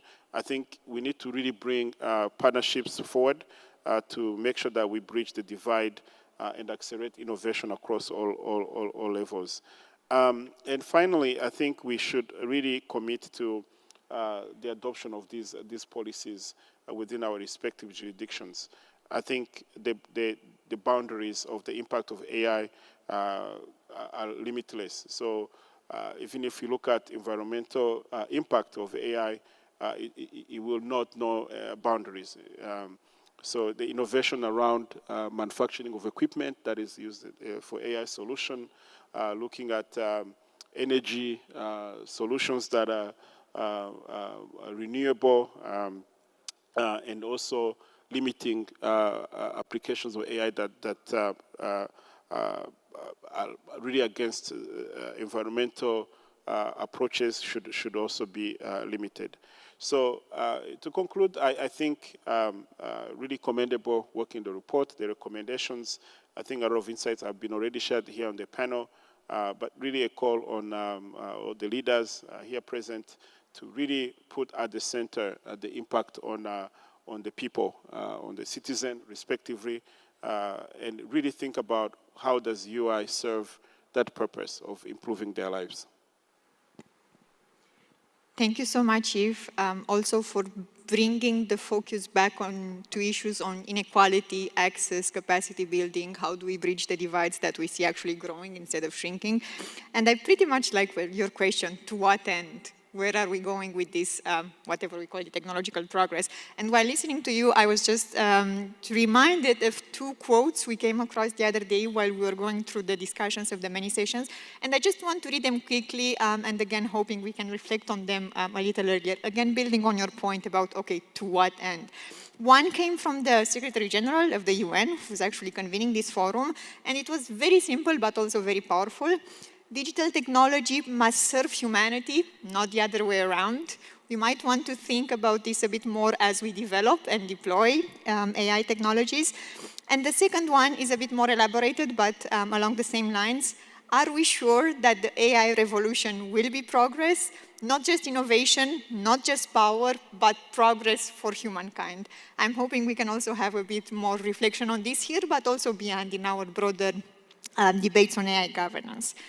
Going back to our speakers, I'm going to move online and invite Mina to provide her intervention. Mina, over to you.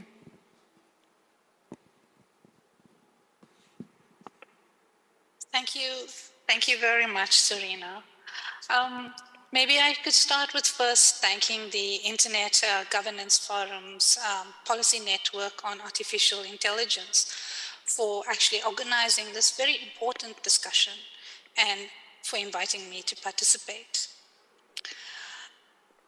I appreciate the chapter on environment sustainability and generative AI. I'd like to maybe first paint a vivid picture where this picture, as well as other scenarios, I am of firm belief, have actually been the premise for the Internet Governance Policy Network on AI. So, as it stands, the Global South is indiscriminately impacted by generative AI and its associated technologies. The global North economies are strengthened largely by providing technologically advanced solutions which are taken up worldwide, and at the same time, the global North have the resource and time to implement and enforce policies which will protect the local environments. The entire day is not necessarily spent on hard and hazardous labor just to get food into the mouths of the hungry. This may not be the same with poorer and developing countries. Just as with our plastic pollution, we will see greater disparities in impact of non-green industries on the environments of the most vulnerable. To illustrate this view, I will use the example of generative AI in transportation. And this is by no way picking on Elon Musk and Tesla. The automotive industry is being transformed by the integration of electric vehicles, software-defined vehicles, smart factories, and generative AI. Identifying red flags related to environmental harm across the entire value chain of electric vehicles is crucial for sustainable development. So permit me, key red flags are the biodiversity loss from mining raw materials. Generative AI relies on large-scale data centers, GPUs, and other computational hardware, as well as all of us with, for example, our smartphones, all of which require metals and minerals like lithium, cobalt, nickel, rare earth metals, and copper. Extracting these materials impacts local ecosystems, wildlife, and the broader environment. Let's look at this from the perspective of deforestation and habitat destruction. Cobalt, mined in the forests of the global South country, the Democratic Republic of Congo. Cobalt is a chemical element used to produce lithium-ion batteries, for example.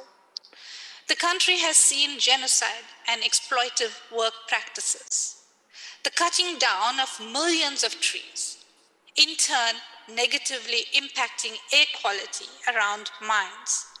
More so, cobalt is toxic. The expanded mining operations result in people being forced from their homes and farmland. According to a 2023 report, forests, highlands, and lake shores of the eastern DRC are guarded by armed militias that enslave hundreds of thousands of men, women, and children.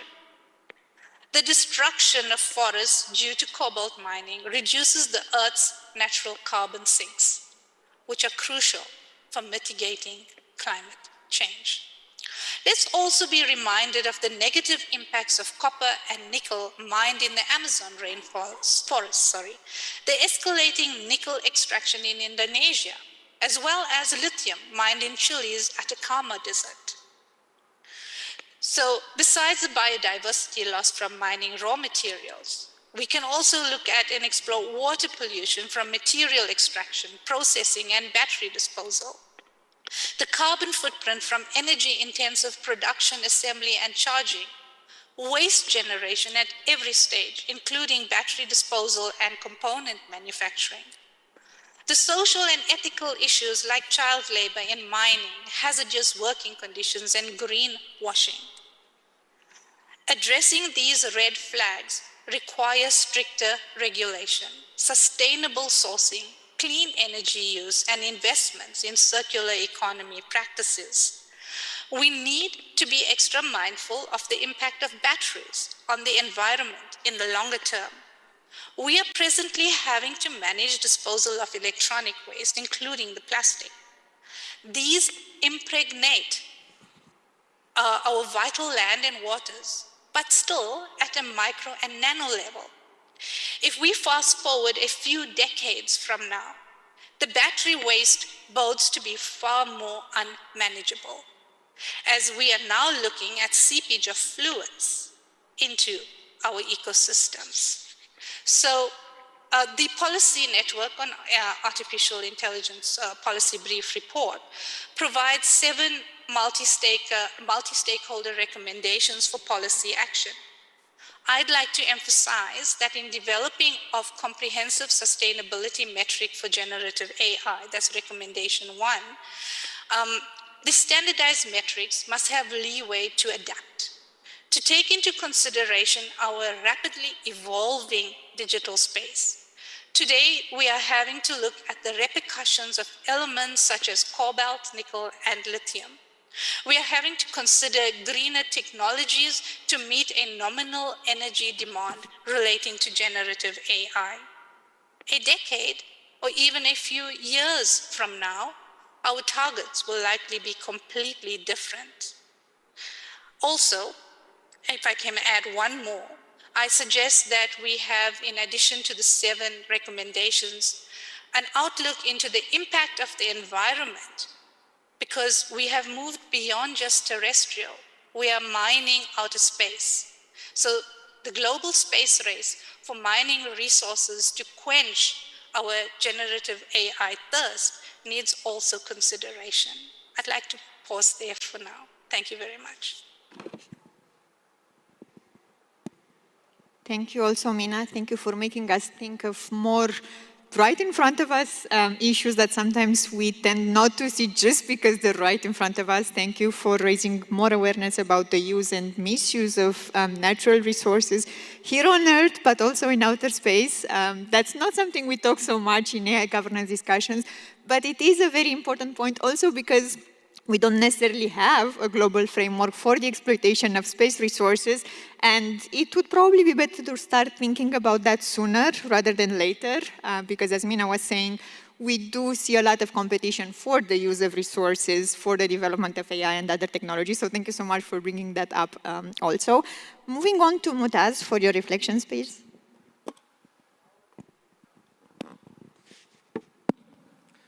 Thank you so much, Serena. Really happy to be here with you guys on this session at IGF. I think there is a lot of ambiguity and uncertainty, as you mentioned, Serena, surrounding AI. This is not just the talk of the hour, and not just the talk of the hour in Saudi. This is the talk of the minute and second everywhere in the world. And before I talk about the paper and the report, I want to take a step back and look back at history, because history is not just the greatest teacher, it's also the greatest predictor of the future. We as human beings, as global society, as a united nation, we've been here before, 4 times. We've been here before in the first industrial revolution with the transition from agriculture to industrialization, then again with the introduction of electricity, and again with the introduction of computers, and then on the 4th industrial revolution with the introduction of the internet. And finally now, we're on the cusp of the fifth industrial revolution with the transition from the digital age to the intelligence age. Each one of the previous 4 industrial revolutions had profound impact on 3 specific aspects: on infrastructure, on society, mainly on labor, and on policy. Let's take electricity as an example, as Brandy just mentioned. When electricity was introduced, we had to develop a lot of new infrastructure to deliver electricity to every home, to give a chance to everyone to be able to harness its power and use in a safe and robust manner. When we talk about electricity and its impact on the society and jobs, the jobs market was never the same before and after electricity. It changed forever, and we've adopted, adapted, and prospered together with electricity. We've upskilled and reskilled our economies and our people to be able to leverage that technology for the greater good. In terms of policy, we've developed standards, we've developed frameworks. We as an international community came together in order to build a robust and meaningful framework that we can all work together on for the greater good in the use of electricity. AI is not going to be different. If we look at the same 3 lenses in the AI perspective, let's take infrastructure for an example. Today, we're using about 7 gigawatts of electrical power in data centers in the world today.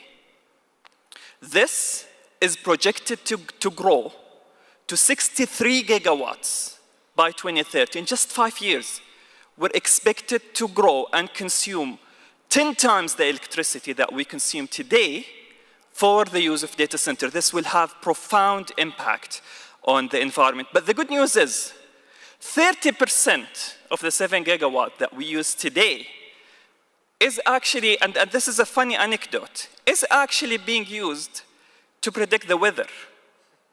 So if we can actually, and it's using very old technologies and machine learning technologies in order to predict the weather, just to predict 7 days of weather.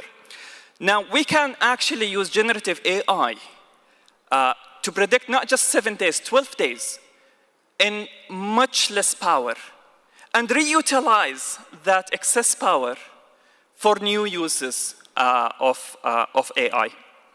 Now, in terms of society, yes, AI is going to have a profound impact on jobs. Jobs are, again, not going to be the same before and after we fully adopt AI. But we as a global society, we need to come back again, upskill and reskill our economies in order to adapt and prosper together with AI.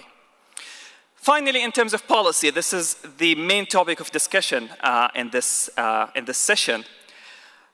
Like every technology, there are 2 aspects when it comes to policy for AI. And this is true for every technology. There is a local aspect and a global aspect. In terms of the local aspect, we can look at the collection, the use, the utilization, and the access of data and AI technologies within the specific geographies according to the local priorities and agendas. In the global aspect, which we've already done amazing work with the establishment of the report, we actually need to work as global bodies with local government, with the private sector and the public sector. And the good news is everyone is willing to actually put their hands together and leverage whatever we have today for the good of humanity and to ease the adoption of AI. And with that, I look forward to the rest of the session and the discussion. Thank you so much. For the good of humanity is a very good way to end this section of the discussion. I did promise we'll have a dialogue, and we only have 19 more minutes of this session. So I'm going to try to do that. I'll look in the room, and I also count on my colleague online to tell us what's happening there. Any hands anyone would like to Do you have a mic there, or how does it work? Okay, I'll come to you. Probably easier. Let's try. Please also introduce yourself.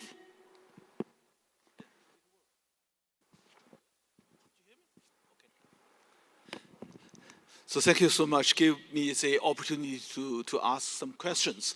So at first, I'd like to congratulate your hard work to release this report. I know it's a very, very hard work to address such complicated issues, and I'm eager to read this report. But back to the main theme, AI governance we want, I want to ask a fundamental question about what is the overarching goal for the AI governance?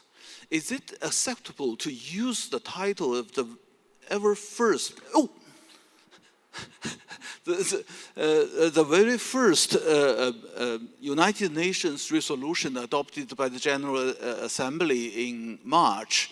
The title is Seizing the Opportunities of Safe, Secure, Trustworthy AI Systems for Sustainable Development.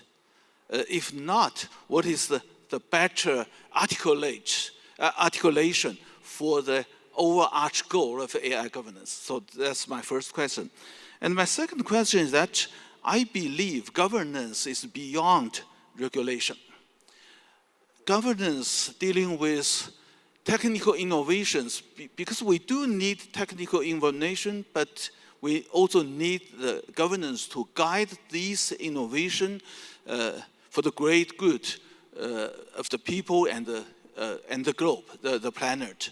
So if we use that for sustainable development is the overarching goal of the AI governance, how can we guide the AI innovation in line with the sustainable development goals and even to accelerate the implementation of the sustainable development goals? And the third question is back to the regulation. The common concern for AI application is that about dis and mis information. But the dis and mis information is from the maluse of this of using AI tools. So take traffic safety as an example. For traffic safety, we need safe cars. We need safe roads. But more importantly, we need people, the drivers, abide by the rules. So how can we have a comprehensive governance framework to regulate the behavior of the AI users? I stop here. Thank you so much. Thank you also. I think we'll try to get a few more questions and then provide reflections. Any more points from the room? I don't see any hand. And we covered quite many topics, so I'm pretty sure you do have at least a small reflection in mind, thinking about all of the... I'm seeing a hand there. Could you please come? There are only mics here, unfortunately.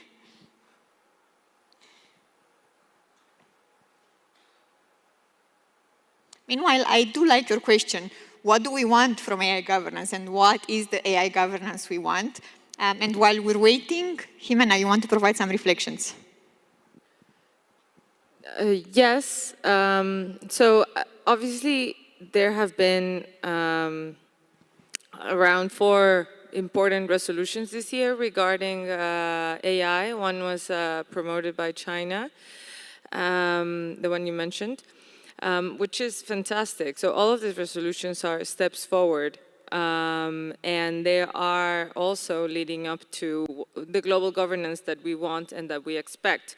That's why we had the Summit of the Future this September, and we had the Global Digital Compact, and we had the Pact for the Future, and all of the documents that were adopted therein are a monumental step because we are now guiding the path of where AI is going to be governed by and for humanity. So that's actually the title of the Secretary General's High Advisory Body report, Governing AI for Humanity. And I like to say also for the benefit and protection of humanity, because as you mentioned, AI has enormous potential and can be harnessed for good, can be harnessed for all types of enhancement of all of the sustainable goals. However, as Amina Mohammed said in the Arab Forum this past March in Beirut, there can be no sustainable development without peace. So going again back to the point of the peace and security and the importance of AI and the dual-use nature of it, what we want to create is global governance that encompasses both of this dual-use nature, repurposability, all of that. And it's important to have it because, again, if not, we're just going to have fragmented approaches that are not interoperable, that are not correlated or cooperated. So we all need to work towards this. And the only way we can do it is by adoption of a binding treaty. So that's going to be hard, but we need to be ambitious in order to have this technology governed by us, not that we eventually get surpassed by it. Hi, my name is Ansgar Kuhne. I'm with EY. Of course, I'd like to congratulate the Policy Network on AI for this very important report. I'd like to invite the panel to reflect on the interaction between the liability and interoperability aspect. Specifically, if we have interoperating AI systems, how best to identify where liability would lie in case issues do arise. Is there a role for contractual agreements in this? And if so, how to deal with the imbalances in both informational and economic power that various actors within that network of interoperating players may have? Thank you. Thank you as well. Do we have more hands in the room? Yes, we do. Try the mic over there. If not, I'll come your way.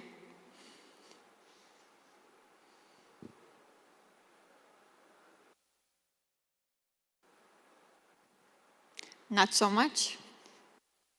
Okay, it's going to take me a while. If anyone would like to provide any reflection while I do the walk, please go ahead.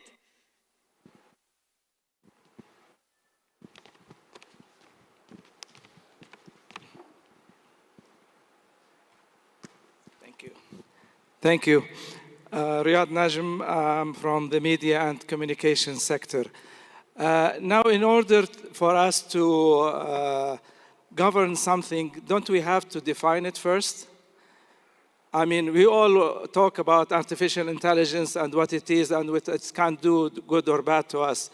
But until now, I cannot see a correct and definite definition for AI.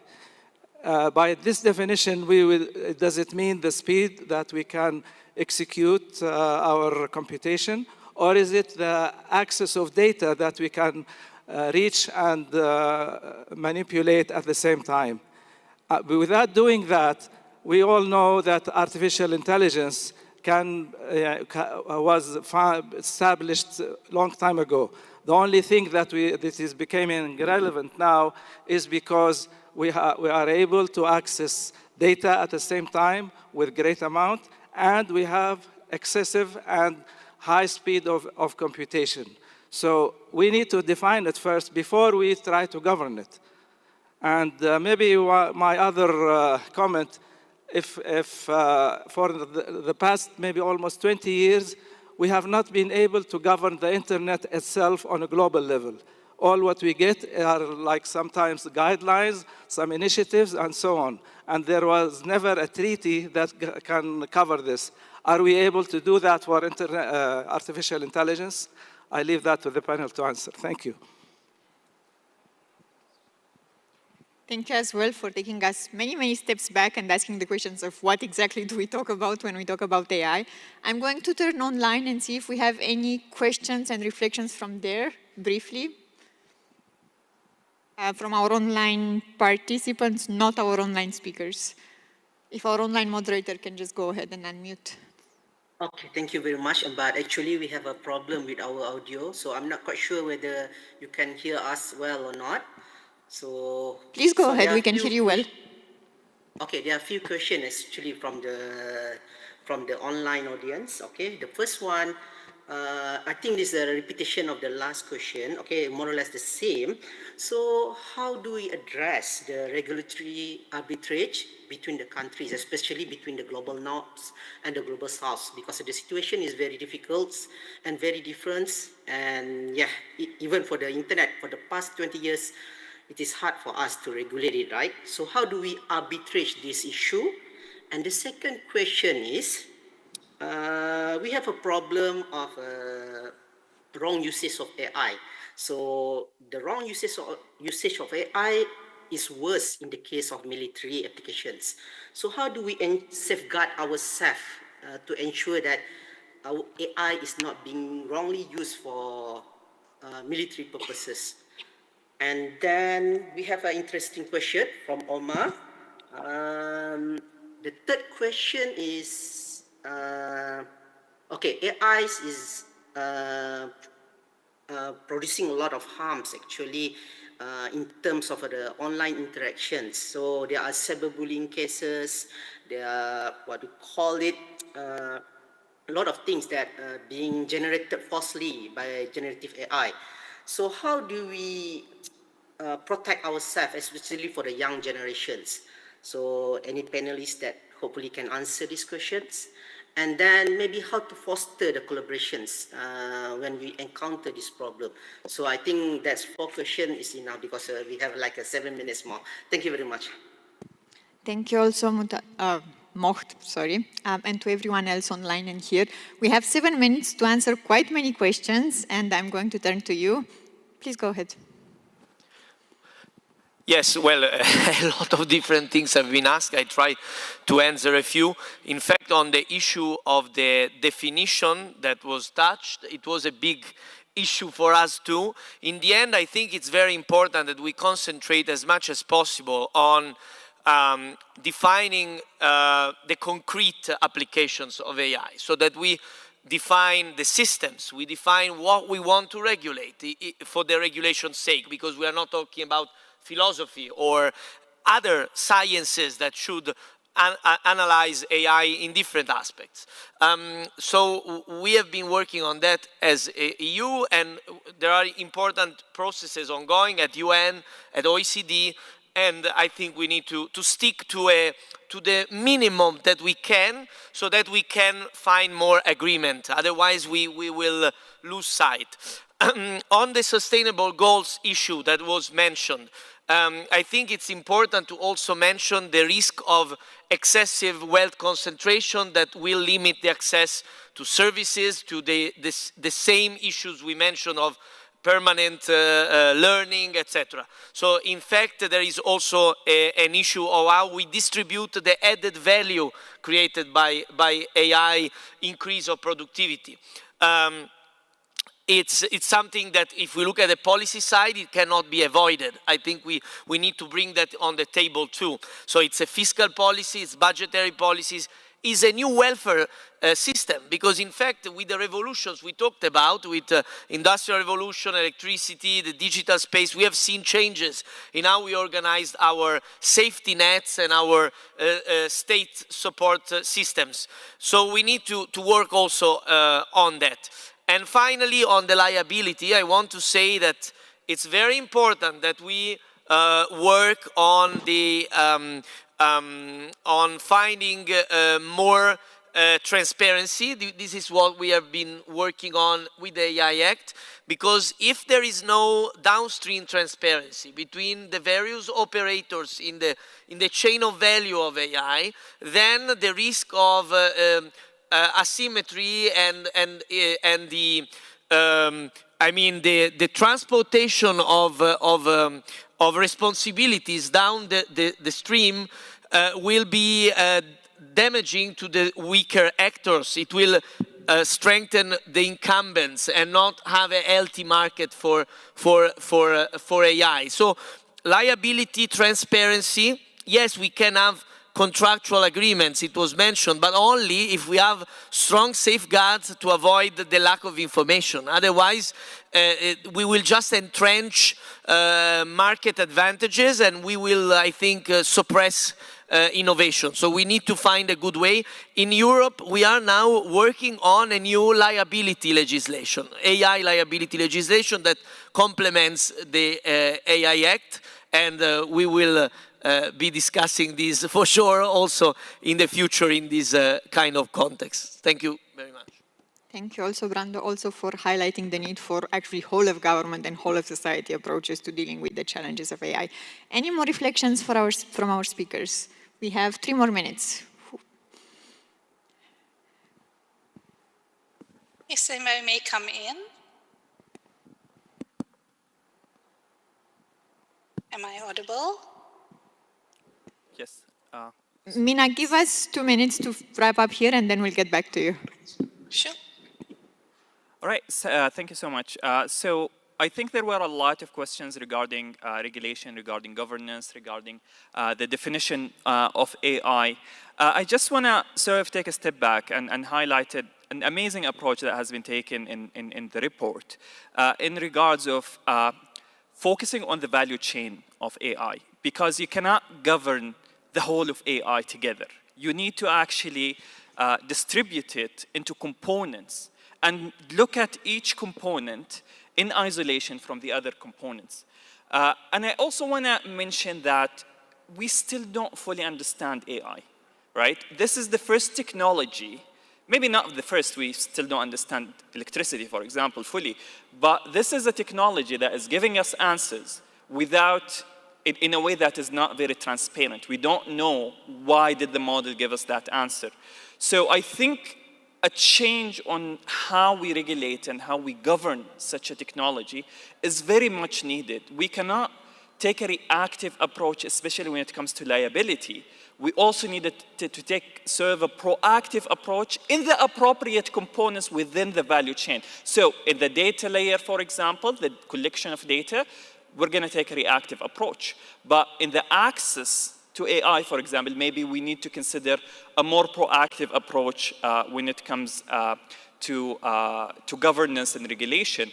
And from that, I want to also talk a little bit about interoperability, because you know, one of the biggest questions that we get from investors when it comes to investment in Saudi, for example, is if I'm compliant with the laws and regulation in country X, am I going to be compliant with the laws and regulation in your country, especially when it comes to the GDPR and the differences between the GDPR and the BTPL and KSA.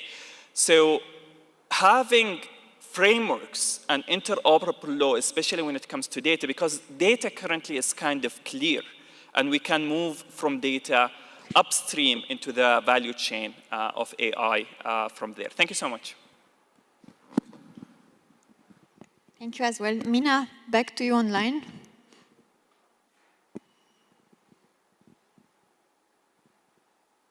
Thank you very much. Perhaps just from my side, I'd like to again just emphasize that in order for us to have a future world and an equal future, sincere and responsible collaboration is crucial. And we need to prioritize these in sustainability design, like put in the report, deployment and governance of generative AI technologies. And maybe a last point, without an environment, there's no point on collaboration to boost economies or on developing societies. We need to move off from our path of total global destruction. Thank you. Thank you also. We have quite a few powerful messages out of these sessions. I hope someone will be taking due notes. If not, we have AI-enabled reporting. Jimena? So just very quickly, I just wanted to say that I think now that even though there's no one single definition to AI, we're getting, I mean, the technology has been here for over 70 years. So, I mean, we have some understanding of it. And what we're trying to do now is to whiten the black box in terms of explainable AI and so on. So all of these things, like we're trying to do forensics, for example, on the models to see like how they came up with the outputs and so on. So this is a very important thing that's going to help us make AI more accountable. And the global governance framework, I think it should be overarching of all of the topics. Obviously, there's going to be a lot of subset regimes, but they should all be dependent on like the umbrella of governance. Just to finish on the liability, I think the one conclusion we can come to is that if you cannot fully control the effects of a technology, you should accept by the mere fact that you're using it, that you will be responsible for whatever happens. That will happen in this case. So I think that should be the general rule that we should keep in mind for now, especially when it comes to the peace and security domain or when there's human rights violations involved. So high scale or high risk frontier models and all of the other type of decision support systems and autonomous weapon systems. Thank you. Thank you. Eve, Anita, any final reflections from you before we wrap up? Just to, again, agree with the comment around the liability. I think it goes back also to the emphasis that has been done on awareness and capacity building, because some of the liability may come from the most vulnerable link within our ecosystem.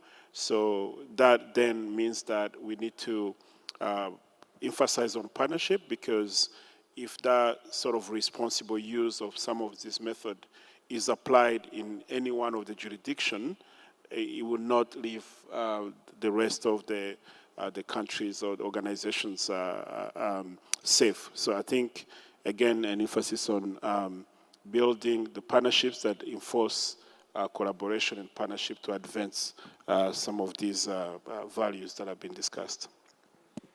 Thank you. Anita, if you're still with us and would like to add something. Okay, perhaps not. We are out of time. I'm not even going to try to summarize the many points that have been touched on today, but I'm sure there will be a very comprehensive report by the policy network facilitators, and there will also be one from us at DIPLO, as I was saying, AI-enabled. I do again encourage everyone to take a look at the report, maybe even only the recommendations. There is a chatbot that will allow you to interact with it directly. Looking forward to seeing how the policy network will continue its work, building on some of the very, very useful and thought-provoking reflections from today. Many thanks to our speakers here and online. Many thanks to you in the room also for your contributions, and our online participants also. Enjoy the rest of the IGF, and yeah, let's see where we get with this AI, humanity, governance, society, and all the implications around them. Thank you so much.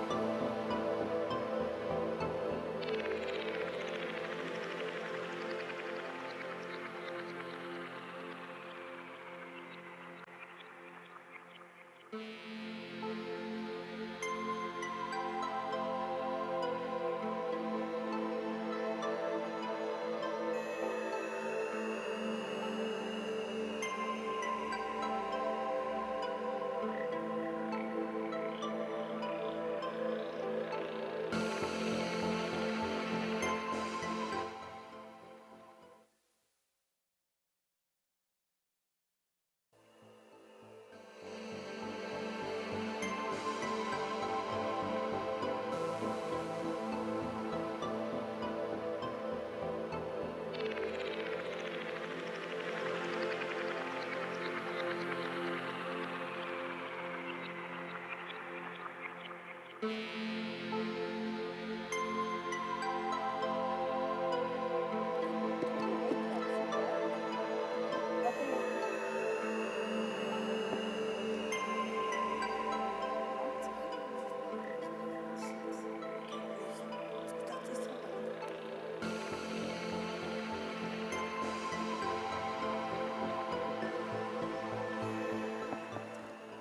everyone. Ladies and gentlemen, estimated colleagues and participants, it's a pleasure to welcome to the Best Practice Forum on Cybersecurity Capacity Building, part of the Internet Governance Forum 2024 here in Riyadh. Thank you, host country. Our goal today is clear: to explore, develop, and share a strategy to strengthen global cybersecurity capacity. Session overview, introductions, past achievement, and 2024 discussion context, problem statement, define key challenges in capacity building, expert panel, insight, experiences, and contribution from the room. Objectives: redefine the problem statement, identify best practice forum and actionable solutions, define next step to move from dialogue to action. Thank you for showing to us. Your board and experience matter. Let's begin. Thank you, there.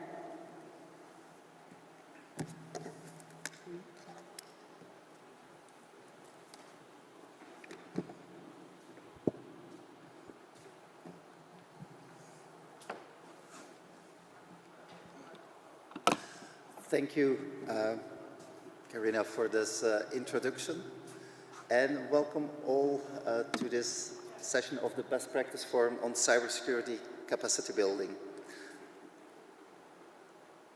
Can you move to the next slide, please, or do I have a remote? Okay. These are the session outline and objectives Karina discussed with you already, so I don't think it's necessary to go through them again. Just a second. So, also from my part, I hope that we had a very interactive and very interesting session. But first of all, let me present myself. My name is Wim Deugezelle. I'm a consultant with the IGF Secretariat, supporting this best practice forum. So that's why I prefer to give the introduction, and then afterwards leave to the colleagues co-facilitator of the best practice forum, and distinguished panelists we invited for this meeting.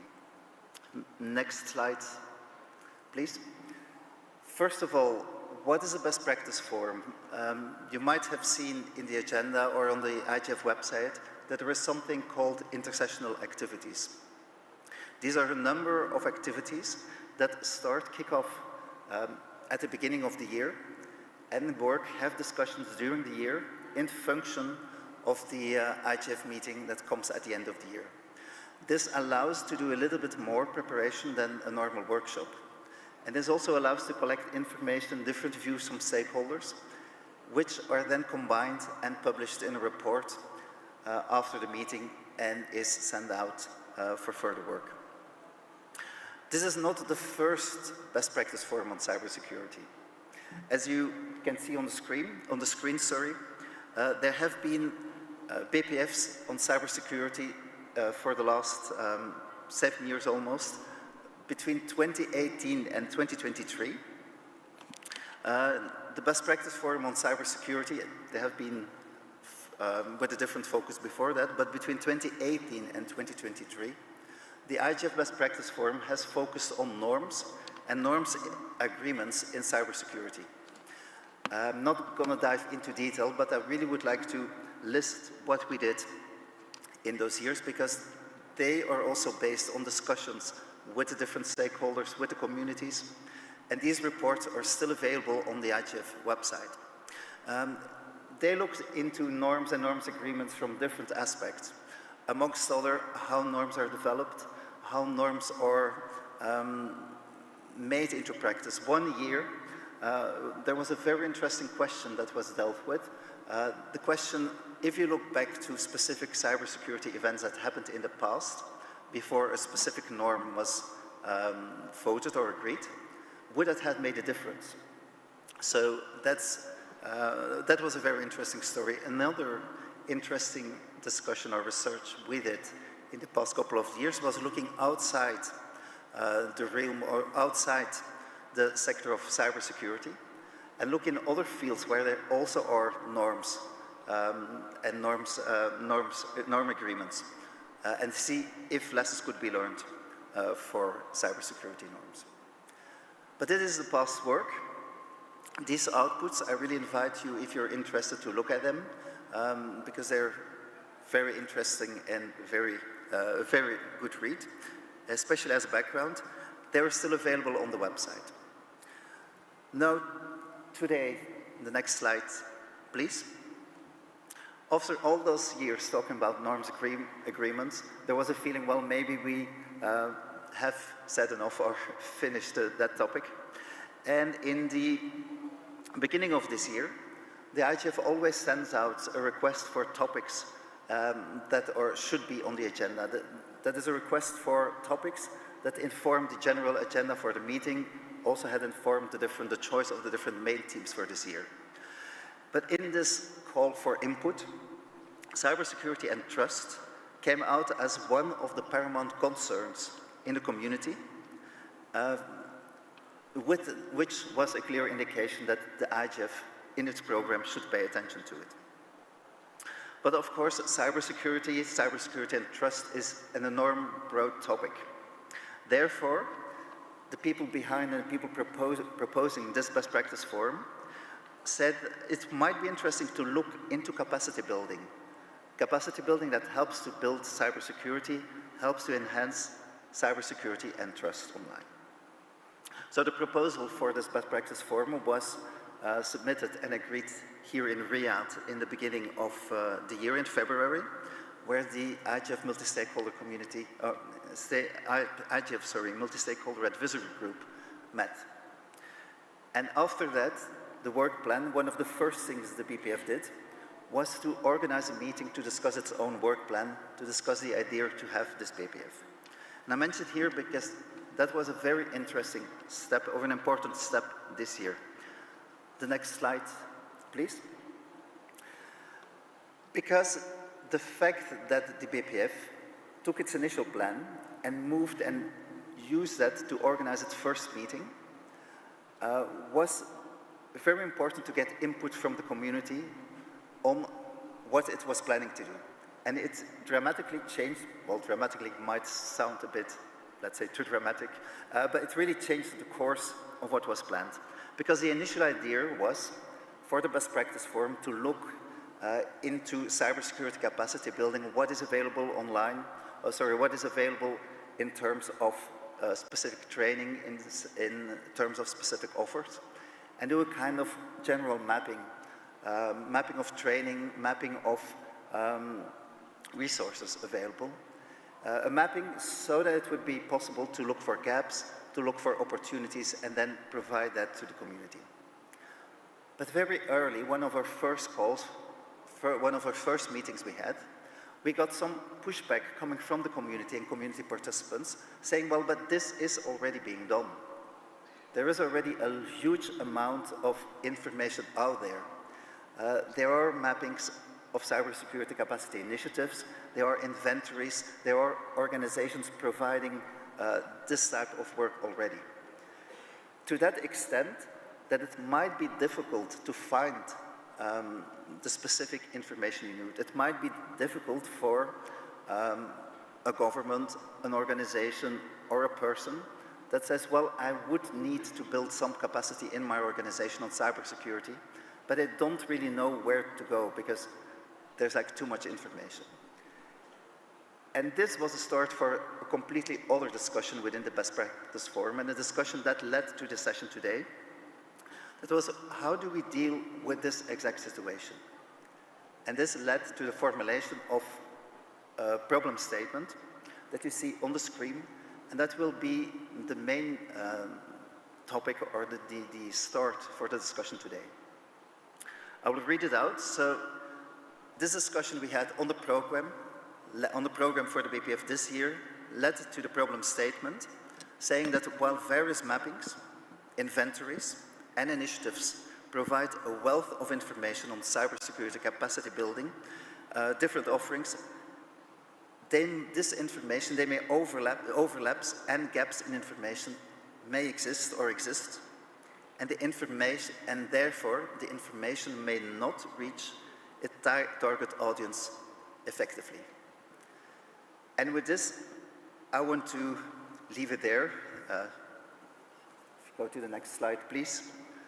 Because the nice thing as an introduction is you can really come up with a problem statement, and then you can hand over to the panel to discuss and come up with conclusions and the question to solve it. But for that, I give the floor to the two moderators, who are also co-facilitators and the panel. I think the most easiest is everyone introduces himself or herself, and that might be the best. So thank you for me, and I'm looking forward to a very interesting discussion.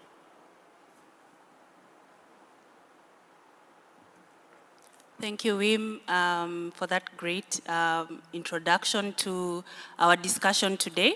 My name is Josephine Miliza. I am a MAG member and also a co-facilitator for the BPF Cybersecurity. Really happy to be joined today by a great panel, and we'll be going into the discussion shortly. But before that, I'd like to welcome all the panelists and my co-moderator to introduce themselves, starting from my far left.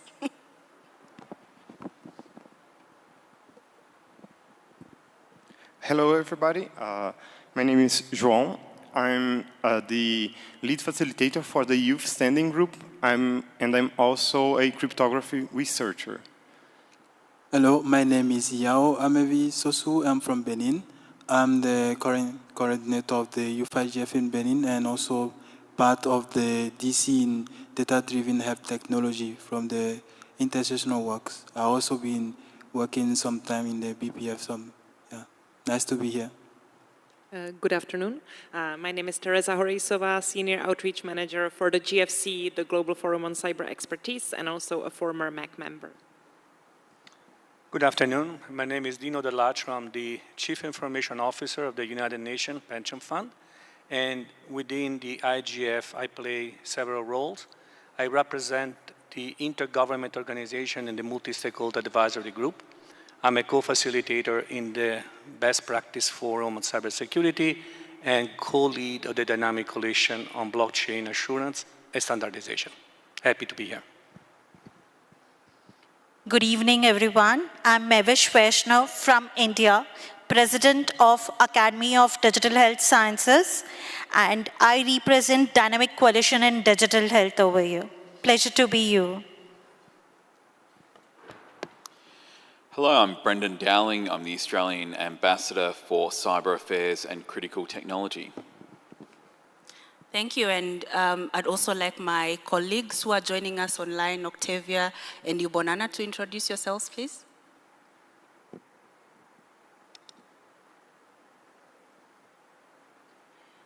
Hello, everyone. I'm Yubonana. I'm from Madagascar. This is my 4th year co-facilitating the BPF on cybersecurity. I'm NOC manager for Helios Towers, and I'm really happy to moderate the session online. I would like to thank our panelists and welcome everyone who's joining this session. Thank you. I'm from Madagascar. Octavia Rind Guðbrunnar Jóns, calling in from Iceland. I sit on the MAG as well, and this is my first year on the MAG. Although I'm a long-term MAG or IGF participant, I've had the absolute pleasure of also being a co-chair of this best practice for cybersecurity, and I'm very excited and happy to spend the next hour with you all. Thank you so much. And yes, getting into the conversation today, And our first question is, how does the problem statement resonate with your own experiences or perspectives? Do you find that in your context, do you find that it resonates with your context? Is there something missing or that we overlooked as we were coming up with it? I'll start with Brendan, please. Thank you. I think the problem statement is valid. It captures that there is a huge proliferation of information about cybersecurity capacity building, but it's often not bespoke, it's often not targeted to recipients. And in our experience, that is the most important element. We have seen cyber attacks, cybercrime worsen substantially in our region. We've seen Australia, New Zealand, Southeast Asian nations, Pacific Island nations hit by really disruptive cyber attacks. So there is a huge amount of interest and drive to raise cybersecurity and to raise cyber resilience. We've implemented some very substantial capacity building programs in recent years, but we've often found that they can be untargeted, inappropriate, and we've committed to doing better with our partners about working with them in dialogue to figure out what the right approach for that country, for that context, for that situation is. What that means is, in our capacity building work in the Pacific, it is very bespoke to that country. It can involve incident response work when there's a major disruptive cyber attack. It can involve upgrading hardware and software to ensure that pirated software or out-of-date servers are not in use. It can involve developing legal frameworks or national strategies or training to develop computer emergency response teams. So every capacity building program that we roll out is designed in consultation with the recipient country and is shaped according to their needs, interests, and their situation. So I think it's a really positive thing that we have a much more substantial effort in cybersecurity capacity building out there. For me, the most important consideration is adjusting and tailoring to the particular circumstances of the country, organisation or partner that you're working with. Fantastic, thank you so much. I think the healthcare data is the major important part of individuals, and it is a personal information, so we need to take care of it, and the best practices is the one where we can collaborate and work together on the cybersecurity part. Thank you. And to Teresa, I know that when we started to have the conversation, you, GCFE have done amazing work, and you're actually one of the people who pointed to us that, yes, these resources exist, but we need to redefine what really the problem statement is. So what are your reflections based on the work that you do over this year and also looking into next year? Yeah, thank you very much, Josephine. Two things that resonated with me when we started having this conversation a few months ago. First of all, I think the IGF is a natural space to have discussions on capacity building, and I feel that it hasn't been used, this space, as much as it could have. So the fact that the Best Practice Forum on Cybersecurity decided to focus on capacity building is, I think, something to really applaud. And second, from my organizational point of view, from the Global Forum on Cyber Expertise, we try to make the overview of what's available, what capacity building projects are happening, as easy to find, as easy to grasp as possible, so that we can serve as a resource for donors, for implementers when they are planning their projects, to kind of build on what has been done already, to eliminate duplication of efforts, and to simply use resources as efficiently as possible. We also try to do it sensitively tailored to each region, what Ambassador has already stressed through our regional hubs, including in the Pacific, where we really try to use the knowledge from the regions themselves to provide even better overview of all the capacity building projects and activities. Now, how we do it might not be perfect. That's why having a discussion on what is most useful and what is most efficient, and comparing with other resources that are available is extremely useful for us. The primary resource that the GFC uses is the so-called Sybil portal, which is available for free online on www.sybilportal.org. And there we really try to also engage the various actors to help us find and provide us information that we can put up on the portal in a very simple overview that anybody can use as a go-to resource. But we hope that the discussion we are having tonight, the discussion we've been having with you over the past months, will help us fine-tune it and make it even more useful. Thank you. Fantastic. And Yao? Yeah, thank you very much for the floor. I concur a lot with all what the previous speakers have discussed already about the importance of the topic. At the Dynamic Coalition on Data-Driven Health Technology, we have been stressing this concern for years about cyber threats, especially when it's come to healthcare facilities and healthcare access. We are moving toward a more driven health access around the globe. But we need to make sure that healthcare practitioners also have capacity building opportunities to strengthen their knowledge on how to prevent certain breaches during their practices. And another aspect also we've been stressing is accessibility on those available capacity building, especially when it's come to young people and underserved communities, especially in African region. You know, in Africa we have like thousands of languages. There's no way to mention that. But the thing is, like, if you just take the common layman, like we know today, for example, like the most common used tool to access internet in Africa is a mobile phone, and our people, like population, are not really educated on how to prevent those breaches, on how to protect their informations.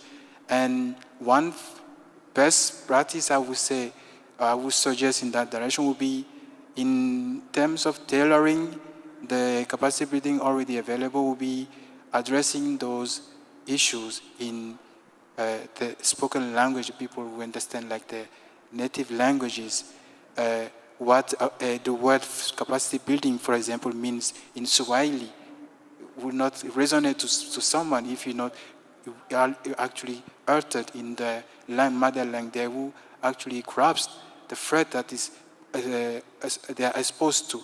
So I think one key element for that is regarding accessibility to those capacity building will be addressing those issues. And yeah, from there, hopefully we will have a more inclusive training and capacity building in that area. Thank you very much. Thank you. So I have the tough mission to be novel here, and well, my take on this is that we really need to find these gaps, is to use the structures we have and attract people that are in our front line of education. So I see here a lot of representatives of strong organizations, but we lack the people that are teaching, the people that are really going there and explaining these contents to these persons, and we need to coordinate with them, because cybersecurity is a very extensive area, and we really need to show that this is possible to the people that we have. So this is very important to gather and show also that we have a multitude of tasks inside of cybersecurity, and we can accommodate and train the workforce to work with this.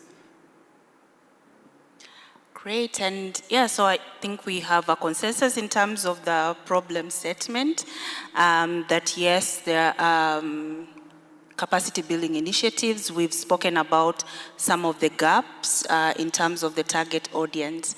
And now we are getting into discussing how do we fix these issues, and I'll hand over to my co-moderator, Dino, to take us through the next round of questions.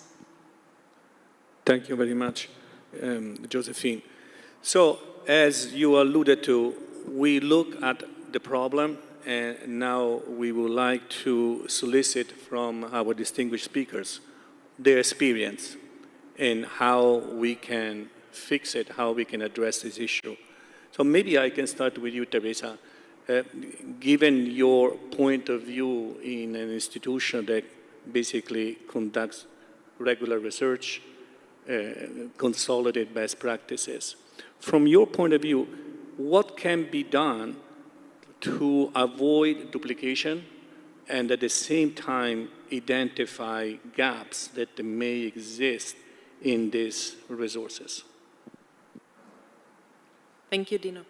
To have a conversation, yes. So that's definitely the starting point. We have already acknowledged that there are several resources and portals that map things that might be similar, but not exactly. The worst thing that could happen, that everybody will go in their tunnel vision and continue their work. That's not what we want. So one best practice that I can share from our experience is the cooperation and almost integration, if you wish, between the CIBIL portal and the UNIDIR cyber policy portal. What's that about? I've already mentioned that at CIBIL, we basically try to map resources, tools, and especially projects that have been implemented or are currently being implemented in the field of cybersecurity. UNIDIR has a very useful resource, the UNIDIR Cyber Policy Portal, which basically kind of gives, as a one-stop shop, a good overview of the cybersecurity situation in various UN member states. Now, we would agree that it's very useful when you look at projects, because at CIBIL you can kind of filter, okay, I want to see what projects have been implemented in the field of cybercrime in Cambodia, yes? And then you would get this information. Wouldn't it be helpful to, at the same time, get inputs on what is the situation in cybersecurity in this given country that the UNIDIR portal maps? So this is common sense, and that's why we went ahead. And obviously, there was also the issue of the technical interoperability, but that was also solved, and that can be fixed. That's maybe the simplest part of the puzzle, I would say. But this obviously was preceded of months of conversations and exchanges on complementarity and how one portal can benefit from another, so that the end user has the best experience possible. Thank you very much. Maybe if I can pass to Ambassador Darling. We saw the point of view of those working on creating the knowledge and facilitating.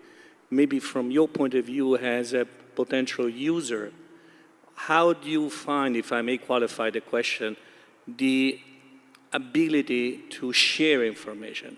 Do you find that you use these resources? Do you think they're valuable? Or there's something that instead can still be improved?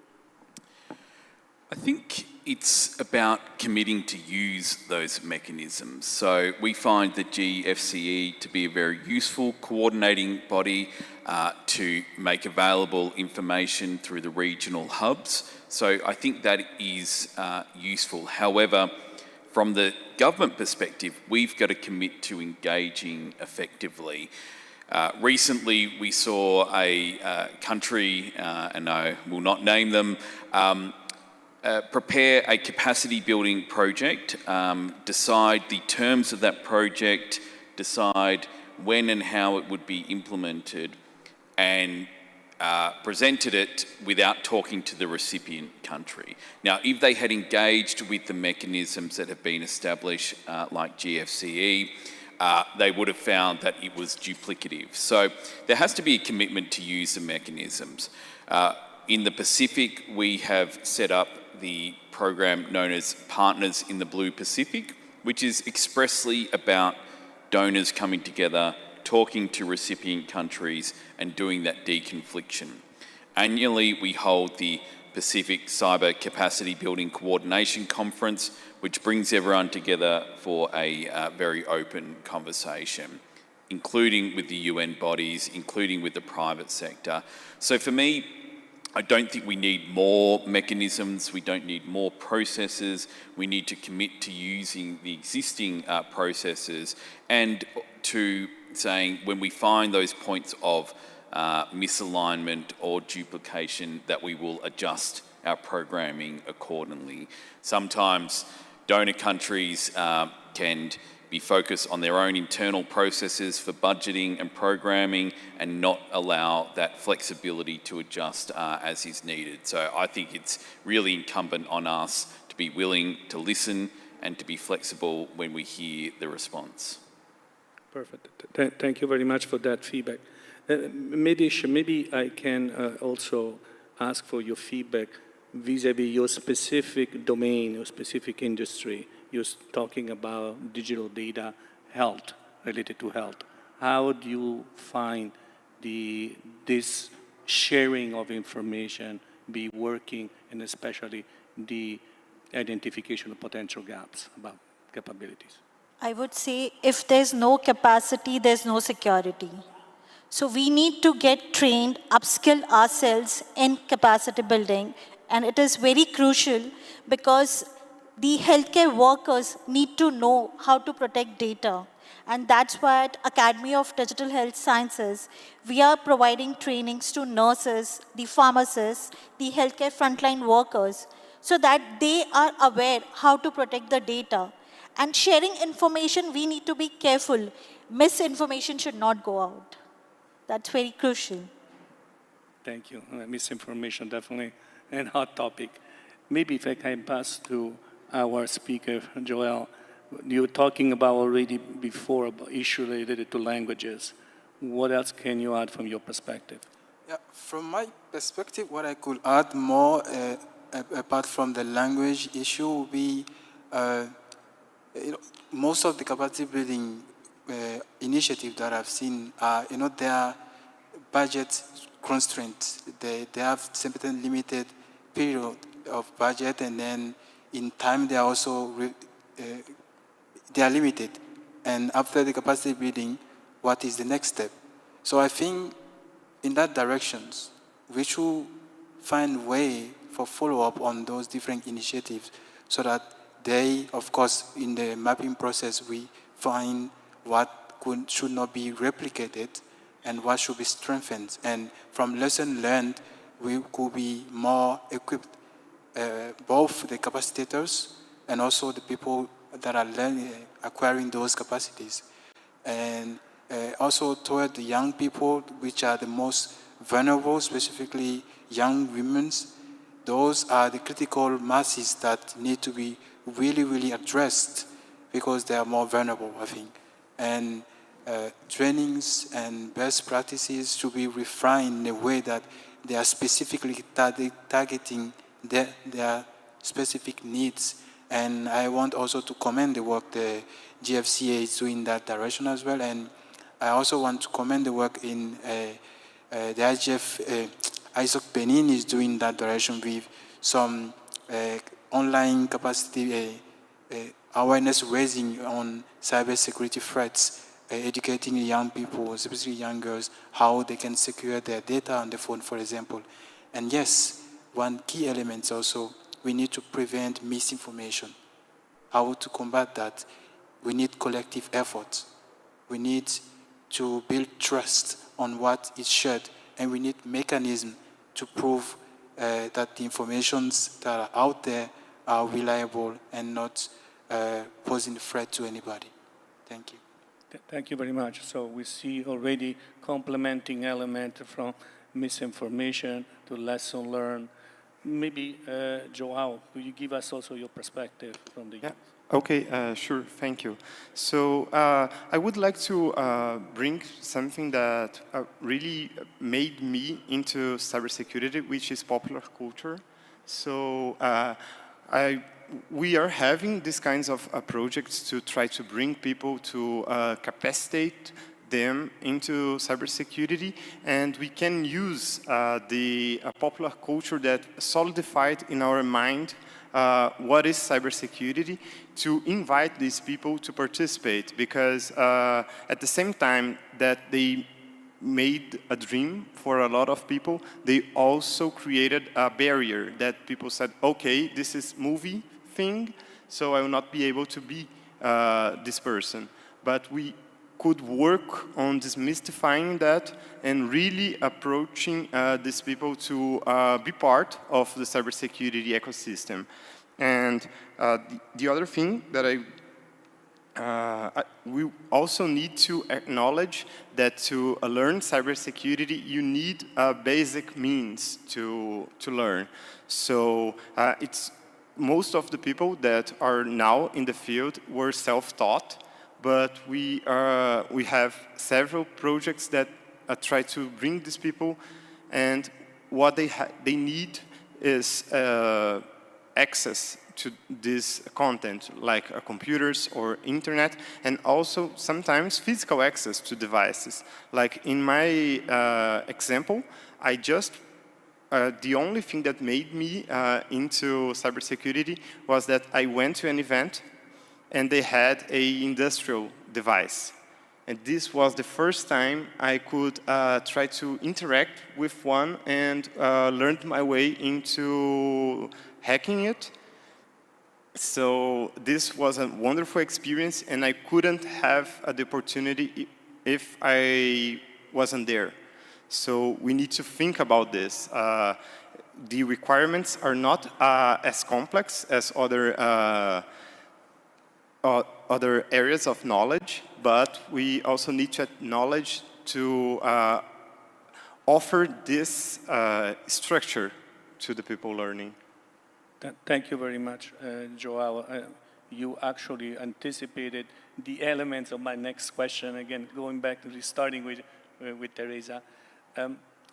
What can be done to ensure that the message, the resources are getting to the intended audience, and especially in those situations, those environments where there are less possibilities, where there is a less mature infrastructure, less access, limitation, I would say, in accessing internet and accessing the necessary resources. Yeah, thank you.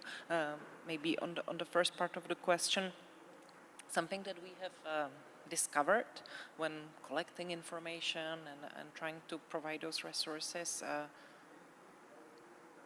online was that sometimes we have faced a bit of reluctance to actually have information shared. It's maybe a natural instinct that like everybody would like to receive information, but not necessarily seeing the benefit in providing the information. Sometimes we have, is the sound okay? Because I hear like a terrible echo. Maybe I should remove this. My earring fell off, okay, starting great. Sorry. So, for instance, natural instinct could say, I shouldn't share too much about what I'm planning to do because maybe it will cost me a project I could otherwise get. Or I shouldn't share that much about what I'm planning to do as a donor, let's say, in the next 3 years, because I don't know, somebody else might do it. But I think we need to kind of change the narrative a little bit, that by sharing information to the extent possible, I am of course aware it's not always realistic, everybody wins. And who wins ultimately are those that we are trying to assist, the recipients, because it's not fair towards them if the efforts, let's say, are uncoordinated, or if an implementer comes and isn't aware that the same project has been implemented by somebody else 2 years ago, or like Ambassador gave the example that some projects would be basically designed without consulting those that it should benefit. This is wrong and it's not fair, and then we are kind of just doing things to tick the box. I've implemented the project and I've used these resources that were made available, but what's the impact? Could the impact have been bigger? Yeah, so I just would like to challenge ourselves to really think that, okay, if I share, I'm not gonna lose, and that goes for all stakeholders involved. One maybe another note that I can add, sometimes when we have had conversations with recipient countries,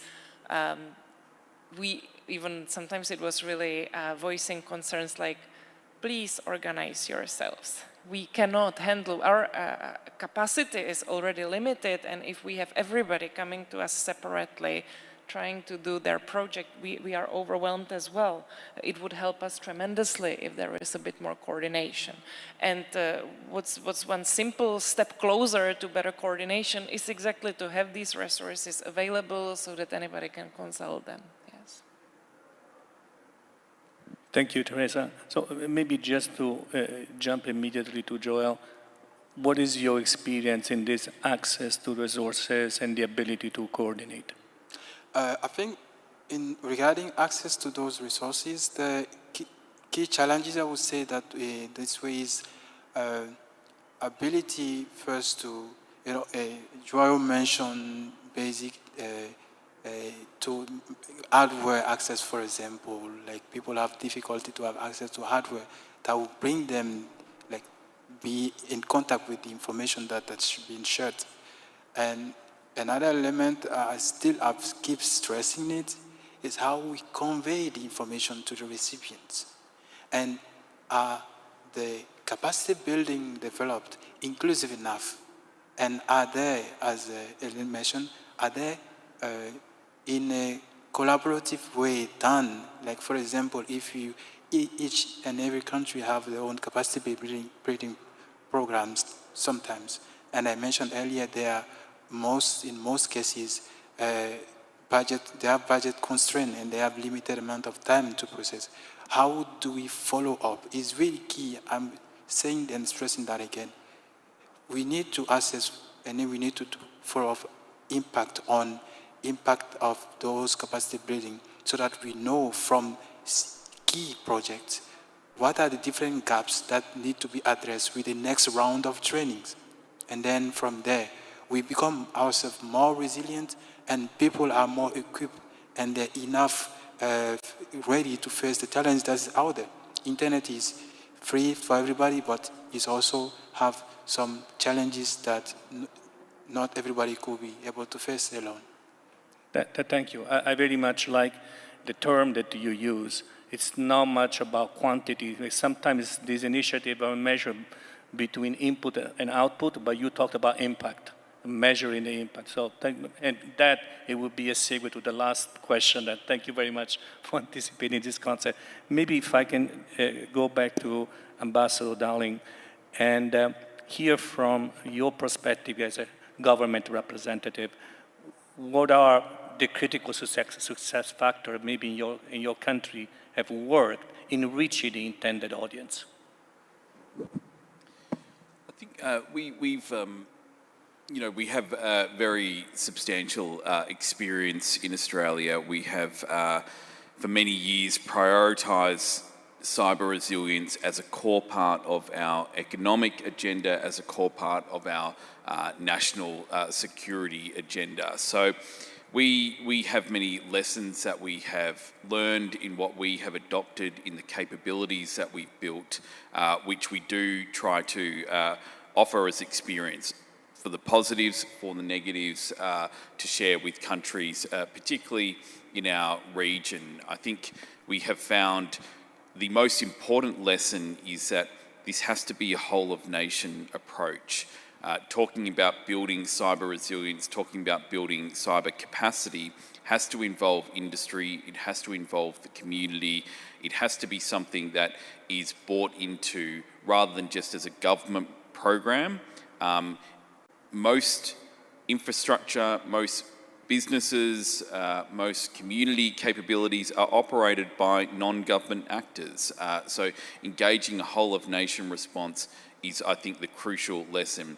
And that means when we engage in capacity building work, we talk not just to government players, we talk to private sector operators who run civilian infrastructure, we talk to educational institutions, schools, universities. We try to engage across the breadth of society. Cyber is not a technical issue, it is not a government issue, it is a whole-of-nation issue. So I think our lesson and experience is the criticality of engaging a broad range of actors when we try to build that cyber resilience. Thank you very much. Very well noted, the emphasis on partnership and collaboration, public-private. Thank you so much for emphasizing that. So Midish, your experience from the digital health sector.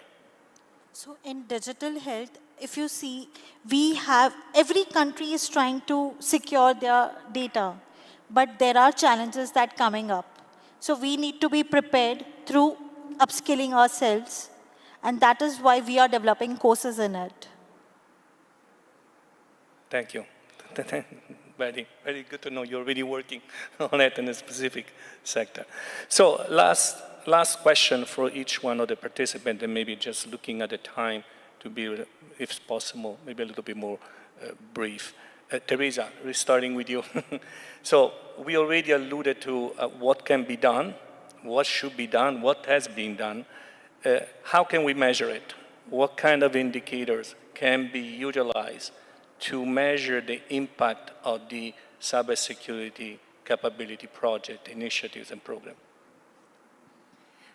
Yeah, for instance, for Sybil, it's very simple. We can measure how many projects we have there, how it's growing, what's the trend, and of course, you know, the more comprehensive coverage we have, the more kind of thorough picture can be provided to anybody who uses the portal. So I would also use this opportunity to encourage everybody here, if you're working on a cyber capacity building project, like, check it out if it's on Sybil.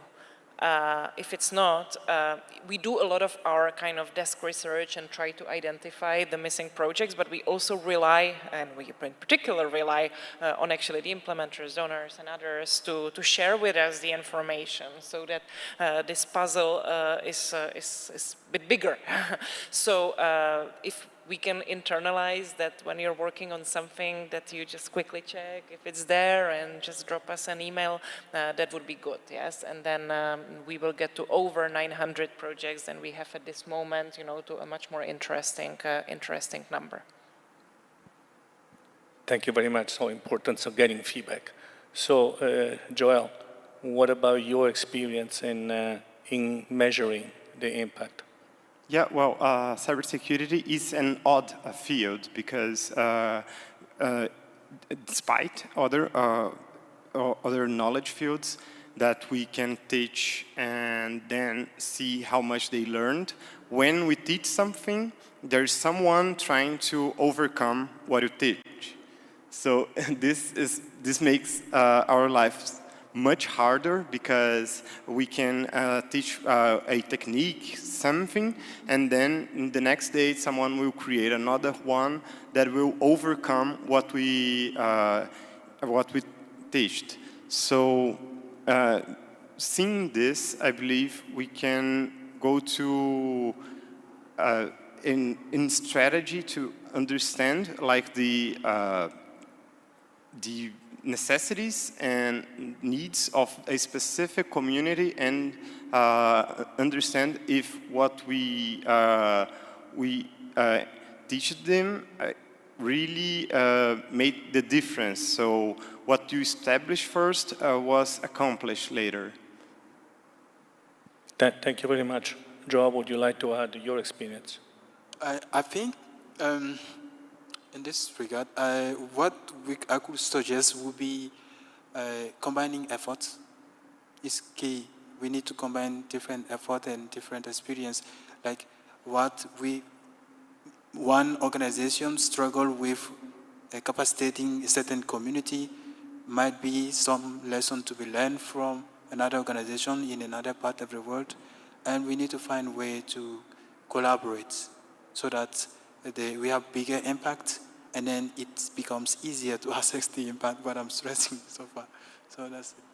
Thank you. So I started to see that the picture and the life cycle, lesson learned, impact, consolidation of best practices and databases. So maybe Ambassador Dowling, if you can also share with us your experience in measuring the impact. Sure. It's very difficult. I think we all struggle to measure what success in cybersecurity looks like. How do we know our programs are working? We know that cyber incidents are getting worse. We know that in spite of all our efforts and doing the right thing, we will see more incidents because threat actors are getting more capable, more sophisticated. So measurement can't be about fewer cyber incidents.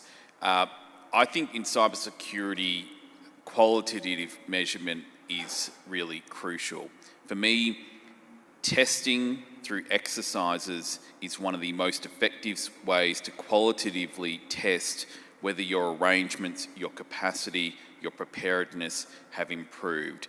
We're big advocates for getting everyone in a room, government, private sector, civil society, running exercises, testing what your response mechanisms look like, how they operate.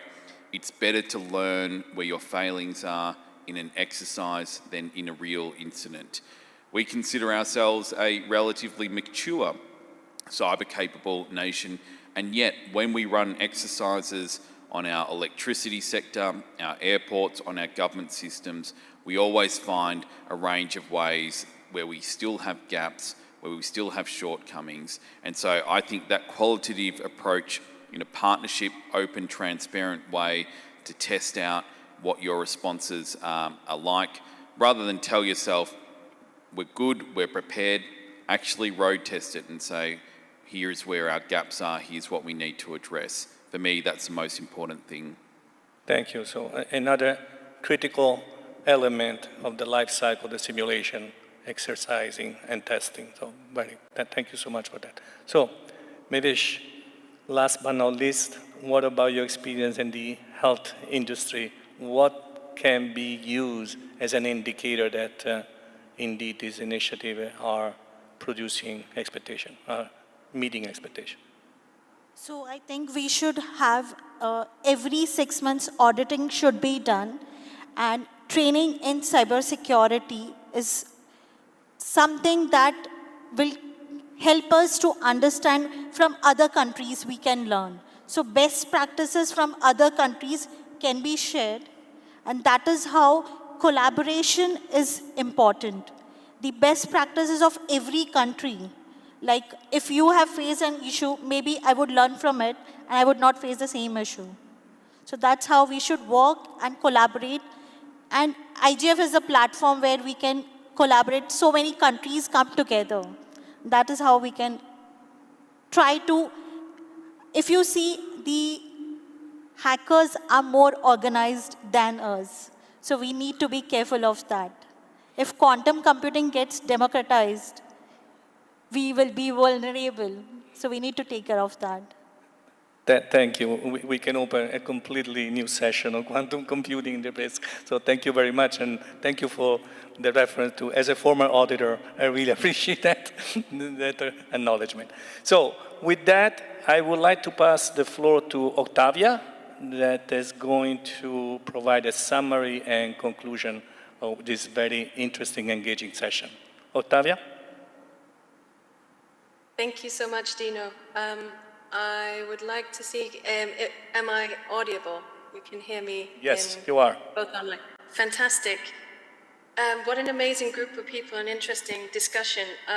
I want to go over some of the things that sort of came up and also look at what we in the Best Practice Forum could be looking at after this IGF and going forward. In terms of the statement and sort of how our experts looked at that, I think one of the things that really stood out is context and experience. It really is important. So most of our experts did agree with the problem statement and that the necessity of it. However, a red thread throughout is that we have many platforms and we have many places. We have a lot of coordination and collaboration that exists, but we have to commit to using that. And one of the points that came up is that the IGF could or actually should be used more as a venue for this capacity building. We have to work together, we have to trust and share, which is extremely important on many aspects, but also across sectors. Holistic approaches to security, particularly cybersecurity, it's not a problem for just companies, private sector, government, individuals. We have to look at both reactive and proactive approaches on multiple levels. I thought it was so interesting to get the health sector perspective. Critical infrastructure as well is made up of individuals. So that's one of the things that I think came out of the comments that we had on the problem statement. Accessibility and, dare I say, localization is, of course, key. We know this, and somehow we have to hold ourselves to a slightly higher standard than we are right now. Accessibility comes in many forms, as our experts on stage mentioned, because it's not just about giving access or resources to youth. One of the things that came out of the fixes that I really appreciated is the accessibility doesn't have to be a threshold or a high level. It simply can be access to information, knowledge, even a device that allows you to become curious and understand your context and your role in a much larger picture. So the consistency in the manner in which we treat not just programming, but activities and projects in cybersecurity is what makes it successful. And that's one of the key elements to the fix, if you like. All of these are guided by conversations, and these conversations need to be done from a point of trust, and it needs to be done across sectors. And it needs to include as many stakeholders as possible. Even some of the low-hanging fruits, interoperability was mentioned as a fairly low-hanging fruit. However, not even those are possible without multiple conversations where we come together and understand the importance of hearing most, or at least as many voices as possible. Interesting for me as a cybersecurity professional is to hear that a lot of the things we're talking about relate to ecosystems and PDCA, for those of you that know the Plan, Do, Check, Act. It's not enough to come in and do one thing. It's not enough to have a training, as our colleagues mentioned. We have to do training and we have to do follow-up. We have to ensure that the ecosystem of knowledge continues regardless of one person, one community, or even one specific government in place. So we have to commit to the use of these mechanisms that are in place already. We have to, as implementers that come into a context, also understand that we are depleting valuable and necessary resources by constantly going in and inventing the wheel when the wheel is probably already there, perhaps even a really good bicycle or a Ferrari. So understanding that it's not us first, it is us, the community first, is one of the things that felt very fundamental to our conversations on the fix. A couple of last things, low resource environments. It's difficult to prioritize, so how do we do that? Some of the things that came up was not just coordination, but inclusivity and collaboration in a way that is consistent. And that means localization, not just of materials. It means accessibility understood from multiple levels. And that has to do with equity, it has to do with gender, it has to do with age, it has to do with all of the other elements that we know so well from a lot of the work that we do and a lot of things that guide us to spaces like the Internet Governance Forum. Stakeholders, participatory approaches. I'd like to end with something that I thought was very important when we talked about indicators, because it's not just numbers. We know that. The thing that we need to be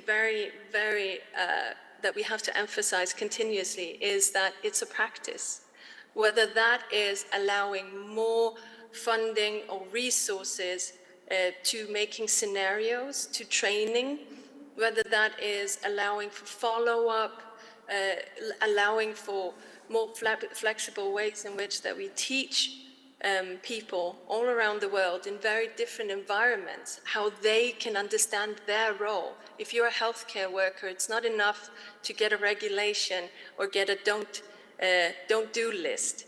It needs to be relatable to your role, and it needs to be understood from the position of where you are and what you have the agency to affect to allow for us to be slightly more secure, or at least resilient as we together tackle these huge but very important foundational things that allow us all to be safer, not just online, but in reality. I hope that sort of captured. There are so many more things that I'd like to mention and so many good points, including I'd like to mention the demystification of cybersecurity. So on that note, I would like to thank you all for allowing me to summarize these points together and give it back to my colleagues on stage.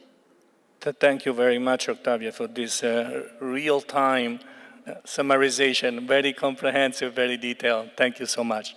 So thank you to all the distinguished speakers that have shared with us their knowledge, their experience, their wisdom. Thank you to my colleagues, co-facilitator, Josephine and Yon Bonana.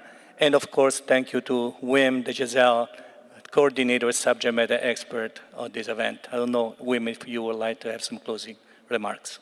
No closing remarks. I just want to make sure that you don't forget to thank you, Dino, for moderating also part of the session. So thank you all.